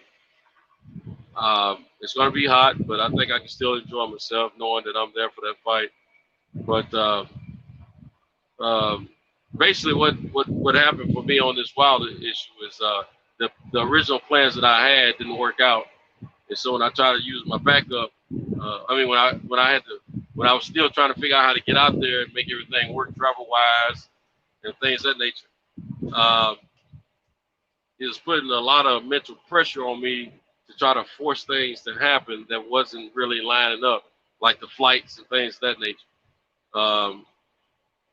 I don't want to get there, but I don't want to fly and just be getting there. I want to get there with a few hours to spare if I'm going to go the same day of. I want to go with a few hours to spare so I can relax a little bit, get ready, then go to the fight and enjoy myself. I don't want to have to rush from the airport to my locality where I would be staying and to the fight and then hold somebody else up in the process. And that wouldn't be right, you know, so I think it'd be in my best interest to hold off. I am going to put some effort in on that August fight, see if I can make that happen. And man, it's stink over here. And but I had a great time in Atlanta, kicking it with the homies. My home team, you know, a few of us guys got together and had a great time, used that camaraderie for one another, and you know, they were laughing at me. I thought I had, you know, a little pulling game. I thought I'd get any girl in there to take a picture of us, and the one I asked shut me down real nicely, and I had a little pie in my face, so my Mac game was shut down. But we had a good time nevertheless, and I can't wait to do it again. And I'm hoping that it'll be a few more of us that are present at the fight, where we can, you know, get to know each other a little bit more, see each other face to face, and just have a great time. And hopefully, you know, we can all get there early enough where we can hang out, have a big dinner together at a restaurant or something. You know, when we go in, they got to put 2 or 3 tables together for us. You know, that type of thing. Make people ask questions. Who are those guys? You know what I'm saying? And you know, we'll go out and meet a few people that are on the inside of the boxing industry. You know, the fighters, trainers, promoters, managers, producers of networks and things of that nature. You know, that'd be awesome, and some entourage or whatever, you know. The good thing, for the first time, I actually had the opportunity to chop it up with a few personnel that are part of the boxing industry. Usually when I go to a fight and I sit there, I admire and I look and admire, but I don't approach. But this time with my guys, I was just hyped and happy and ready to talk to people. And you know, I got a chance to meet some, you know, shake a few hands, and it was great. So I appreciate that. But yeah, we got fights to check out. I still got to watch that fight that came on Sunday. Hey, Trey, join back in. Tay jumped off. I didn't realize. Yeah, I still got to watch that fight Sunday. I mean, Trey, Cam, if you're awake, I think Trey trying to get back in. Is that what you were saying, Rob or Fugius, whichever one y'all said? Let's see. We got a lot of chatting going on. Yeah, Trey trying to. I think Trey trying to get back in. But anyway, that show they put on in Atlanta, let me tell you, it was great. You know, and me and my man Shelton Moore, we sat there and watched the Loma fight on my phone. Well, a good portion of it, I kept watching it because I think the Tank fight had probably started by it. No, I think we were watching the. It might have been a overlap. The Lubin fight and the Tank fight was going on when the Loma fight was going on, and that might have been the Tank fight. Tank's fight started after Loma's fight, and I was sitting there watching both. Now I think it was a crossover between the two. I forget, but anyway, it was great. I got a chance to see it all, and I was very appreciative, you know. But now I need to get that fight that happened on Fox Sunday, that PPC card. I need to watch that from the beginning to the end. And I'm going to be looking out for that to see if I can do that online or something. Because I definitely want to see what I missed. And that one kid, H. Money was making mention that kid had the goods. And from the highlights, I believe he's right. So I definitely want to check that out. But we that kid Morrell. Morrell, yeah, not bad. He got a good punch on him, strong punch. Yeah, you know. You saw those fights? Yeah, I watched that. I saw that one. Yeah. What does kid's potential look like? He look decent. Like, you know, he look decent. He's southpaw. He got a strong punch. That's for sure. He look like he could crack. I mean, he got good basic fundamentals. You know, I was shocked to see he had that damn WBA title and shit. He won that shit in January or something. I'm like, oh really? They got Oh, Like this kid, they said had like 5 wins or something. nah, he not 5 wins now, but he won the title in like his 3rd fight or some shit like that. They gave him that belt. That shit is Yeah, so ridiculous. They need to stop that shit, man. Yeah, that's a fast track like Loma situation. Yeah. Another type rank fighter too. Yeah, that shit is ridiculous. No. I'm sorry. That's PBC. PBC. Well, That's PBC. He was. Yeah. They got them one now that they fast track. I've seen fast tracking, but not at the pace of Loma and this kid here. There might have been one other fighter that they fast track like that. But nah, every now and then it's happened before in the history of boxing. But, most of the times it haven't been successful because even Loma lost early. Right. You understand? His first shot at the title, he lost. You got to go back in the history of boxing. They've always tried that. Always tried things like that. Back when Floyd Patterson was the champion, you had the Olympic gold medalist. Yeah. You got Rademacher. Yeah. This kid Rademacher, he won the gold medal. They put him in the fight with Floyd, his first fight. He dropped Floyd. Floyd got up and knocked his ass out. So it's not like it hasn't been done before. You even remember back in the days. You remember Jeff Showtime Stoudemire? Yeah. Mm-hmm. From the Muhammad Ali boxing team. Remember he turned. Right. Remember his first fight. Remember his first pro fight was a 10-round fight. I gotta see it. I can't remember it clearly. I remember him. He lost too. He lost to Jeff McCracken. That name, I remember that name. Yeah, he lost to Jeff McCracken that day. The first fight was a 10-rounder. He went the distance too. He went the distance, but he lost. It was a close decision. And shit, because they had a lot of hype. He had a lot of, because he was a top amateur. I think he was a part of that Olympic 80 team that didn't go. He either was I think he was the 165 on that team. He was either the 165 or he was the alternate. And, he was on the Muhammad Ali. He had been on the Muhammad Ali boxing team. Hey, Business, do you remember this kid? He was a pretty decent fighter at one time. He got in the ring. I almost want to think he was fighting against Kendall Holt. But I can't remember if it was Kendall Holt or not. But he got in the ring and he had this big old pre-fight show where he's like dancing with one of his guys in his entourage or something. They doing some kind of little dance before they announced who the fighters were and all that.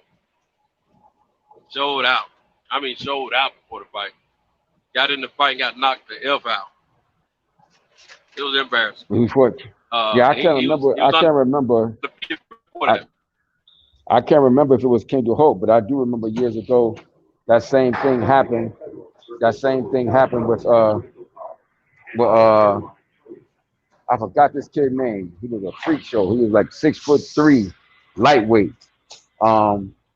He had the crazy ill haircut. He got knocked out by my man Jimmy Paul, the ringmaster. They fought on CBS. What's the guy name? I can't remember this guy name.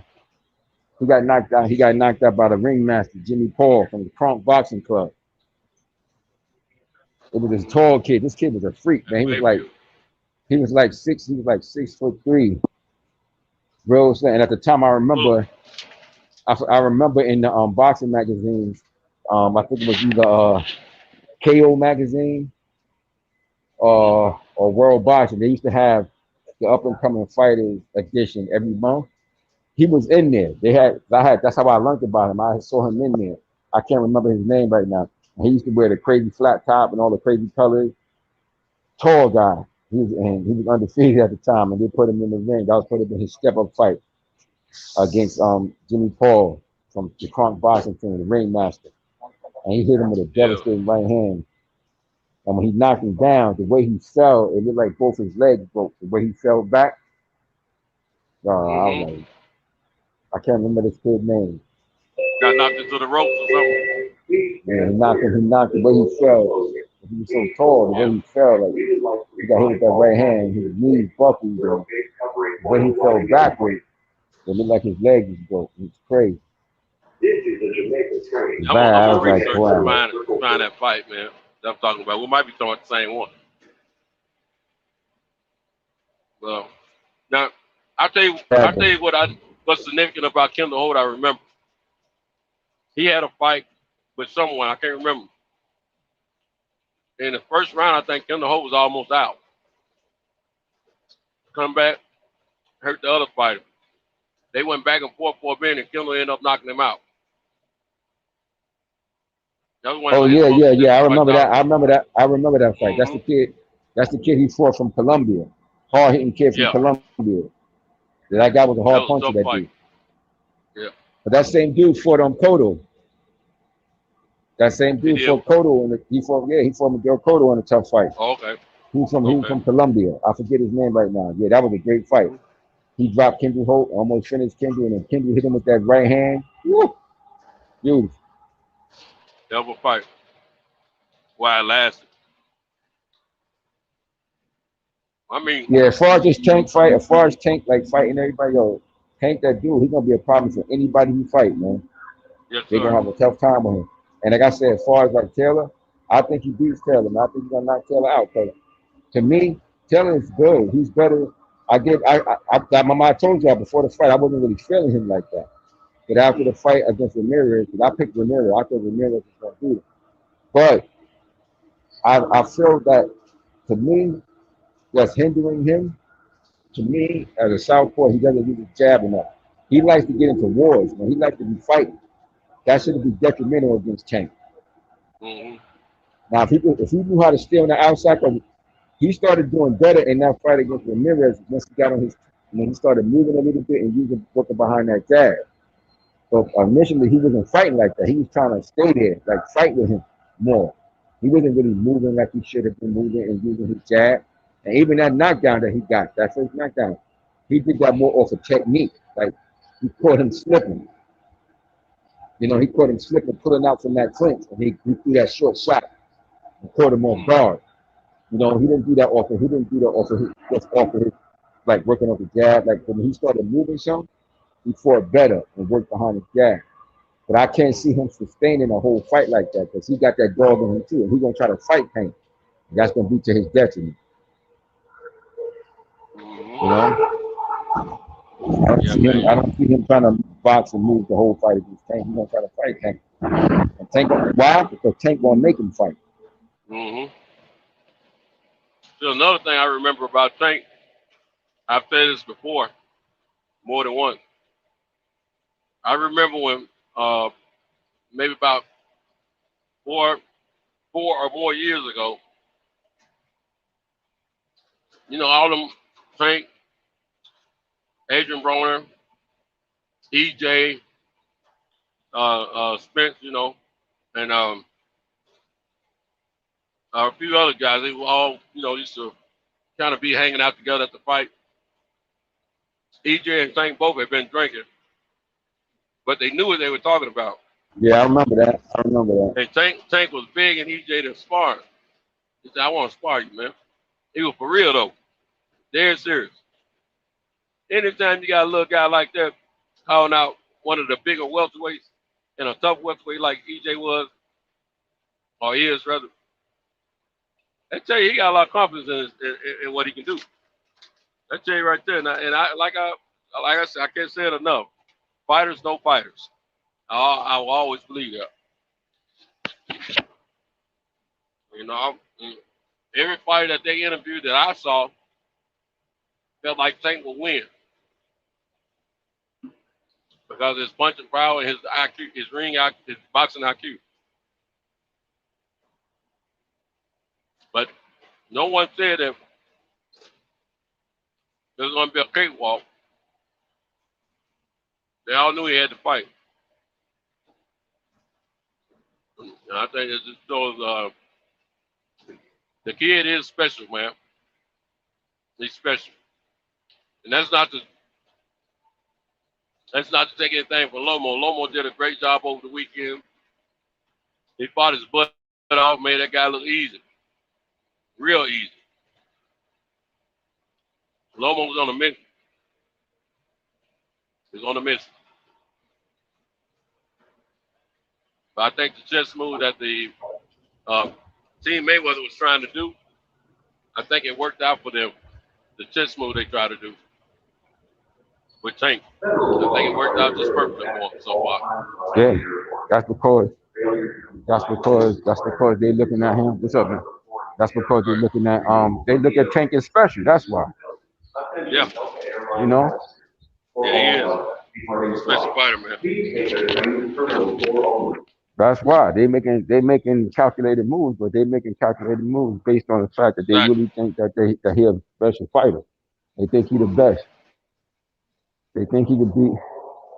They think he could beat all those guys down there, and that relative between 130 to 140, and they making calculated moves as they supposed to, as a business, as a promotion. But they still think that for the most part, they think they got the top dog. True, that's a part of that shit as well. It's not just that they make a strategic move. They really think Tank. They really feel they got the best young fighter. You know, right now he looking damn good.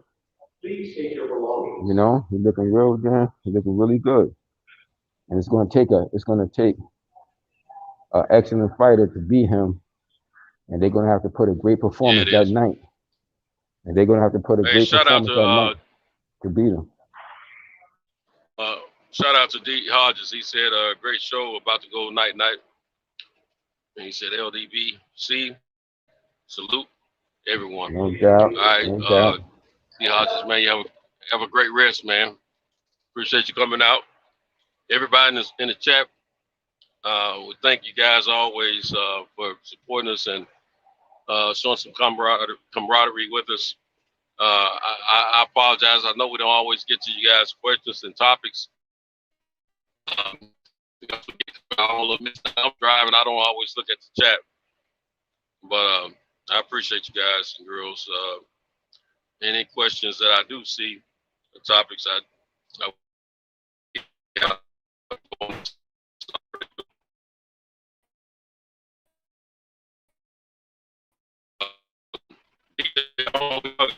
You breaking up? You breaking up, Simcoe?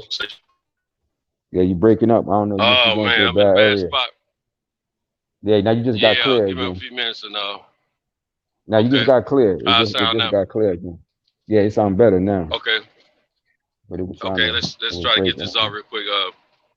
I see DJ said Conor got a $5 million purse, but total earnings take home to 20 after merch. Who? Do it 20 after merch. Pay per view. Who got? And a portion of the cake. Who's he talking about? Huh? Who's he talking about? DJ and Jalen are having a conversation in the chat. I guess I was being nosy. That Jay, that was for the second fight, so it might be the same for the third since he lost. Yeah, they're talking about something to do with a fight that I guess Conor was involved with and someone else. Let's see, in Shape Street Fighter. The last interview was cool. I'm not sure which interview you're speaking of. Of course, we already read Trey. Trey is locked up, and they won't let Trey out. Locked up, won't let me out. Anyway, let's see. DJ said we were talking about Conor McGregor versus Poirier, I guess how you pronounce his French word.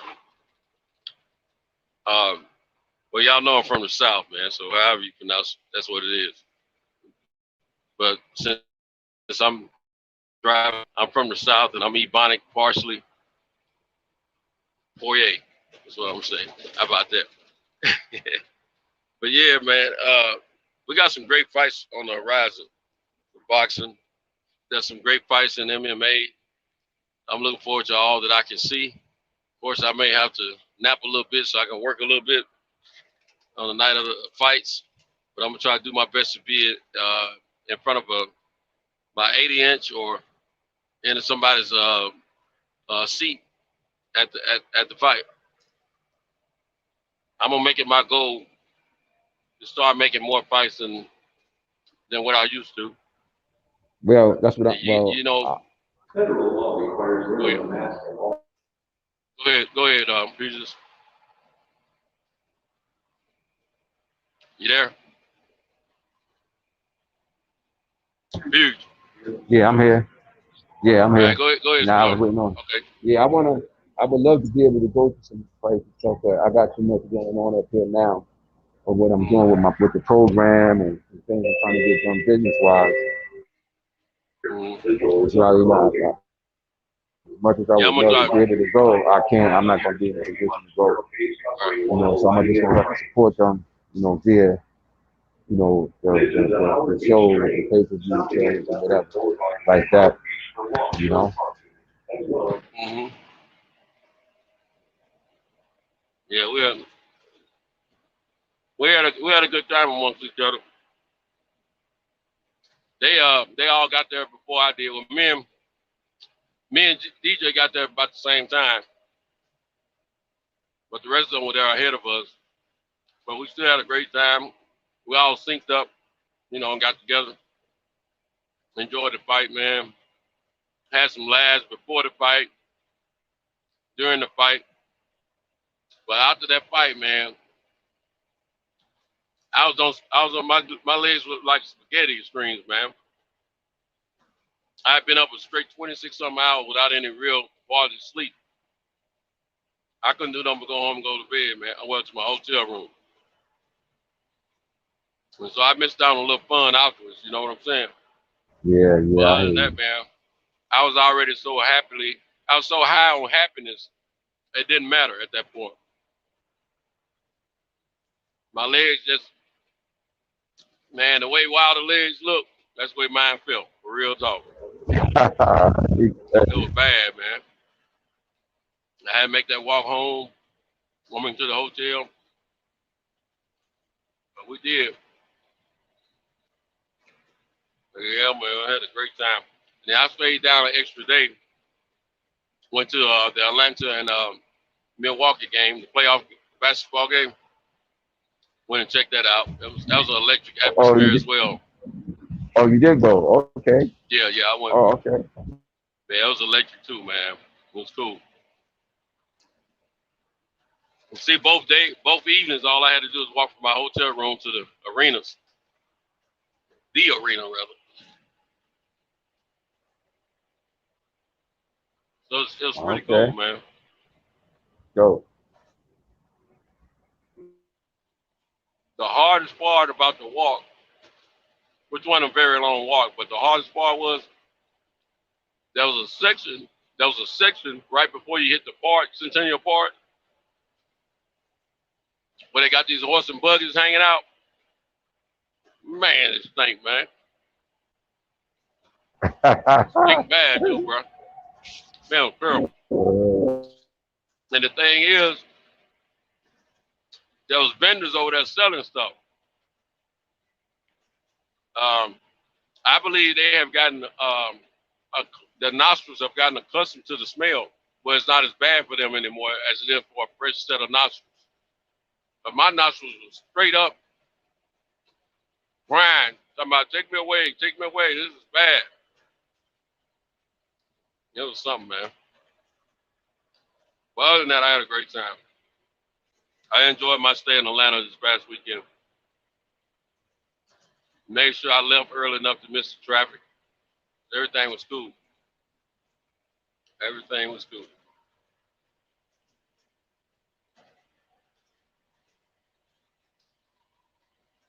But yeah, man, I can't wait to these other fights. I mean, I can't wait to this weekend, man. Somebody fighting on the 3rd, right? I'm trying to think. Who fights this weekend? Yeah, that's that kid B-Hop, little B-Hop. You saw himself little B-Hop. Yeah, you talking about Colbert. But he prime time. Yeah. Prime time. Prime time now, yeah. Yeah. Prime time Colbert. Yeah. that. Wireless connections to the A train. Please take your belongings. Yeah, that's prime time. And then we got something. When is that Charlo fight? Is that later on next month? That might be the 27th. That might be 27th or 28th or something like that. Yeah, I think it's next month. No, it can't be the 27th. No, because when it's Spencer, well, hold on. This is 13th. Yeah, I think it's somewhere 18th, between the 18th or something like that. The 18th or something like that. I was the 17th. So Wilder's 24th. So 17th Jamal fight. I mean Jamil.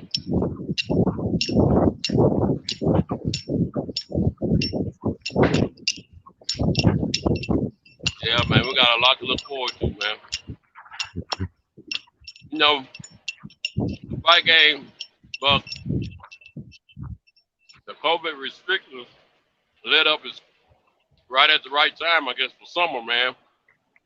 Plus now we got these fights coming, man. Back to back to back to back. I love it. I love it. Hey, bitches, you know what's the hardest time of year for me, man? Is at the end of December when all the fights are running, when they're fighting the last of the fights, and they're not gonna come back for a few months. That's one of the hardest times for me, man, because I don't have anything on Saturday night to watch unless it's MMA. Oh yeah. Yeah, man, it's hard for me. I be wanting to cry sometimes. Real talk. But I stay strong though. You see, I'm a man, so I gotta stay strong. I keep that stuff locked up. But I be crying on this. I'm like, man, ain't no box. What am I gonna do? I don't do a lot of things. I'm more of a homebody type of person, man, and I don't hang out much at all. So when I do get out, I like to, you know, I like to feel good and have fun, you know. But man, I'm gonna try to make sure that I start enjoying life a little bit more, get out a little bit more, and partake in different things a little bit more because as much as I love boxing, man, I haven't been to half of the boxing matches I should have been attending for as much as I love boxing. I'm like a junkie for boxing, you know. As a matter of fact, some people was coming through our road sitting. They were coming to sit to get in their seats, get ready for a tank fight. They come through there. I had to fight. I had the top rank fights on my phone, and we had the fights going on in the arena. And everybody's like, "Darn, y'all some real junkies, ain't you? Y'all really love boxing." Yep, we sure do. That's what we do. Yeah. We ain't trying to miss nothing. You know what I'm saying? So yeah, man, it's cool. It's cool. Yeah, and the last person I met Saturday night was Mark Nash, which I had already been hanging out with him, but like I said, I didn't get there till later. But I run into him when I was on my way out of the arena. I looked at him, I said, "This cat look familiar." I said, "Oh, Mark." I said, "Mark Nash." He looked at me funny. I said, "Cento, man." "Oh, what's up, Cento?" We chopped it up a tad, you know. Yeah, Man, he told this me. thing Yeah, over here too. he said the last one he met up with the crew. Yeah. Yeah, man. We got a picture snap. I think it's his brother might have his brother. I know his brother took a picture, but I think yeah, I'm gonna get with him and get that photo, and I'm gonna put that on my Instagram as well. And I'm sure he's gonna put it on Instagram too. Man, it smells like a dirty diaper over here where I'm at, man. It's terrible, man. Yeah, like you know them babies when them little babies have them old bad ones. They got a whole a diaper full of you know, stuff, and it's smelling real bad and sour. That's what it smells like over here. It's terrible, man. You got folks breathing this air too. Yeah. You never know what you're gonna smell in the country though. bad enough what you'll smell in the city at times. Yeah, man, it was a great fight weekend, man. Awesome. And man, I'm gonna tell you, man, Atlanta Hawks, let me talk to you. Y'all should have won that game, son. Y'all should have won. Yeah, they should have won that. Yeah, I think I think they messed up by not trying to work that ball in the paint area more. But at the same token, I noticed that when Trae Young got hurt, and they had to, I think I heard the momentum change, man. Then they no longer had the momentum in the game. Yeah. And Milwaukee, they never did get overly excited. They just kept working the ball down through the paint, man. Killed them. But yeah. Yeah, it's been a good, interesting playoffs, man. Them injuries, man. Say it again. I said it's been a good, interesting playoff, but if that injury slow trade down some, it's gonna definitely lead to them getting out of there. But those injuries, man, those injuries is a big key in a sport like basketball and those team sports, man. You need the best players to be healthy. That's why the Nets. I told everybody from the start. I said, if the Nets can manage to stay healthy, they'll win it. But if they don't, I said their biggest thing is going to be injury. Yeah. So their biggest thing is going to be injury, and their three best players was hurt all year. You can't have your best players hurt all year. The same thing with the Lakers. Lakers ain't make it because Anthony Davis got hurt. You can't have your best players getting hurt. Team sport like that. It can't happen. Not gonna win. Yeah. Man, it's Look at a team like Milwaukee. Look at a team like Milwaukee. If Milwaukee goes all the way, you notice they haven't had no injuries yet. Right. Nobody really got hurt. That's really a major component to their team. Mm-hmm. They've managed to stay healthy. There was a few Milwaukee fans spread here and there amongst the red and black. Man, it was funny, man. When they were cheering them on and things of that nature, it was funny. They were having a good time. And man, I'm gonna tell you something, man. I don't get out much, like I said. Man, both nights I was able to see some beautiful women in all shapes, sizes, and colors, man. But the majority of them were, sisters and Latinas. It's fire out there in Atlanta. It's fire out man. there. Even without an event, it's fire. That's what they're known for. But man, it was awesome. It's fire out there. Yeah, they got fire out there. Atlanta, period. I tell you, the only thing about it though, man, I see some of these cats, man, allowing their girls to come out with these transparent or sheer material that shows they under pieces, man. Man, I'm not. Knowing that other guys like me looking at them, shoot, man, no, baby, you got to cover that up. That's because them sisters, they controlling shit down there. That's why a lot of them exactly. And it's a big competition too. Why they out like man, they out in droves, man. I appreciate them letting me see some parts of their body, but I don't condone it though. Or maybe I do since I look at it, but I'm not looking at it because I shouldn't be looking at it. I'm looking at it because I'm a man first. It's in front of your eyes. It's in front of your eyes. Yeah. In front of your eyes. You want to look at it. Your eyes to see. I'm a straight up man. Straight. Yeah. You got a right to look at it. If you're gonna show it, I'm gonna look at it. No, with no shame. You got the right to look at it. You got the right to look at it. They showing it. That's right. They showing it. They want it to be seen. Mm-hmm. They don't want it to be seen. They don't be wearing that shit. So you know what? It's a trip. If the dude is out with his girl, she got something on like that, I'm looking. Come by me. Right, Absolutely. Come by me. I'm looking. I'm looking. I don't give a Right. fuck who she with. I don't care who she Right. with. You so that way, shouldn't have come out the house. Shouldn't come out of the house. That's right. Man, let me tell you, I saw so many females. There were so many females that was together. You know, they were in groups. They came to the fight, man.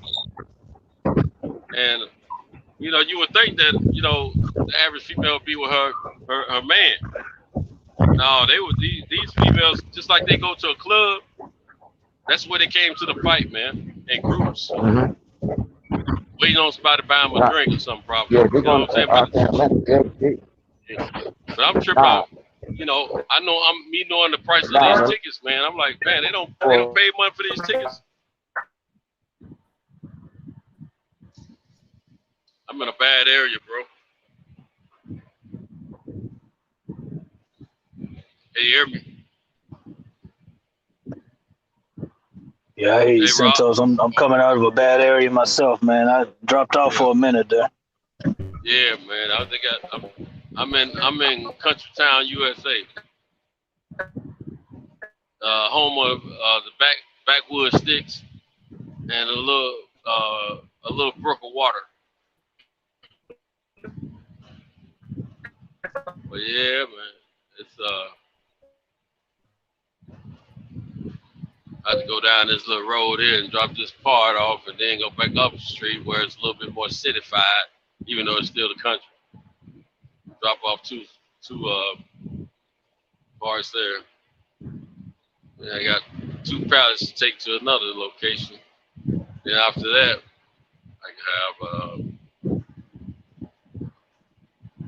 about 4 other orders to fulfill on the Tennessee side. That'll be the bulk of my day.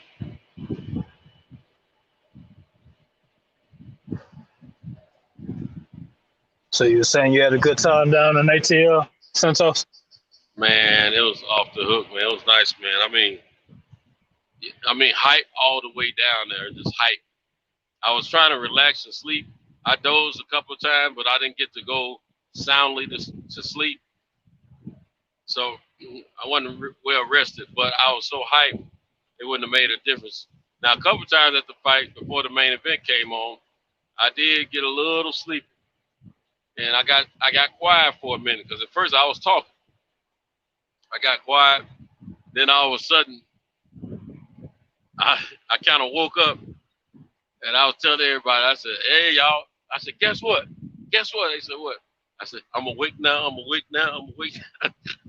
Now I'm awake. You know, I got doing a little bankhead bounce with it. You know what I'm saying? And so I knew I had enough juice to last through the remainder of the fight. You know what I'm saying? So it worked out pretty good.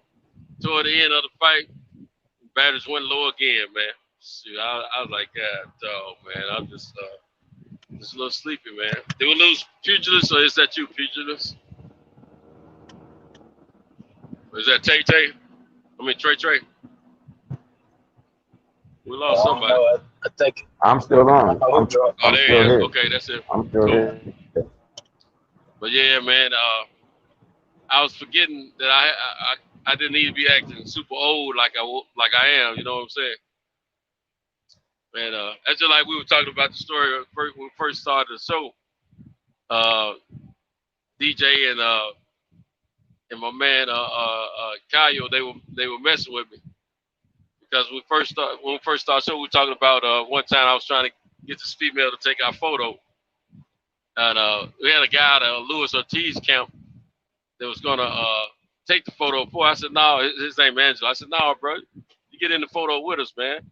I said, no, I want to ask the chick. Don't worry about it. I got it, man. She'll take it. Watch this. I went over there and embarrassed myself, man. She said, I really don't have time. I was like, oh, hell, on it. You know what I'm saying? Making me look bad in front of my comrades. You know what I'm saying? But I went to her with the old man rap and didn't realize it until after I said it. I said, ma'am, you know, you say something like that, they already think you about 50. You know what I'm saying? Oh man, you called her ma'am? Yeah, man. I should say little mama or baby or sweetheart or something. I don't know, sweetie or something. But that ma'am got me shut down. Yeah, gorgeous. Yeah, I could have said that. Was she cute? She was cute. She was cute, but she was too thin for me. All right. Yeah, you I can mean, just give her a compliment. Two skinny people don't work. You know what I'm saying? It's bone on bone, man. And, Oh, Yeah, ain't nobody okay. trying to don't work start for no me. fire, bro. Yeah, Nah, man. ain't nobody trying to start a fire. No. So she wasn't. I wasn't trying to holler at her no way. But you know, I thought she was cute enough for us to try. I just wanted to show the guys that I got a little game with it. I think I showed them that my game is old. As they say in another country, I think my game is rubbish.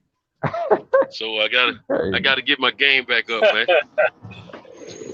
Hey, old ATL, Mac, man, them females will be in packs, man, at any event, bro. It don't matter. They could know nothing about the sport. They'll be there though. It's an event to them, you know.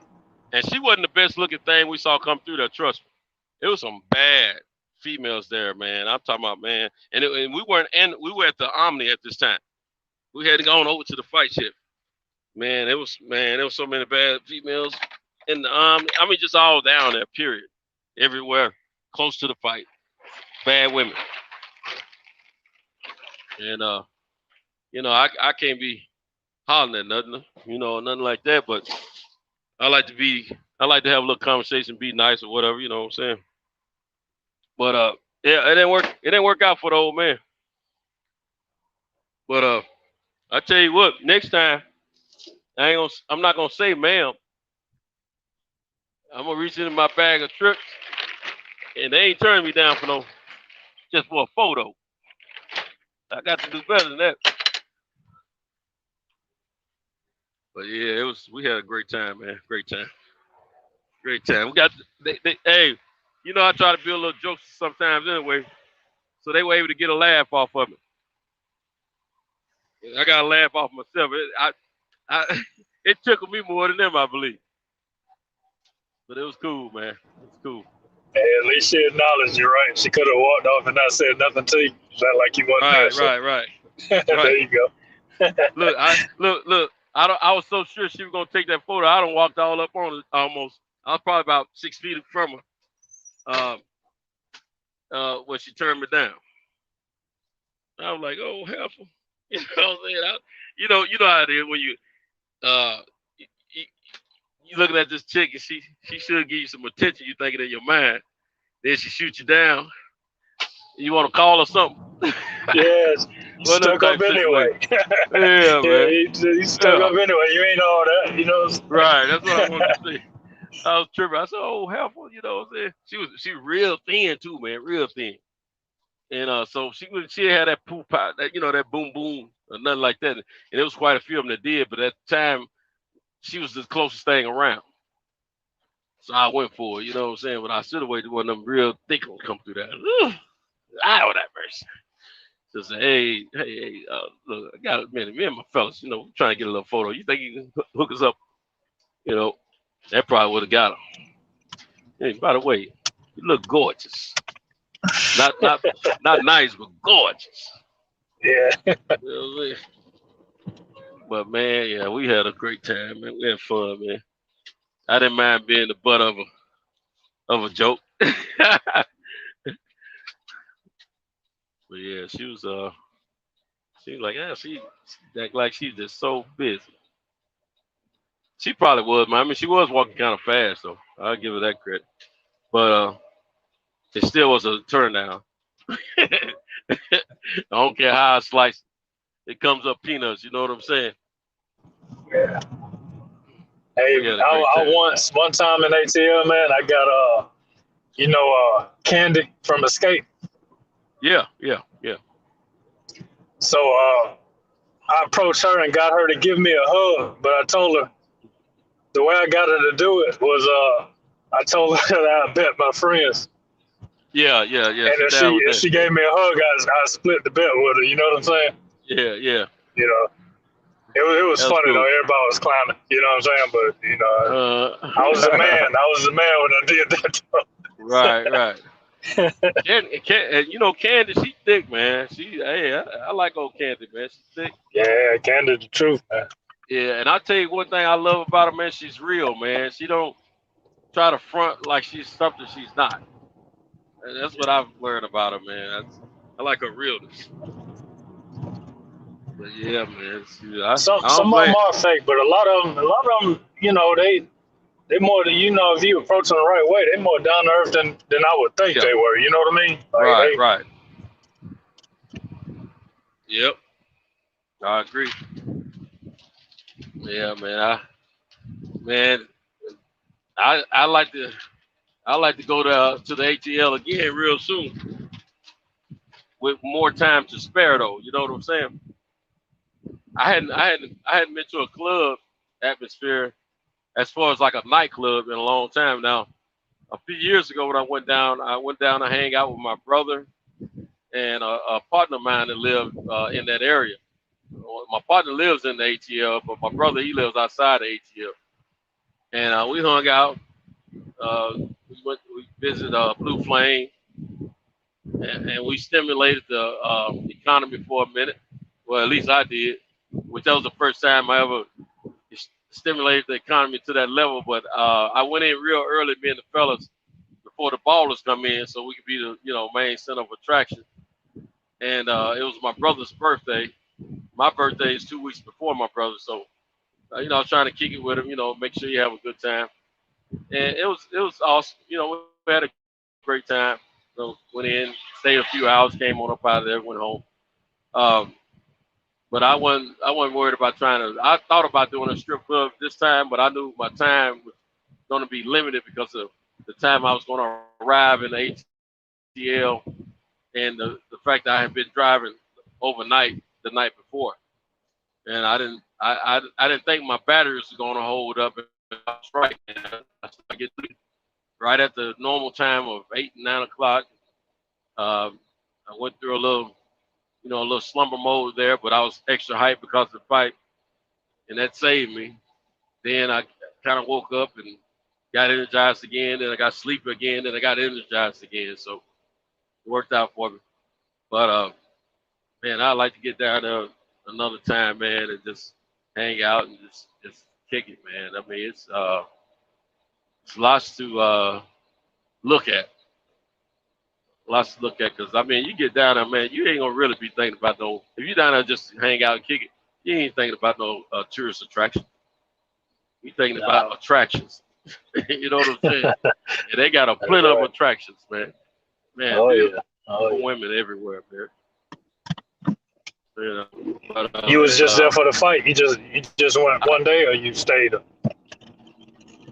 I stayed 2 days because I got there, but I stayed extra day. Went to the game Sunday, Atlanta and Milwaukee, and that was an electric atmosphere too.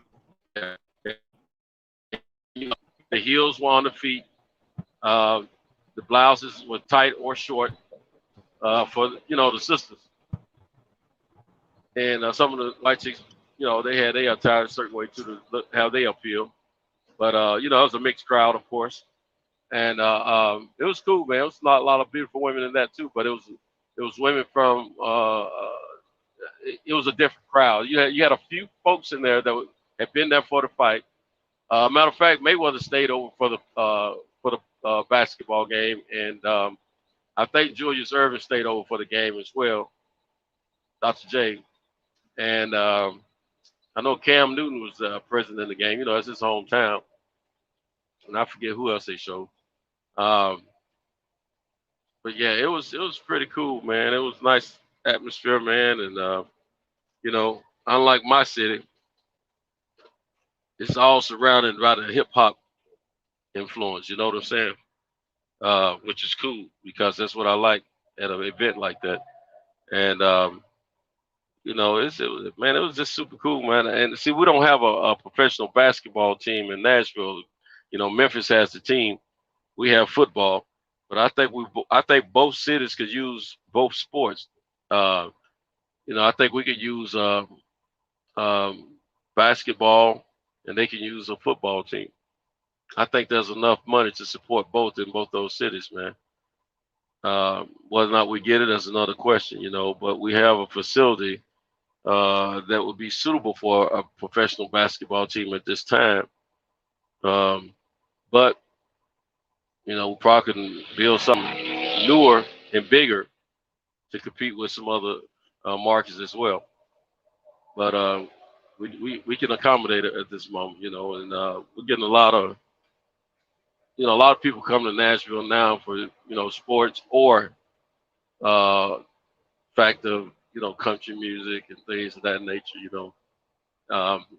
That country music scene, we don't care nothing about it as African Americans in the city. But I'll tell you one thing, man, there be some bad girls walking around downtown Nashville, man.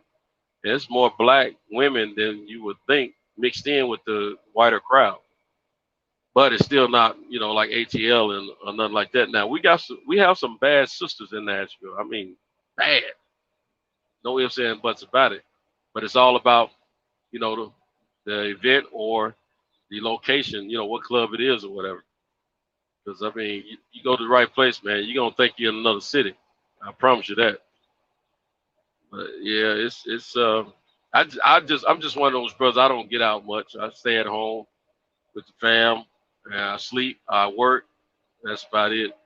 And but I know the few times I do get out, man, I think I'm in another city, man, because I'm not used to being out and I'm seeing stuff that I would normally see in other cities. And or at least that used to be the way it was when I was getting out. And man, I tell you, I love it. I love women by the pound. I'm a looker and a watcher, man. I probably ain't gonna bust a grape too much. I'm in a silly mode or something like that. I might flirt a little bit, just show the guys I got a little game. But I don't do much of that, like I used to. But I still love the women, love them to death. I just can't have none of them. It's like those it's like the grapes at the grocery store. They look good to you. Some people taste them, but I can't have them though. I don't even taste them. You know what I'm saying? So it's just one of those things, man, where you just got to look and admire. But I can sit and if you take me to a place that's got a bunch of women hanging out, I don't need to do anything else unless some boxing is on. I can sit in that same spot just watching women go by. I went to LA, as a matter of fact, guys, in 2019. Went by myself, man. I attended a funeral out there. A good friend of mine, it was like an older brother to me. He had been living there for several years now since he retired from the military. And he passed. I was out there, to show my love and support to the family, But man, I didn't hook up with the family to the day of the funeral. I was staying in Torrance. Shoot, I was right across the street from a mall. Man, what? I went over to the mall, checking all these ladies out all day. I took breaks on them. I sit down at these chairs, man. I'll be looking at them. I doze off. I wake up and get to looking again. I doze off.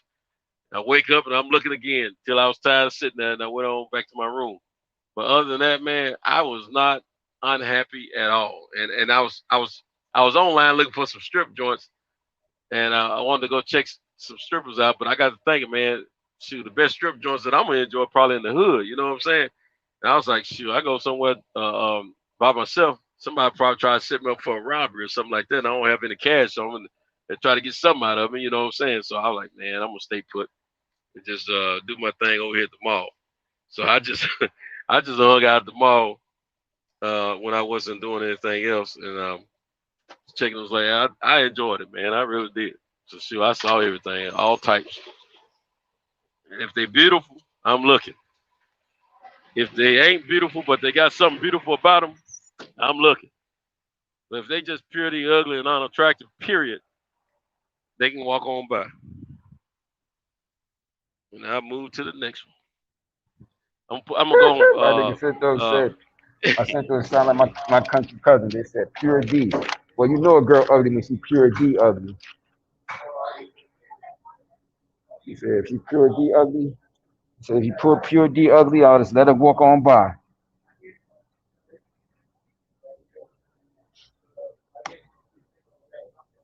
Hello? I don't hear it.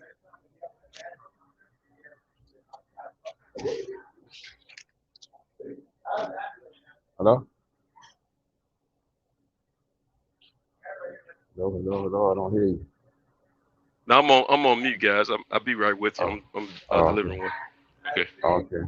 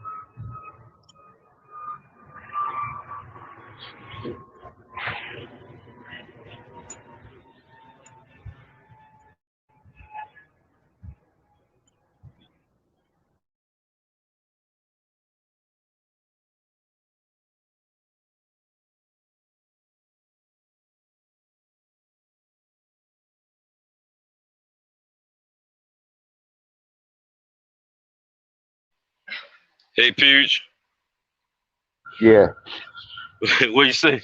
You couldn't Nah, say I was, purity. yeah, that's that country. That's that country shit. My cousins are the down south.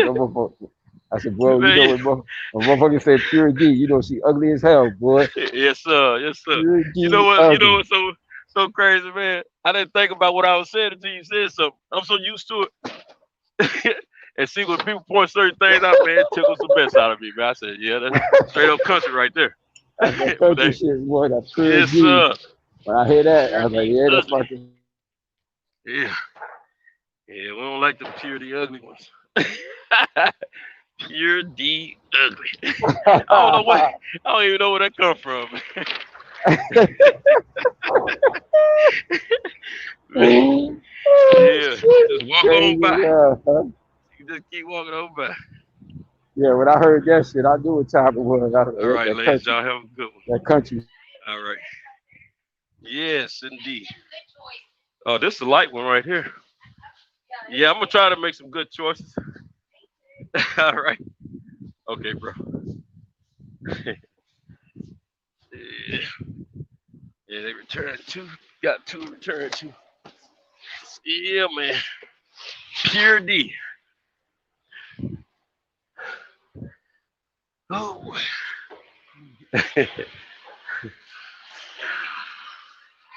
Yeah, man. Had a great time though, man. I really did. I mean, you know what? I'm gonna tell you, man. When you get to kick it with some people that you made a great relationship with by way of this internet thing, man. Man, it's such an awesome feeling. You know, yeah, it looked like y'all had a good. Looked like y'all was having a good time, and I would have loved to have been there, man. But I'm gonna make it out. I'm gonna make it out. I'm gonna eventually make it out to something. Yeah, we gonna. I know we all gonna run into each other, man, for sure. And you know, the crazy thing about it is, we know each other already. Some of us just hadn't seen each other, so when we see each other, we're not strangers. You know what I'm saying? Yeah, exactly. So you got homies to kick it with. We mobbing through like, hey, this is what we do.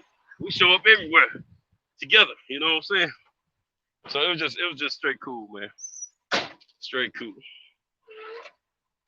But yeah, I had a great time. Great time, man. Can't wait till the next. I sure wanted to go to that wild thing, man. I really did. But I gotta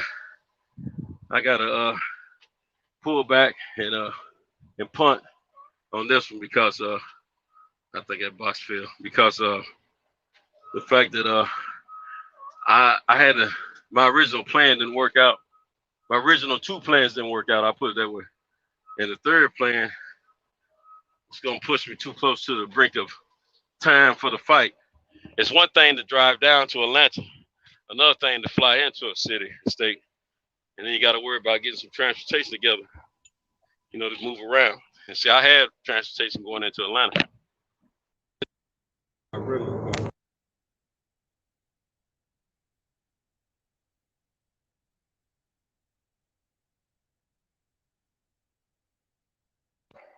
Enter.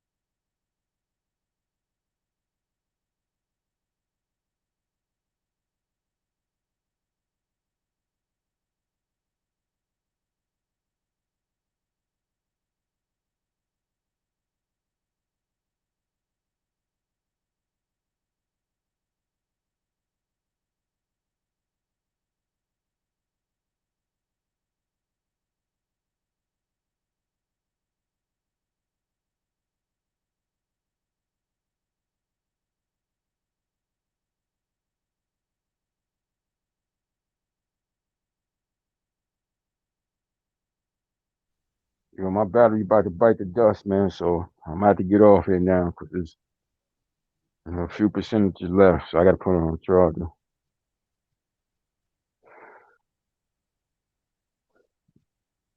Yeah, so I'll holler at y'all later on. It'll be later on for me. Probably Hey, fellas. Yeah, Hey, yeah. I'm about to get hey, off, man. Cause my phone yeah. about to die anyway. Okay, yeah, we're gonna chop it up later, man. I'm starting to get Yeah. these phone calls now anyway, and I'm gonna holler back, man. It's always a great time with my man Fuses and my man Rob. I appreciate everybody in the chat for hanging out with us. Look, Picasso showed up, Box fans, of course DJ Black Charm Music, and Joe, however you pronounce your last name, and a few others. DJ said, tell them about you being up under that air vent. Oh, I forgot about that. Man, look here. we had some decency. I'm gonna tell y'all about this real quick because I know everybody trying to get off. We had some decent seats, Shelton Moore and I. Man, but let me tell you, when I said it was cold, man, they had us right on the vent, man. They froze us to death, man. I had on shorts and a short sleeve shirt, man. Look here, when I went to the game the next day, I was in a nosebleed seat, which was still a good view from where I was sitting. But at the same time, man, I never was cold, man. I was warm up there, but I froze my butt off down that lower section, man. But Yeah, it I was can great, imagine. man. It was great. We had a great time. Yeah, I'm glad you remind me of that, DJ. It was crazy because everybody was cold down that section, man. Wasn't a warm person there. Let's see, Santos checked out on us, and we understood. Oh yeah, I checked out, man. He's telling us about. I couldn't hang, man. The old man age kicked in. But the truth of it is, I've been going for 26 hours, man. My body just gave out. But yeah, we had a great time, man, and I appreciate everybody hanging out with us, chopping it up with us, man. I always appreciate Pugilist, Rob, and Eli. He's with us sometimes. Tank is with us sometimes, and everybody else that jumps on the panel from time to time, man. I really appreciate it. And I pray that everyone's safe today, and we can reconvene and come together again later tonight or what have you. But anyways, man, in the meantime, in between time, you kick your thing and I kick mine. You know what I'm saying? And we'll get back together. And I appreciate you, brothers. No doubt, bro. Man, y'all stay safe, man. You be out safe out there on the road. Yeah, same to you, same here, man. As always, man. It's always it's always a good thing, man, coming together with the brothers, man. Absolutely. And we gonna get together one of these times for a fight, man. Oh I yeah, already know it, definitely. man. Yeah, You know? definitely. It's gonna go down. Yes, sir. Hey, they do one in New York, man.